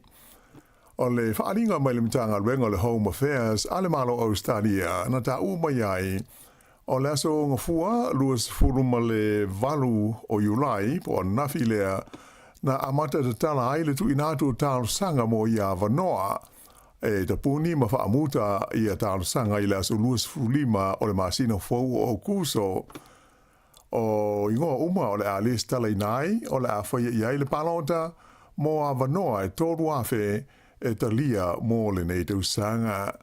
O tunu e au fia le Port Kalame le nei ale malo Australia e iai i a Micronesia, le FSM, Federated States of Micronesia, o Fiji, o Kiribati, Nauru, Palau, Papua New Guinea, Sāmoa, Solomona, o Timor-Leste, Tonga, whapefoi ma Vanuatu. Wai loi se li poti fau ua whala wai tele mai, ia le to tele o ainga ma tangata Pasifika, e le Italia i whale o le malo i taimi o mana onga whaafusa i po o emergency houses i le masino mati o le tausanga nei. O le mafuanga e whapea e le anga waa i lātou mo ia whale o le malo. O le neitulanga o loo manino mai le li poti le mtanga ruenga o whale ma le ati nae o ai, le Ministry of Housing and Urban Development mo le masina o Iuni luafe luas fulima le o roa hui le iri ai ia whale tonu i mata upu tau whale o le malo. O loo taua i le lipoti e ono se furu lea whai o ainga Pasifika sa nonofo i whale le tu maunei po emergency houses i le masino mati o le tausaka nei. Ai fitus frulima la whai o isi a inga Pasifika na te ena e le Italia la tu talusanga mo ni whale whapea e se ea tu i ai. Ua whalia fo i le nei poti o lo aru pea i lunga ma si itia la whainga o tangata e le aini a inga po ni whale e no nofo ai ai mai se lava o tangata Maori whapea ai ma tangata Pasifika i tu SSA o New Zealand. E lata i le luas fulma le valu afe le au whai o ngā luenga sa whai titia i le tonu o New Zealand le masino Iuni whaatusa i le tausanga ua mawai mai wailonga o nā whaina i le tūpulanga talavau i le tūlanga vai ma le pau i lalo le maketi o mea tau ngā luenga. O whainu mela mai le mtanga luenga wha maumawina whainu mela le malo le Stats New Zealand nā tāwai e lua se fulu fitu afe, valu se lau lima se fulu, le au whainga na whaai titi ai awa noa whainga ruenga i tu tonu le tunu u i le masina na mawai atu nei. Na tūlei mai e o te si tasi pasene na si iti ai i le au whaai o awa noa whainga ruenga na mawhai o na whaatumu i le masina tasi, a e sa wha mawina i se pau e tasi tesi mo le 2% mo le tausanga atoa. A whatusa I whainu mela mo le tausanga o mawai, e se furulua afe se lau onus fruiva la whai o ngā luenga na whaamuta ai I le vahenga o ngā luenga faufale, ai e lua mo le 0.5% ngā luenga na whai titia mai le vahenga e ngau si ai o loa, po le whainga e 5 afe valu se lau 5 se furu. Ai o isi mtata whaapitoa na whai titia le lua te si 5% o ngā luenga, po le whainga e 5 afe se lau 5 se furu, ma le vaenga o ngā luenga langolango po support services e wha te si 5% sa wha ITTI la whainga atoa e wha afe valu se lau ono se furu ngā luenga. O talavau le valu se furu 5 ma le se furu iwa tau sanga le mātutua e se 4% sa wha ITTI a wanoa whainga luenga mo I la tau.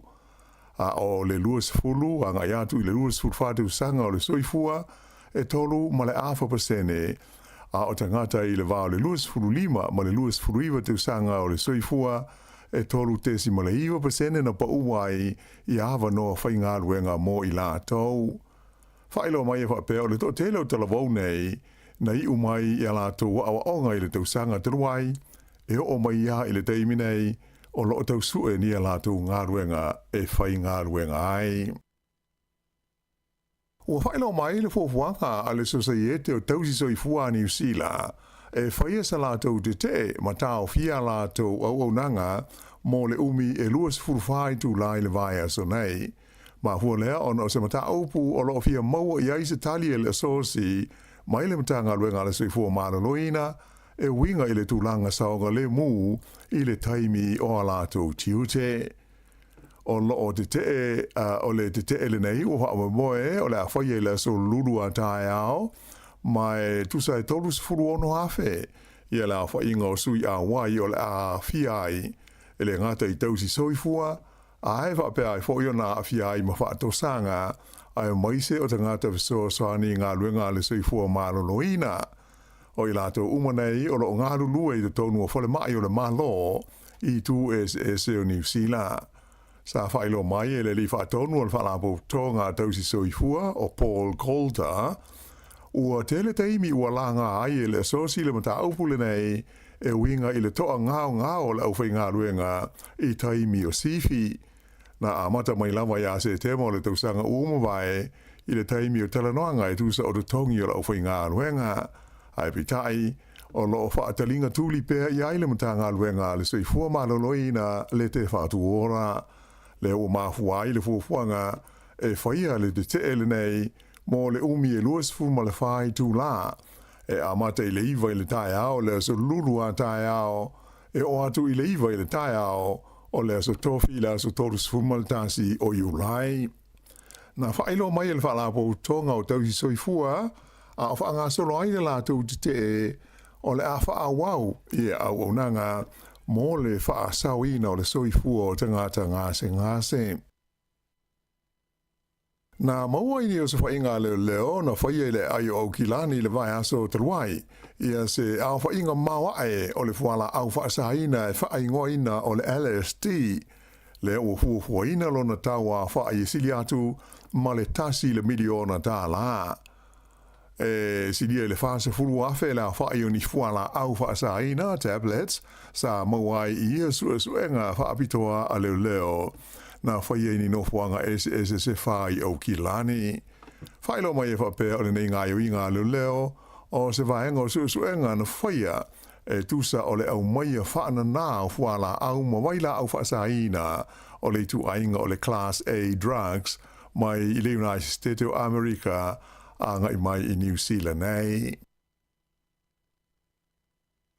O malanga atu mai le ai o kalai stete ia se vaenga o le fita po le ami le malo New Zealand I le tunu o ko le saute o le anga le lue fantasi ai ma le fita a le tunu ai fa pe ai fo ma fita ale malo a America o lo fa mautu ai I South Korea o se temi mo le nei o fa yese fo fa pe nei mai na fa ilo mai le pulenga le vanga au New Zealand e tolus furu lima le a whai fita New Zealand Mai o le a waila tau ini awa onga whaapitoa e whaie le no whanga tūru tonu o awa onga le vanga awa le maloko le saute ma ngā lulua ai whaatasi ma le lātou fita ai mai se foi i a fita a Amerika.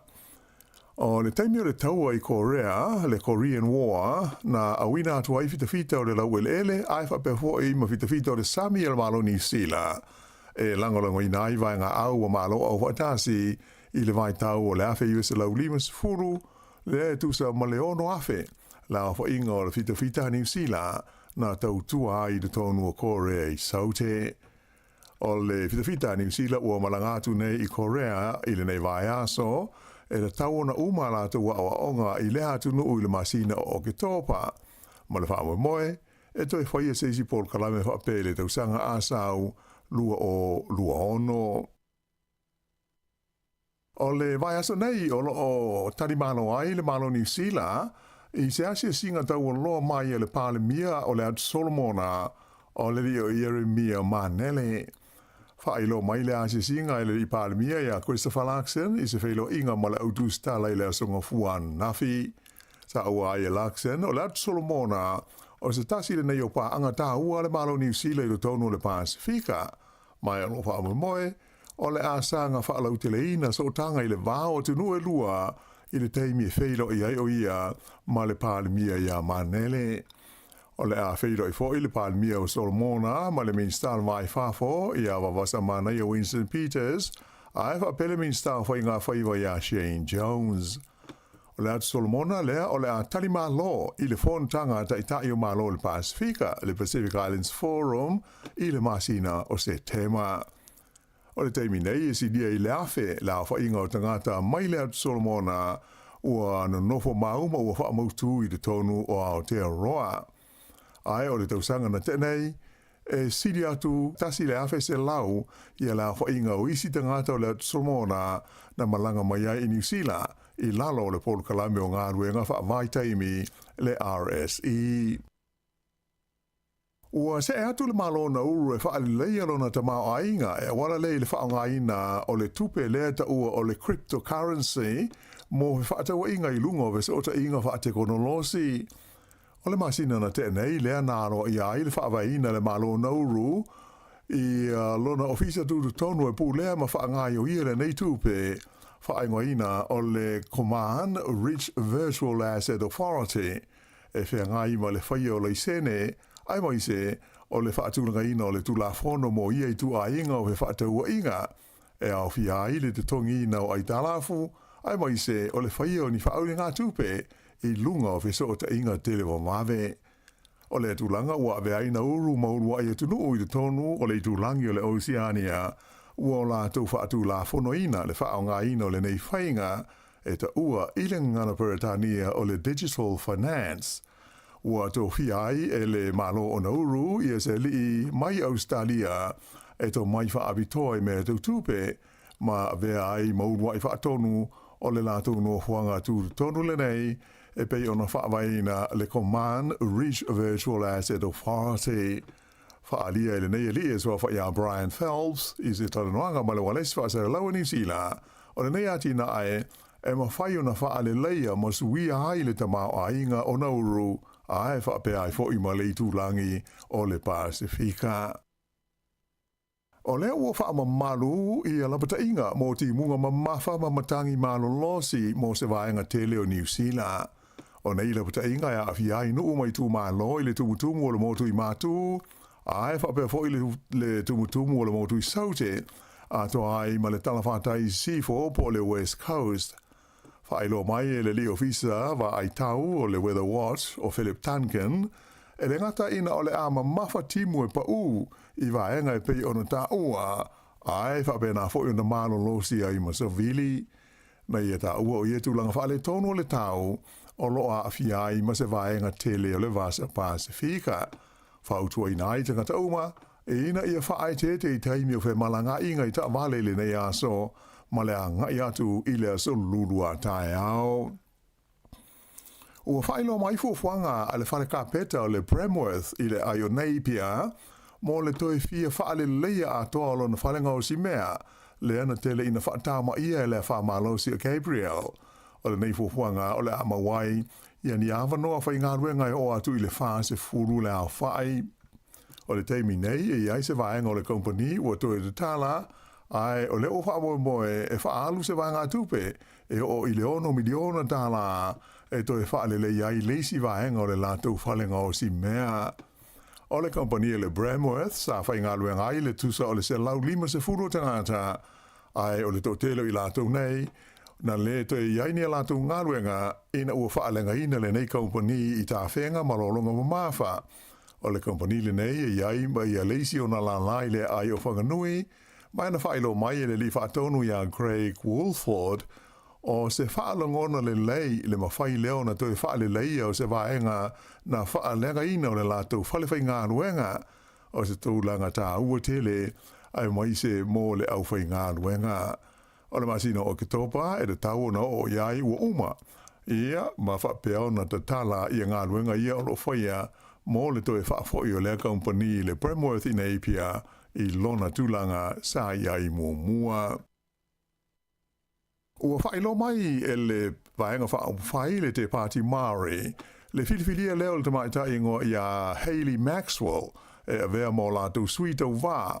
I le tūmalo palota Māori o Ikaroa Rafiti, i le palota tele o le tausanga a sau. O le tamaita ile nei, sa tūmalo si i le fuafuaina ma le whaatulanga ina o le solo te te, po o le hikoi le sa whaalia i le te ena tangata Māori, o ni swinga na whaatula i mai i le whengainga o waitangi i le tausanga taluai. O le no fo le tūmalo Māori le nei, Ikaroa Rafiti, i le tono o le palemene, ona pau leo le na fua mai na fua e fitu o tangata Māori e le i maua e le pāti le nei e le te Pāti Māori na malo ai i le pāti le leiba i le pālota te le taluai. E i tālonga, e i whaipelenga wha le vāo māloa le i tūpāo ta māitai. E le i munu ia le tau mwhai o le ta māitai o Lani Daniels o New Zealand mo fusi tū whaatasi o le sempini o le pānga mafa o le lorolangi. Whai ina o ia i ai i le tamaita i Amerika o Clarissa Shields i le la fusuanga le na whai le ai o Detroit i le aso nafi.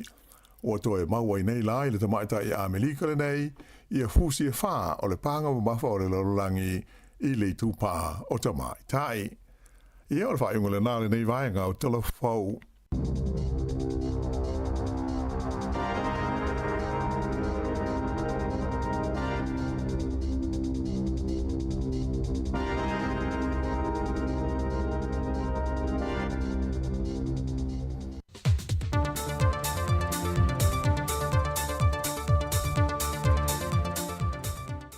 Tau whatalofa le nei aso lua i le tātua tino o le whaopoponga o tala whau mai Sāmoa.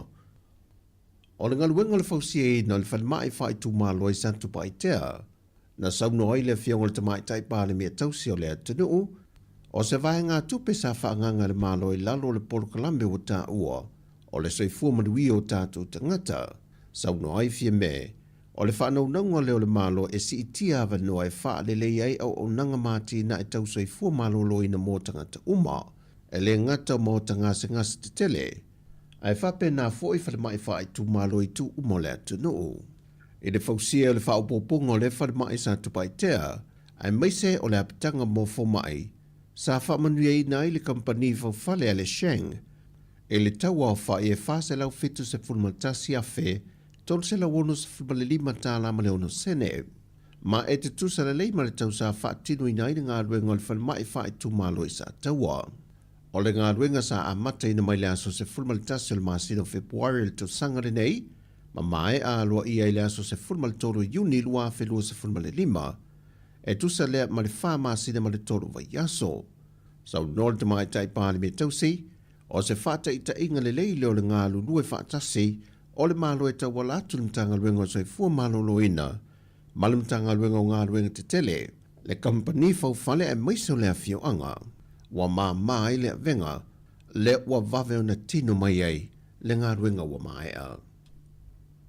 O le tusi atu le fio o le tamai tai pale mia tausi i a fia mena o mimta afa, i le komisina o le ofisa o le komisio whainga pālota, to le fua tu ia Filolo John Stanley, e ta pa ai tana whaamamlamanga, e ta ialo le tula fono mo whaalawi loa sui tau vāle pālota, e ala i se tusin tusia le whale fito le aingol tawa ana, e tapu ai so o se whaalawi loa o lava i lau papa wha loa, a sui tau vāle vang wha upo whaile Sāmoa o poto i ele o le fio ango whale lantai.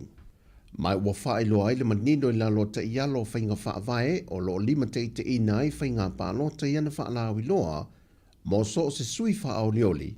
Wa a fia ia te tau o sui tau vae me se fo o tangata pālota, e afo mai i tu ai ngā wha i unga whaiwha pēa nu ma fio anga. Na sau no ai fia me o i tu ai ngā wha i unga wha pē nei, e adia i mai e whewhesia inga mwhe lauto inga, e le wā o le pūle ngā li ima whai pūle ma le tūla whono. Whailo mai e fia me o le aso lua se fun ma le fito le māsina le neo iulai, na ia tauli mai na ile tusi le whale fito le ainga le tawa ana, e tapu ai wha ilo ilo mwha alawi loa a isi umalawa vaenga wha opo whai, se i vanga na ai le pātia le JPP. O le tapu e amata mai se whanga sa ia pa ia mata auto, wa tā pā ia le fionga i le pāne mea tausi le komsino whainga pālota, ina iau mai sana tali vave le mata opo, ona uala nata le teimi o le whainga pālota. O le aso lulu nei e a mata i loilo ai le whaamase nonga tāta sanga ia wa whauru atu, a nisi o sui tau vā le whainga pālota. Peitai o whaamau nia mai le toe whaawi tua o tangi a nisi sto lua, e au fiei se o manu sau noi mā lo nuu whai mata sua, e whaasanga i le minister tausi o le whaamase nonga, mata mua vā sati sili pulwhana, a toi male ati nganga la wina i inga, e whaasanga ia pipi pauli te vitata riu. Wa te toi me ita alo sanga iwa, o le a mata ilo ilo le whaamsinonga i le aso lulo le vai aso nei. O le whao tangi o le a wha mua na ilo ilo, e au fie le tangi le te itai o le wha tua le tua Sāmoa o tasi, la audi le male tole o te pola te vau fosi Schmidt, e whaasanga ia wha o lusau Rosa Duffy Stowers, o le sui o le JPP, maltangi a ale vena ale, i le isi fo i sui o le JPP a Pepe Christian Fruin, a toai maletangi a Pāloa Lewis James Towers, e whaasanga fo i a leala le pule rimoni a Iafi, o le isi fo i sui o le JPP. A toai maletangi a lea tinu Wayne so ialo, e whaasanga ia mua au wha lele Mary whaafawina ta eu. O tuala Josefo Poni Whaaseo, e whaasanga ia wa au salu māloa lo fipo, o tangi wa whaatulanga mole aso whao le masina fau. Ai o le lui e tuala Josefo Poni Whaaseo whaasanga e le komsino whainga pālota, ma le sui a la wana muli vai la wana pau, wa whaatulanga i le aso e soa i le aso lima le masina fau lava. Ma le tangi a le atino Wayne so ialo, e whaasanga ia ulungia i lon pili opo pithim, o le avala au le aso valo le masina fau. A to ai malta sanga va lasi lua pito whanua tā fitu sele, e whaasanga ia tangalo le lua tupou afa, o le aso se furma le lua le masina fau. O le aso se furma le lima le masina fau, e te tau ona tō lau umai le whaai unga o ia mata aupu wa ilo i luma o le whaamasi nonga. O tala fau ia, manuel ni aso le tātua tino, whaasoi foia.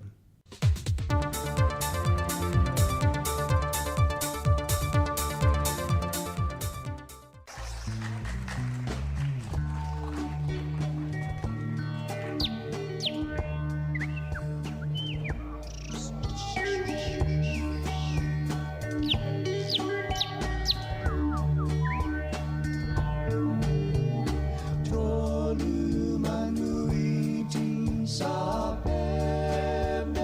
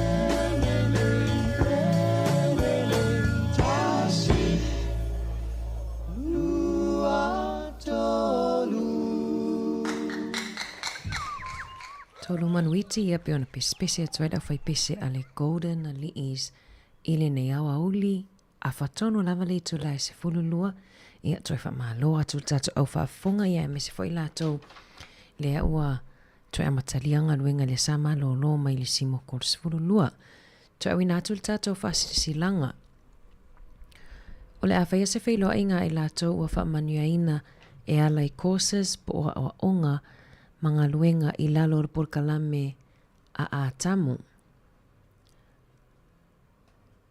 E whaiale lea so tofi o la sofitu lea o au kuso lua whelua lima i li tulai ono i lea fiafi. E wal awa tuai malanganga whaaloalo tato awai whaatasi i whaafofonga ma moli mawina le neitau mawhainga tāua o le a mawai fo i lea vanoa e whaamalamala ia vanoa sikola sipi mo whailonga tikeri whaafaya onga o a onga a mata. O le tuatusi e whaiai o le numera sfultasi i le sfulfitu Waihimo Street i Porirua, i le aso tofi lea o le aso fitu au kusor vai aso fou, le itu lai ono i le fiafi. O telefoni e wal au iai fesiri mo erenei i le o lua fitu, 5 lua iwa, lua valu, iwa o. Po o le sunga to ina Reverend Nove vai la au, o lua tasi, luono valu 5 tasi tolu o lua tasi luono valu 5 tasi tolu o monisi o whaamatalanga whaaftai sa inia ele porkalame a tamu nisi nao whaasisilanga iau fwini misi nisi fwina o whiloa inga tāua pufonotanga ia monisi fwoi o la tauiana whaamaniaina ia lai courses ia po awa onga mga luenga ia lea ea wai lalo porkalame a tamu toi whaamalo atola so wharaile Wea so nei le whatanui nai fwoi le te kiwa nui ia e pētai pēlawa fwoi o le Polyfest ia le tele fwoi a onga leo lo oha o fwoi a lato whaafiafianga ia e ave i le te kiwa nui le whaia i le arena po le Terapara Arena i le aso wharaile. Ia onisi nao whamanata oni ingano whaatasau ticket awai e urufale e pepa urufale ia emwhauna e urufale te matamata mai moa i le te kiwa nui ia e au fia ia onga tulanga lua wa pia fui kolisi ia one misia ia oia na fui wha mwe tā ua ni alo whai alwai aso nei ia ole primary school intermediates ia mo le taimilona lua foi lea ua whaatali le saa matalia tau sanga taluai ia pukalame lea te kiwa nui mo a onga la itima onga intermediates ia mo itonu o Wellingtone. Oi sorry o le vai aso fou wha malolo watu o le vai aso fou le whatanui na ilwa inga lea o ninga non whaatau sau ticket ia po sau pepa ia e amatalia le aso 5 o le aso lua. So le aso lua next week, vai aso fou, o lo na aso 5. Amatalia le iwa i le itulai a fasfultasi le session mua. Na e tatala ai e le te puna reo o na titoa and katoa kindergarten, ia na e whaafiafia le e tatala e whaafiafianga.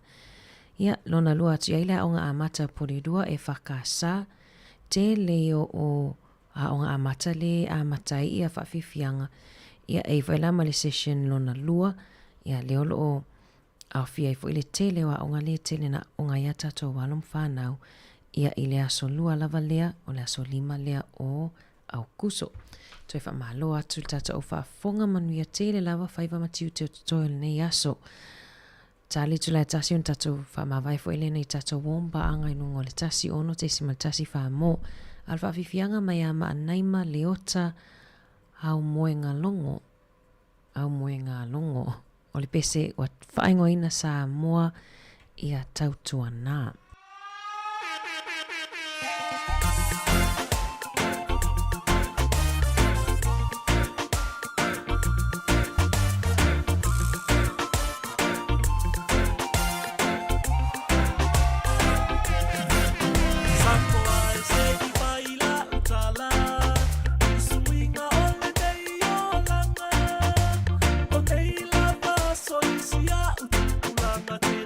Before I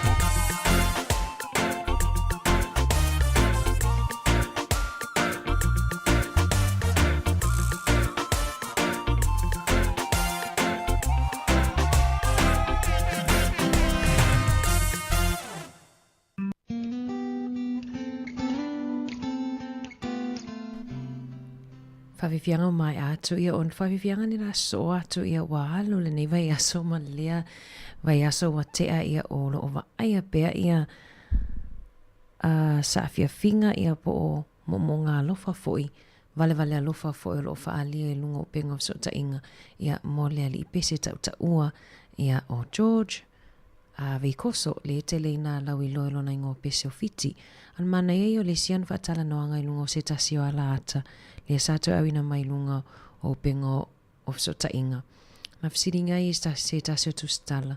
Po le ale mafua anga ua ia piki ai le ingoa le o fiti o lona ingoa pesi. O le tala stamali ilia. E fai mai ia mana o e whaalawi loa atili ia lona tunu o fiti. O taimi umala e chia pe e fia e tangata mawalwala aule ingo lona ingoa. Le mana o ia ave mo lona tunu.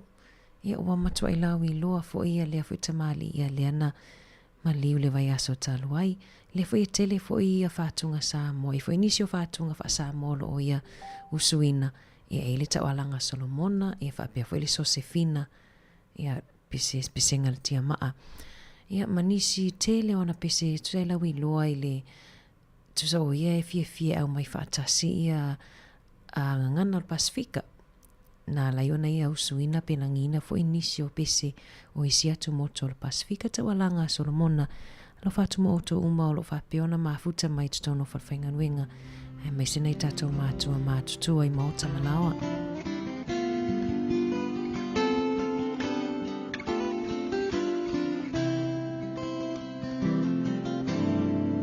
Le tau alanga a Solomona e patatau I le alofa e le mawhai e vai e te leonati le ia ese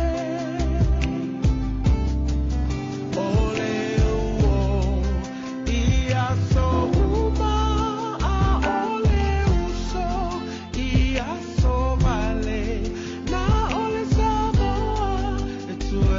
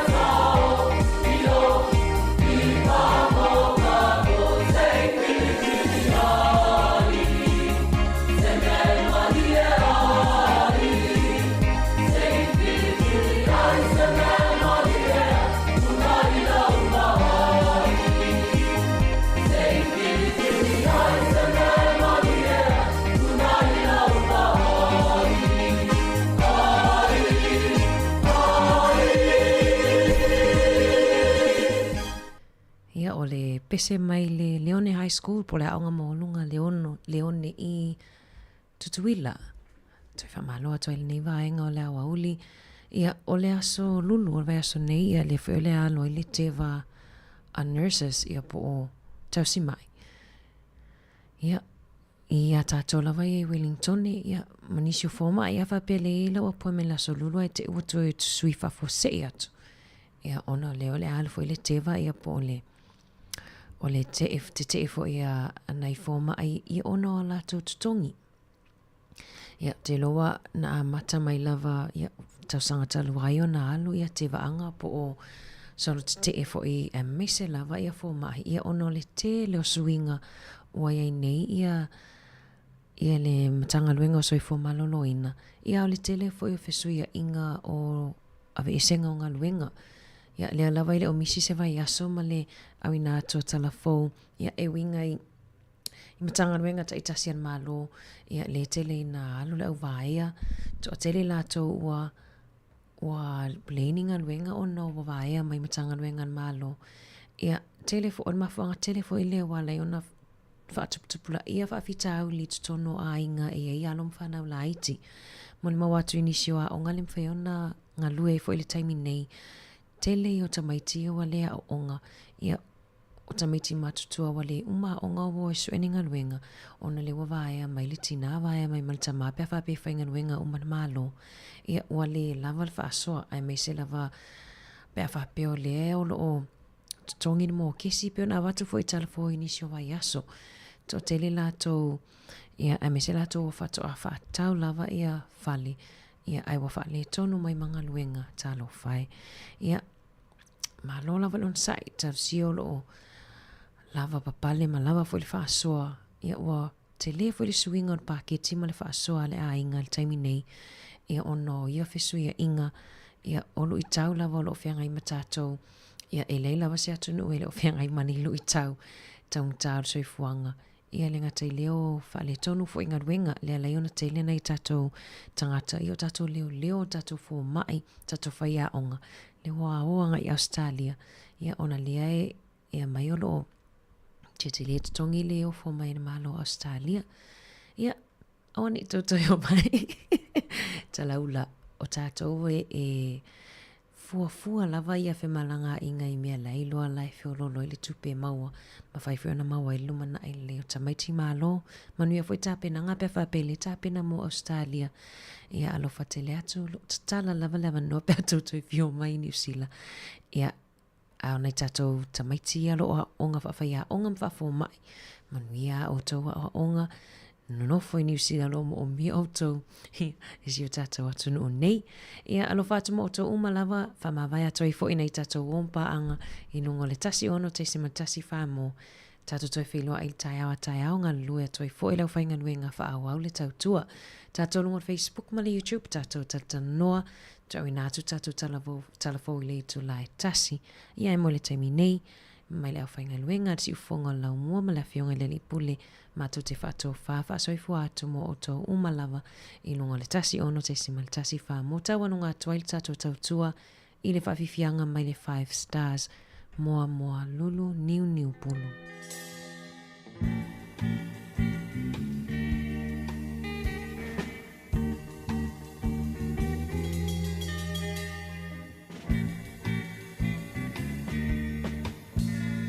Walu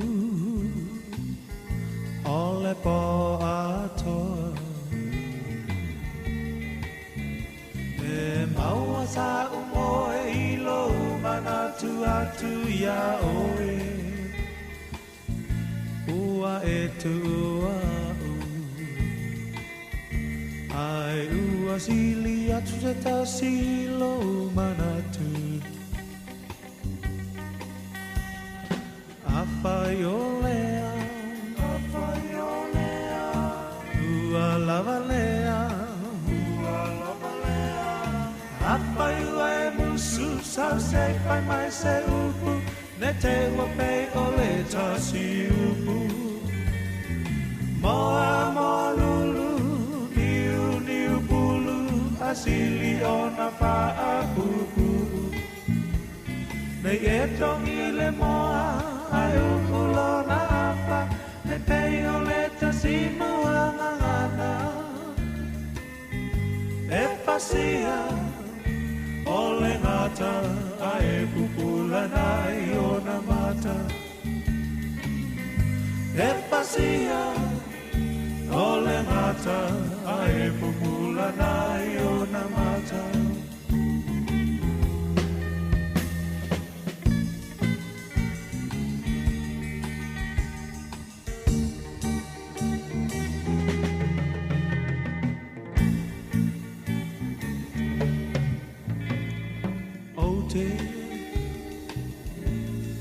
Mana tuaina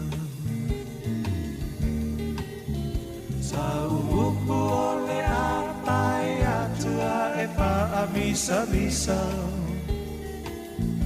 Ai se ale pongai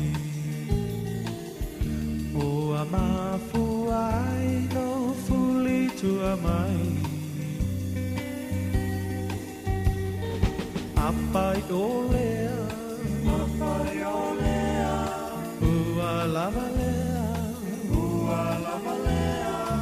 Apai ua e musu Sa se pai mai se upu Ne te wapei ole tasi upu Moa lulu Niu pulu Asili o na faa pupu Ne e tongi le moa Ai umulo na apa Ne mei ole tasimu angangana E pasia Ole ngata Ai pupula nai o na mata E pasia Ole ngata Ai pupula nai o na mata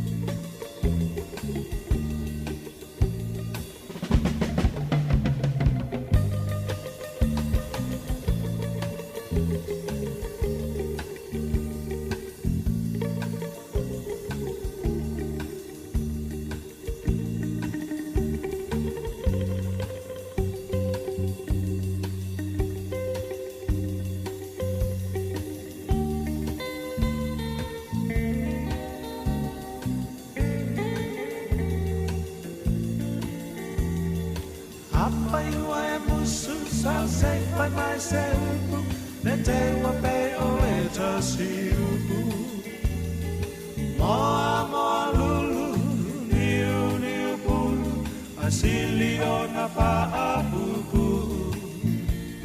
Nei e tongi le moa, ai umulo na apa, e pei o le tasimu amangana. sia o le ngata a e pupula nai o na mata.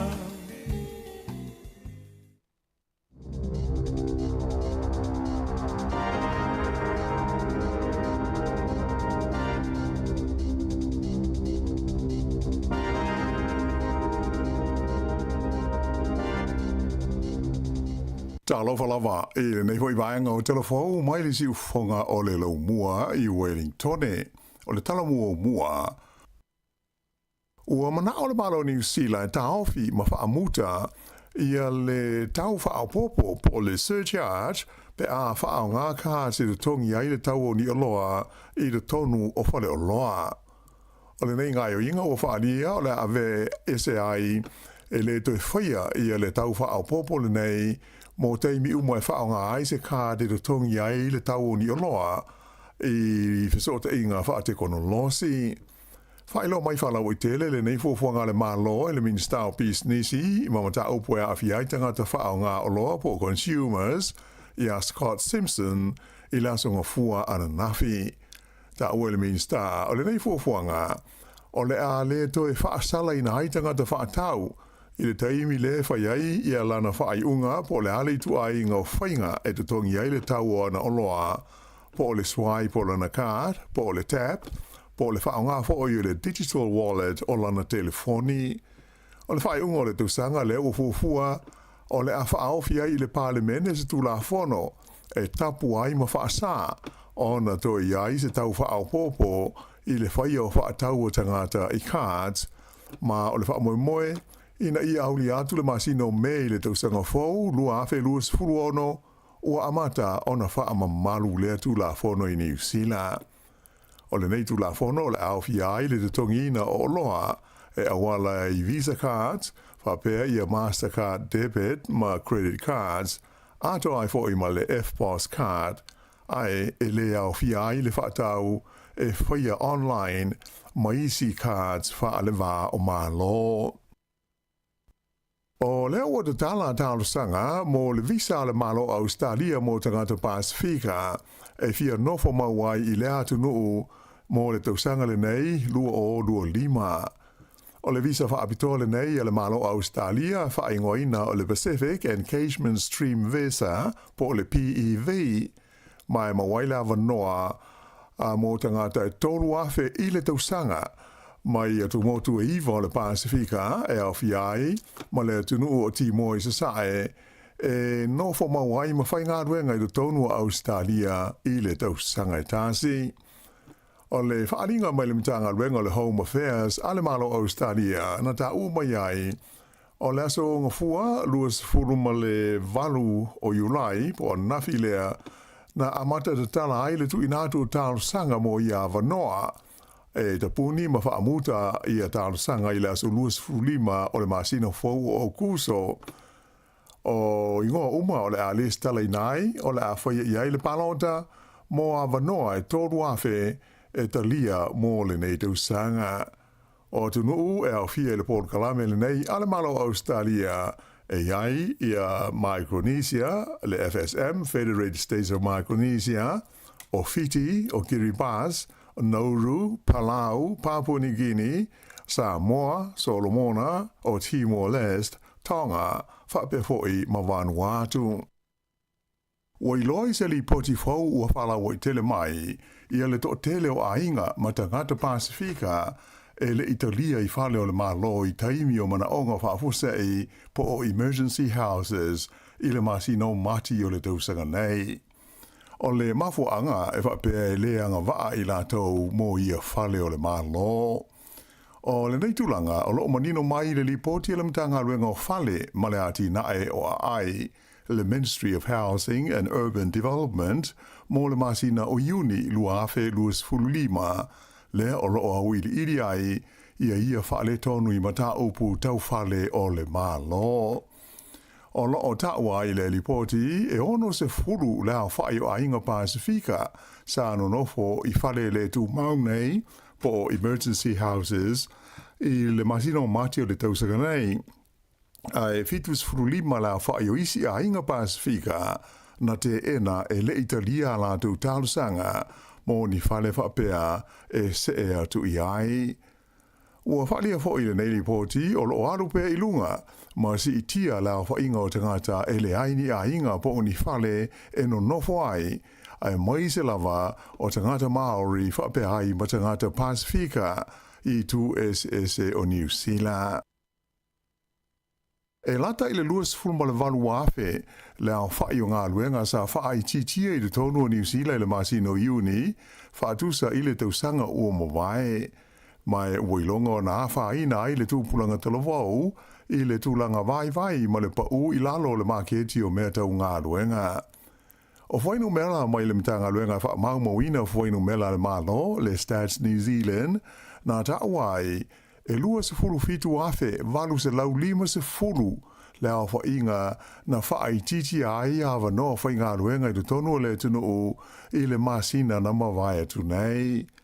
Nā tūlei mai e o te si tasi pasene na si iti ai i le a whaai o awa noa whainga luenga na mawhai o na whaatumu i le masina tasi, a e sa wha mawina i se pau, e tasi te si mare lua pasene mo le tausanga a toa.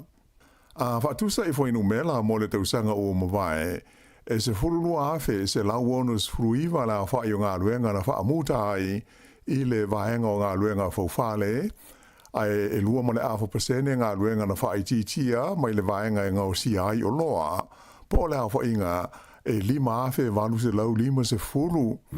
Ai o isi mtata wha apitoa na whai titia le lua te si fitu pasene o ngā luenga, po le awha inga e lima afe se lau lima se furu, ma le vaenga o ngā luenga langolango po support services e wha te si fitu pasene sa wha ai titi ai, la wha inga atoa e wha afe valu se lau ono se furu ngā luenga. O talavau le valu se furu lima ma le se furu iwa te usanga le mātu tua, e se furu pasene sa wha ai titi ai awa noa whai ngā luenga mo i la tau. A o le lua se furu, a ngā iatu i le lua se furu wha te usanga o le soifua, e tolu ma le awha pasene, a o tangata i le vāo le luas furu lima, ma le luas furu iwa te usanga o le soifua, e tolu tesi ma le iwa pasene na pauwai i awa noa whai ngā luenga mo i la tau. Whailo mai e whapea o le to tele o talavau nei, na i umai i a la tau awa onga i le te usanga te ruai, e o mai ia i le teimi nei, o lo o tau sue ni a la tau ngā luenga e whai ngā luenga ai. Ua whailo mai le fuafuanga a le sosaiete o tausi soifua New Zealand, e whaia sa lātou te te ma tāo fia lātou au nanga mo le umi e luas furwhai tu lai le vai aso nei. Ma hua lea ono se mata aupu o lo fia maua i aise tali e le asosi, mai le matanga luenga le soifua maloloina, e winga i le tūlanga saonga le mū i le taimi o a lātou tiute. O lo o te te o le te le nei o hawa moe o le a whaia le so lulu a tae ao mai tusa e tolu se furu ono hafe i le a whainga o sui a wai o le a fiai e le ngata i tausi soifua a e whapea i whoi o na a fiai ma whaatosanga a e maise o te ngata viso soani ngā luenga le soifua maloloina o i lato umanei o lo ngā lulua i te tonu o whale mai o le malo i tu SSA o New Zealand. Sa whailo mai e le li whaatonu al whalapo tonga tausi soifua o Paul Coulter, ua tele teimi ua langa ai e le asosi le mata aupule nei e winga i le toa ngao le au whai ngā ruenga i taimi o sifi. Na amata mai lama ia se temo le tausanga umawai i le taimi o talanoanga e tusa o tongi o le au whai ngā ruenga. Ai pitai, o lo whaatalinga tūli pēr i aile mata ngā ruenga le soifua maloloina le te whaatuora. Le o mafuai le fuafuanga e whaia le te ele nei mo le umi e luas fu ma le whai tū la e amata i le iwa i le tae ao le aso lulu a tae ao e o atu i le iwa i le tae ao o le aso tofi le aso torus fu ma le tasi o iulai.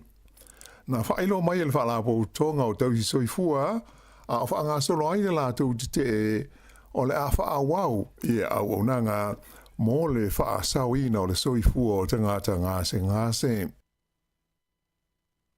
Na maua ini o se whainga leo na whaia le ai o kilani le vai aso taruai, ia se au whainga mawae o le whala au wha saina e whaingoina o le LSD, le o fuafuaina lona taua whaai sili atu ma le tasi le miliona tā la.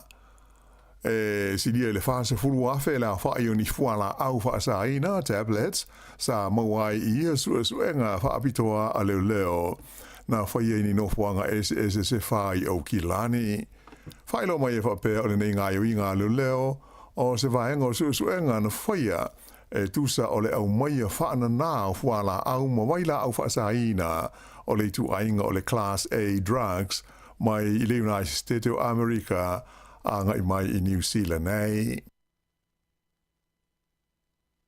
O malanga atu mai le ai o kalai stete ia se vaenga o le fita po le army le malo New Zealand i le tunu o ko le saute o le anga lue fantasi ai ma le fita a le atunu ai fa pe ai fo ma fita ale malo a America o lo fa mo tu ai i South Korea o se temi mo le nei o fa yese fo nga pe nei mai na fa ilo mai le pulenga o le vanga au New Zealand e tolus furulima le a fa fita New Zealand mai o le a waila tau ini awa onga fa apitoa e fa le no fuanga tu tonu o awa onga le vanga au le malo ko le saute ma ngā lulu ai whaatasi ma le lātou fita ai mai se foi i a fita a Amerika. O le taimi o le taua i Korea, le Korean War, na awina atu ai fita o le lau ele ai whape foi ma fita o le Sami al malo New Zealand. E langolango i nai vai ngā au o malo au whaatasi i le vai tau o le afe i se lau limas furu le tusa ma le ono afe la o inga o le fita New Zealand na tau tua ai de tonu o Korea i saute. O le fita New Zealand ua malangatu nei i Korea i le nei vai aso, e le tau na umala tu wa onga i le atu nuu i le masina o ke topa. Ma le wha moe, e toi whaia seisi pol kalame wha pele tau sanga asau lua ono. O le vai aso nei o tarimano ai le malo New Zealand, i se asia singa tau o loa mai le pāle mia o le atu Solomona o le rio Jeremia Manele. Whailo mai le asia singa le i pāle mia ia Christopher Larkson i se whailo inga ma le autus tala i le asonga fuan nafi. Sa ua ai Larkson o le atu Solomona o se tasi le nei o pā anga tā ua le malo New Zealand i tonu le Pasifika. Mai alo wha moe o le asanga whaalau te leina so tanga i le vāo te nue lua i le teimi e whailo i ai o ia ma le pālimia ia Manele. O le a whailo i fo i le pālimia o Solomona ma le minstal mai whafo i a wawasa mana i o Winston Peters a e whapele minstal whai ngā whaiwa i a Shane Jones. O le atu Solomona lea o le a talima lo i le whontanga ta i tai o malo le Pasifika, le Pacific Islands Forum i le masina o se tema. O le teimi nei e si dia i le afe la whainga o tangata mai le atu Solomona ua na nofo mauma ua whaamautu i le tonu o Aotearoa. Ai o le tausanga na tenei e sidi atu tasi le afe se lau i la whainga o isi tangata o le atu Solomona na malanga mai ai i New Zealand i lalo o le polu kalame o ngā ruenga whaamai taimi le RSE. Ua se e atu le malo na uru e whaalileia lona ta mao ainga e wala lei le whaongaina o le tupe lea ta ua o le cryptocurrency mo he whaatawa inga i lungo ve se o ta inga whaatekonolosi. O le masina na te nei lea naro i ai le whaavaina le malo na uru i lona ofisa tutu tonu e pu lea ma whaangai o ia le nei tupe whaingoina o le Command Rich Virtual Asset Authority e whaangai ma le whaia o le sene ai mai se o le whaatulanga ina o le tulafono mo ia i tu a inga o he whaataua inga e au fia ai le te tongi ina o ai talafu ai mai se o le whaia o ni whaauri ngā tupe i lunga o so o ta inga tele o mave. O le tulanga ua ave aina uru mauru ai atunu i te tonu o le tulangi o le Oceania ua o la tau whaatulafono ina le whaonga ina o le nei whainga e ta ua ilengana peretania o le digital finance. Ua tō whiai e le malo o nauru i se li mai Australia e tō mai whaabitoa me tō tupe ma vea ai maurua i whaatonu o le lātou no huanga tūru tonu le nei e pei ona whaawaina le Command Rich Virtual Asset Authority. Whaalia e le nei e li e swa whaia Brian Phelps i se talanoanga ma le walesi whaasara laua New Zealand o le nei ati na ae e mawhai o na wha le leia ma suia hai le tamau a inga o nauru a e wha pe ai fo i ma le tūlangi o le Pasifika. O lea ua wha ma malu i a lapata inga mo ti munga ma mawha ma matangi malolosi mo se vaenga tele o New Zealand. O nei lapata inga a awhi ai nuu mai tū malo i le tumutumu o le motu i mātū, a e wha pe fo i le tumutumu o le motu i saute, a to ai ma le Hepatitis C po le West Coast. Whaelo mai e le li ofisa wa ai tau o le Weather Watch o Philip Tankin, e le ngata ina o le ama mawha timu e pa u i vaenga e pei ona ta ua, a e wha pena fo i ona malo losi ai ma savili, na i e ta ua o ietu langa wha le tonu o le tau, o loa a fi ai ma se vaenga tele o le vasa Pasifika. Whautua ina ai te ngata uma, e ina ia wha ai te i taimi o whe malanga inga i ta vale le nei aso, ma le anga i atu i le aso lulua tae au. Ua whailo mai fuafuanga a le whare kapeta o le Bremworth i le Ionei pia, mo le toi fia wha le leia a toa lo na whalenga o si mea, le ana tele ina whaatama ia e le wha malosi a Gabriel. O le nei fuafuanga o le ama wai, ia ni awa noa whai ngā ruenga i o atu i le wha se furu le au whai. O le teimi nei, e iai se vaenga o le company, ua toi te tala, ai o le o wha moe e wha alu se vaenga tupe, e o i le ono miliona tala, e toi wha le iai leisi vaenga o le lātou whalenga o si mea. O le company le Bremworth, sa whai ngā ruenga i le tusa o le se lau lima se furu tangata, ai o le tōtelo i lātou nei, na le toi iai ni a lātou ngā ruenga, ina ua wha alenga ina le nei company i tā whenga malolonga mamafa. O le company le nei e iai ma ia leisi o na lalai le ai o whanganui, mai na whailo mai e le li whaatonu i a Craig Woolford, o se whaalangona le lei le mawhai leo na toi whaale lei o se vaenga na whaalenga ina o le lātou whalewhai ngā ruenga, o se tūlanga tā ua tele, ai mai se mō le au whai ngā ruenga. O le masino o Kitopa e le tau na o iai ua uma, ia ma whapea na te tala i ngā ruenga ia o lo whaia, mō le toe whaafoi o lea company le Bremworth i Napier i lona tūlanga sa iai mua. Ua whailo mai e le vaenga whaai le te Pāti Māori, le whiliwhilia leo le tamaita ingo i a Hayley Maxwell e a vea mō lātou suitau wā, i le tūmalo palota Māori o Ikaroa Rafiti, i le palota tele o le tausanga a sau. O le tamaita ile nei, sa tūmalosi i le fuafuaina ma le whaatulanga ina o le solo te te, po o le hikoi le sa whaali ai le te ena tangata Māori, o ni swinga na whaatula i mai i le whengainga o waitangi i le tausanga taluai. O le no fō le tūmalo Māori le nei, Ikaroa Rafiti, i le tono o le palemene, o na pau leo le no fōa mai no fōa e fitu o tangata Māori, e le i maua e le pāti le nei e le te Pāti Māori, na malo ai i le pāti o le leiba i le pālota tele taluai. E tā longa, e whai pe lenga wha le vāo māloa le tū pāo ta māitai. E le imunu ia le tau mwhai o le ta māitai o Lani Daniels o New Zealand, mo fusi tū whaatasi o le sempini o le pānga ma mawha o le lorolangi. Whai ina o ia i ai i le ta māitai i Amerika, o Clarissa Shields i le la fusuanga le na whai le ai o Detroit i le aso nafi.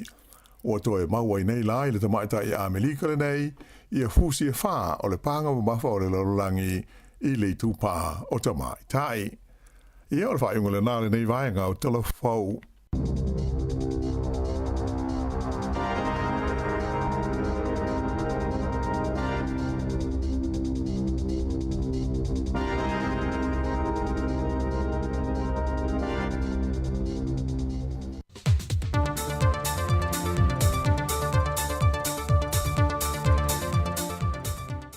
Tau whatalofa le nei asolua i le tātua tunu o le whaopoponga o tala whau mai Sāmoa. O le ngaluenga le whausie na le whalimai whai tū mālo i santu paitea, na sauno ai le whionga le tamaitai pāle mea tausi o le atunu, o se vai ngā tupe sa whaanganga le mālo i lalo le polokalambe o tā ua, o le soifua manui o tātou tangata, sauno ai fia me, o le whanau naunga leo le malo e si itia awa noa e wha le lei ai au nanga mati na e tau soifua malo loi na mō tangata uma, e le ngata mō tangase ngase te tele, Ai whape nā fōi whare mai whae tu malo I tu umole atu nuu. I le fausia le whaopopongo le whare mai sa tupai tea, ai meise o le apitanga mō fō mai, sa whamanuia I nai le kampani whale le Sheng, e le taua o whae e whase lau fitu se fulmatasi a whe, tolu se lau ono se fulmale lima tāla ma le ono sene. Ma e te tusa le leima le tau sa whaatinu I nai le ngā ruenga le whare mai whae tu malo I sa taua. O le ngā ruenga sa amata ina mai le aso se fulmalitasi o le masino Februari le tau sangare nei, ma mai a alua ia I le aso se fulmale tolu Juni lua whelua se fulmale lima, e tusa lea ma le wha masina ma le tolu vai aso. Sau nore te mai tai pāle me tausi, o se whata I ta inga le lei leo le ngā lulue whaatasi, o le malo e tau wala atu le mtanga ruenga o soe fua malo loina, ma le mtanga ruenga o ngā ruenga te tele, le kampani whale e maiso lea fio anga. Wa mai le venga le wa vave ona tino mai ai le ngā ruenga wa mai a. O le tusi atu le fiongol te mai tai pale mia tausi I a fia mena o mimta afa I le komisina o le ofisa o le komisio whainga pālota to le fuatu I a Filolo John Stanley e tā pāe sana wha amamla manga I ta ialo le tula fono mo wha alawi loa sui tau vā le pālota e ala I se tusin tusia e le whale fito le aingol tawa ana. E tapu e so o se whaalawi loe o lava I lau papa wha loa a sui tau vā le vang whao po whai le Sāmoa o poto I ele o le fio ango whale lantai. Mai ua wha loa I le manino I lalo ta ialo whainga wha vae o lo lima te ite I nai whainga pālota I ana whaalawi loa mo so o se sui wha au lioli. Wa a fia ia te tau o sui tau vā e me se fo o tangata pālota e afo mai I tu ai ngā whai unga whaiwha pēa nu mawhio anga. Na sau no ai fia me o I tu ai ngā whai unga whapē nei, e adia I mei whewhesia inga mwhelau tō inga, e le wā o le pūle ngā li ima whai pūle ma le tūla whono.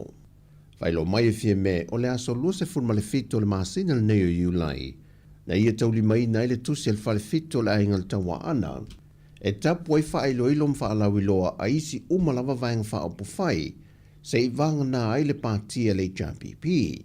O le tapu e amata mai se whanga sa ia pā ia mata auto. Wa tā pā ia le fionga I le pāne mea tausi le komisino whainga pālota. Ina iau maia sana tali vave le mata opo, ona uala nata le teimi o le whainga pālota.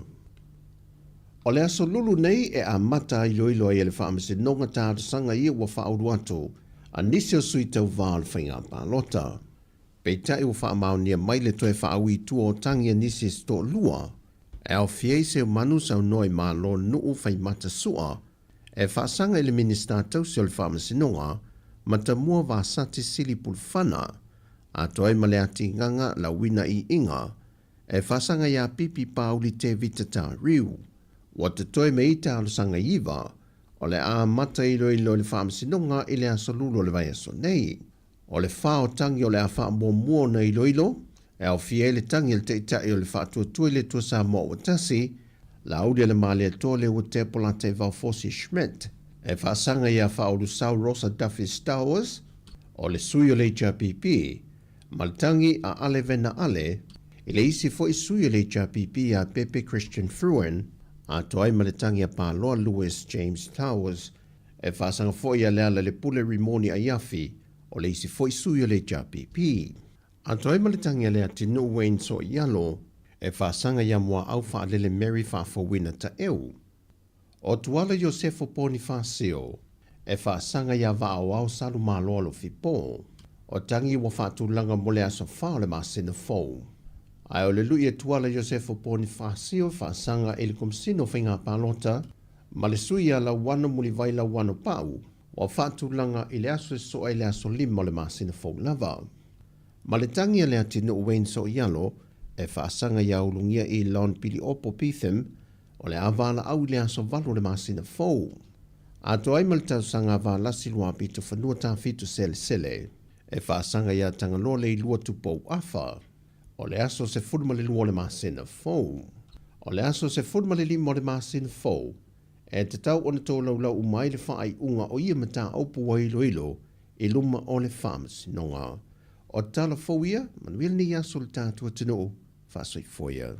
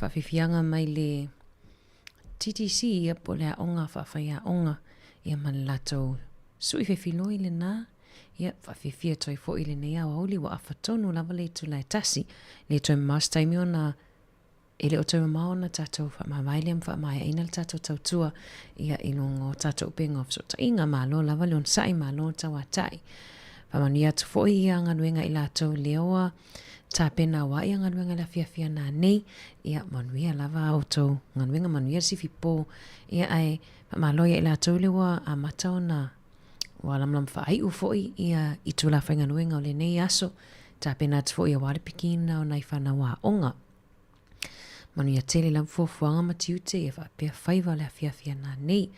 Whawhiwhianga mai a Egi Sua Yusen ma le pese lea ese ngau tupulanga usi mai whafonga se i tatou whaalongolongo.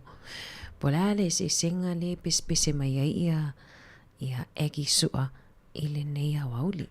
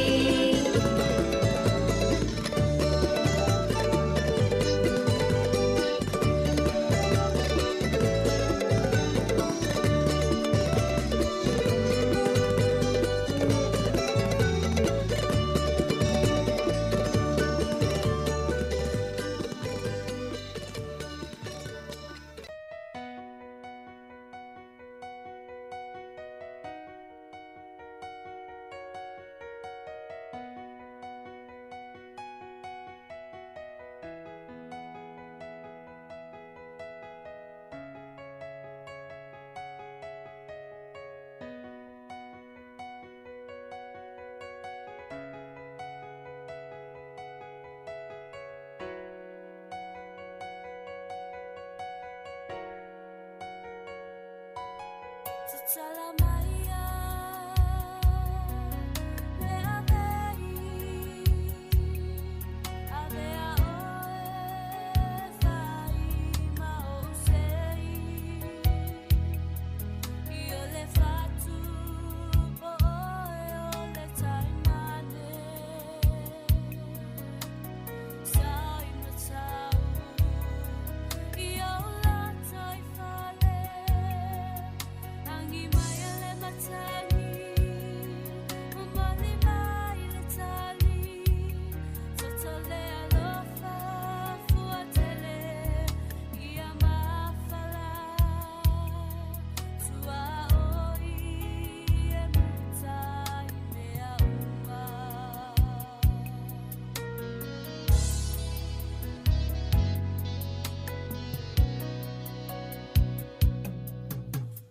so mama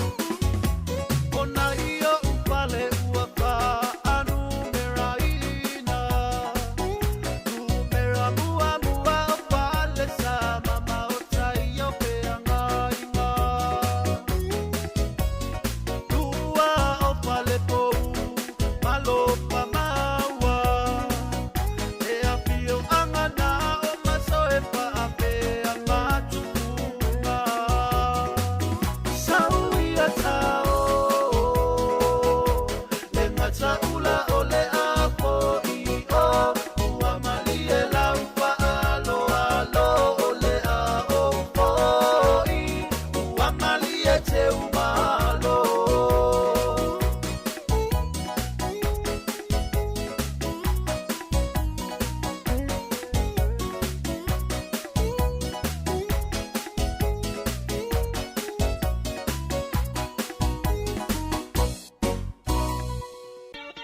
Ia, whawhiwhiangana ma le tama leo Jerry tapu mana ia.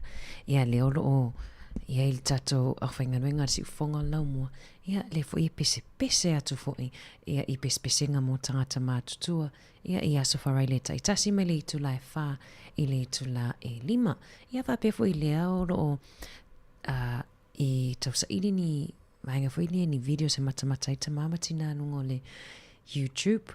Por Facebook, mana fo ile tu no TV fa fianga la mo sound ia pese awa fa tunga tuai umalama tele o fa tunga tuai le pese tuai ia le la mo sound yes for ile fa fiana yo tato matua fa malo atu ia I tanga tele mai mo mai no YouTube ia ingo ia fangu o Sāmoa ui fatalo fatu ia I lato umalava ia olo fa pitoa ile tato itu la muli lea ali si ufonga lau mua au inatu ai fo inisio o nisio eva pe mo vinitala la tamai ia mai le news ia mwhaiona no pui ali e fo ile atunu ia ini vaenga e tatau ona nofo silafia e o se tala mai atu no mamao ia e ile whalavelave lea ia pini whalavelave leo toa whātangata maliliu I au fia ise e au fia ima se leo ia I se tasio shooting ia po tau ngā whana I tutono New Yorka ia leo o lawanunga nei ia I talafou ia po ala fasala launga fo I le tio New Zealand le mai le tala lea I o iei fo I lunga ma le atau tangata le na lua toa ma le whana le whapet luas fitu tausanga e mai I Las Vegas ia le nama liu ia ina wala vea ia I lea fo I whalawalawe talo whai amu I fo tātou I New Zealand nei e mo I lava le olo ia I lava ia whalawalawe fo se ima nisi o whaalawalawe whapea ia e se lava tutupu I tātou I New Zealand ele peo la atunu ia olo o tele le whewaiwai ai tele fo ia whemisa ai matangata ia tangata whaaterolisi ia olo whapea ona tele na whanau I soifua ia o nisi nao tala leo la walunga mai lungo tātou upenga tawhailangi ia ale Radio New Zealand ia leo I le tatou ngā lulue wawa alua ia le fwena sainia le tatou MOU tau sanga wa tea ia e mai tatou tala fou mautinoa I olo o tala moni o le source Pamalo atu o le whawhiwhianga ia tatou atu whawhiwhianga mai le RSA ia ma safia finga fo I mo I lātou fo I tama a Sāmoa ia leo lo telina taina pe a ngai atu fo I la nei o tatou alum whanau ia e whaalawi loa Sāmoa e ala I ana whaanga tama.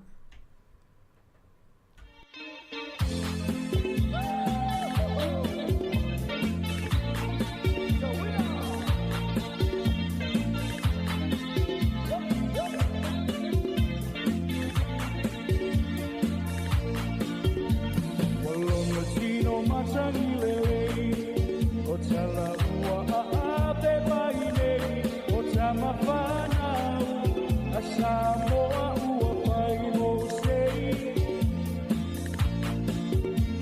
lauta alo wa malio alo sa ili malo ua ilo ai o Sāmoa o mao o si o tatu ele ilo e papanua a o lauta alo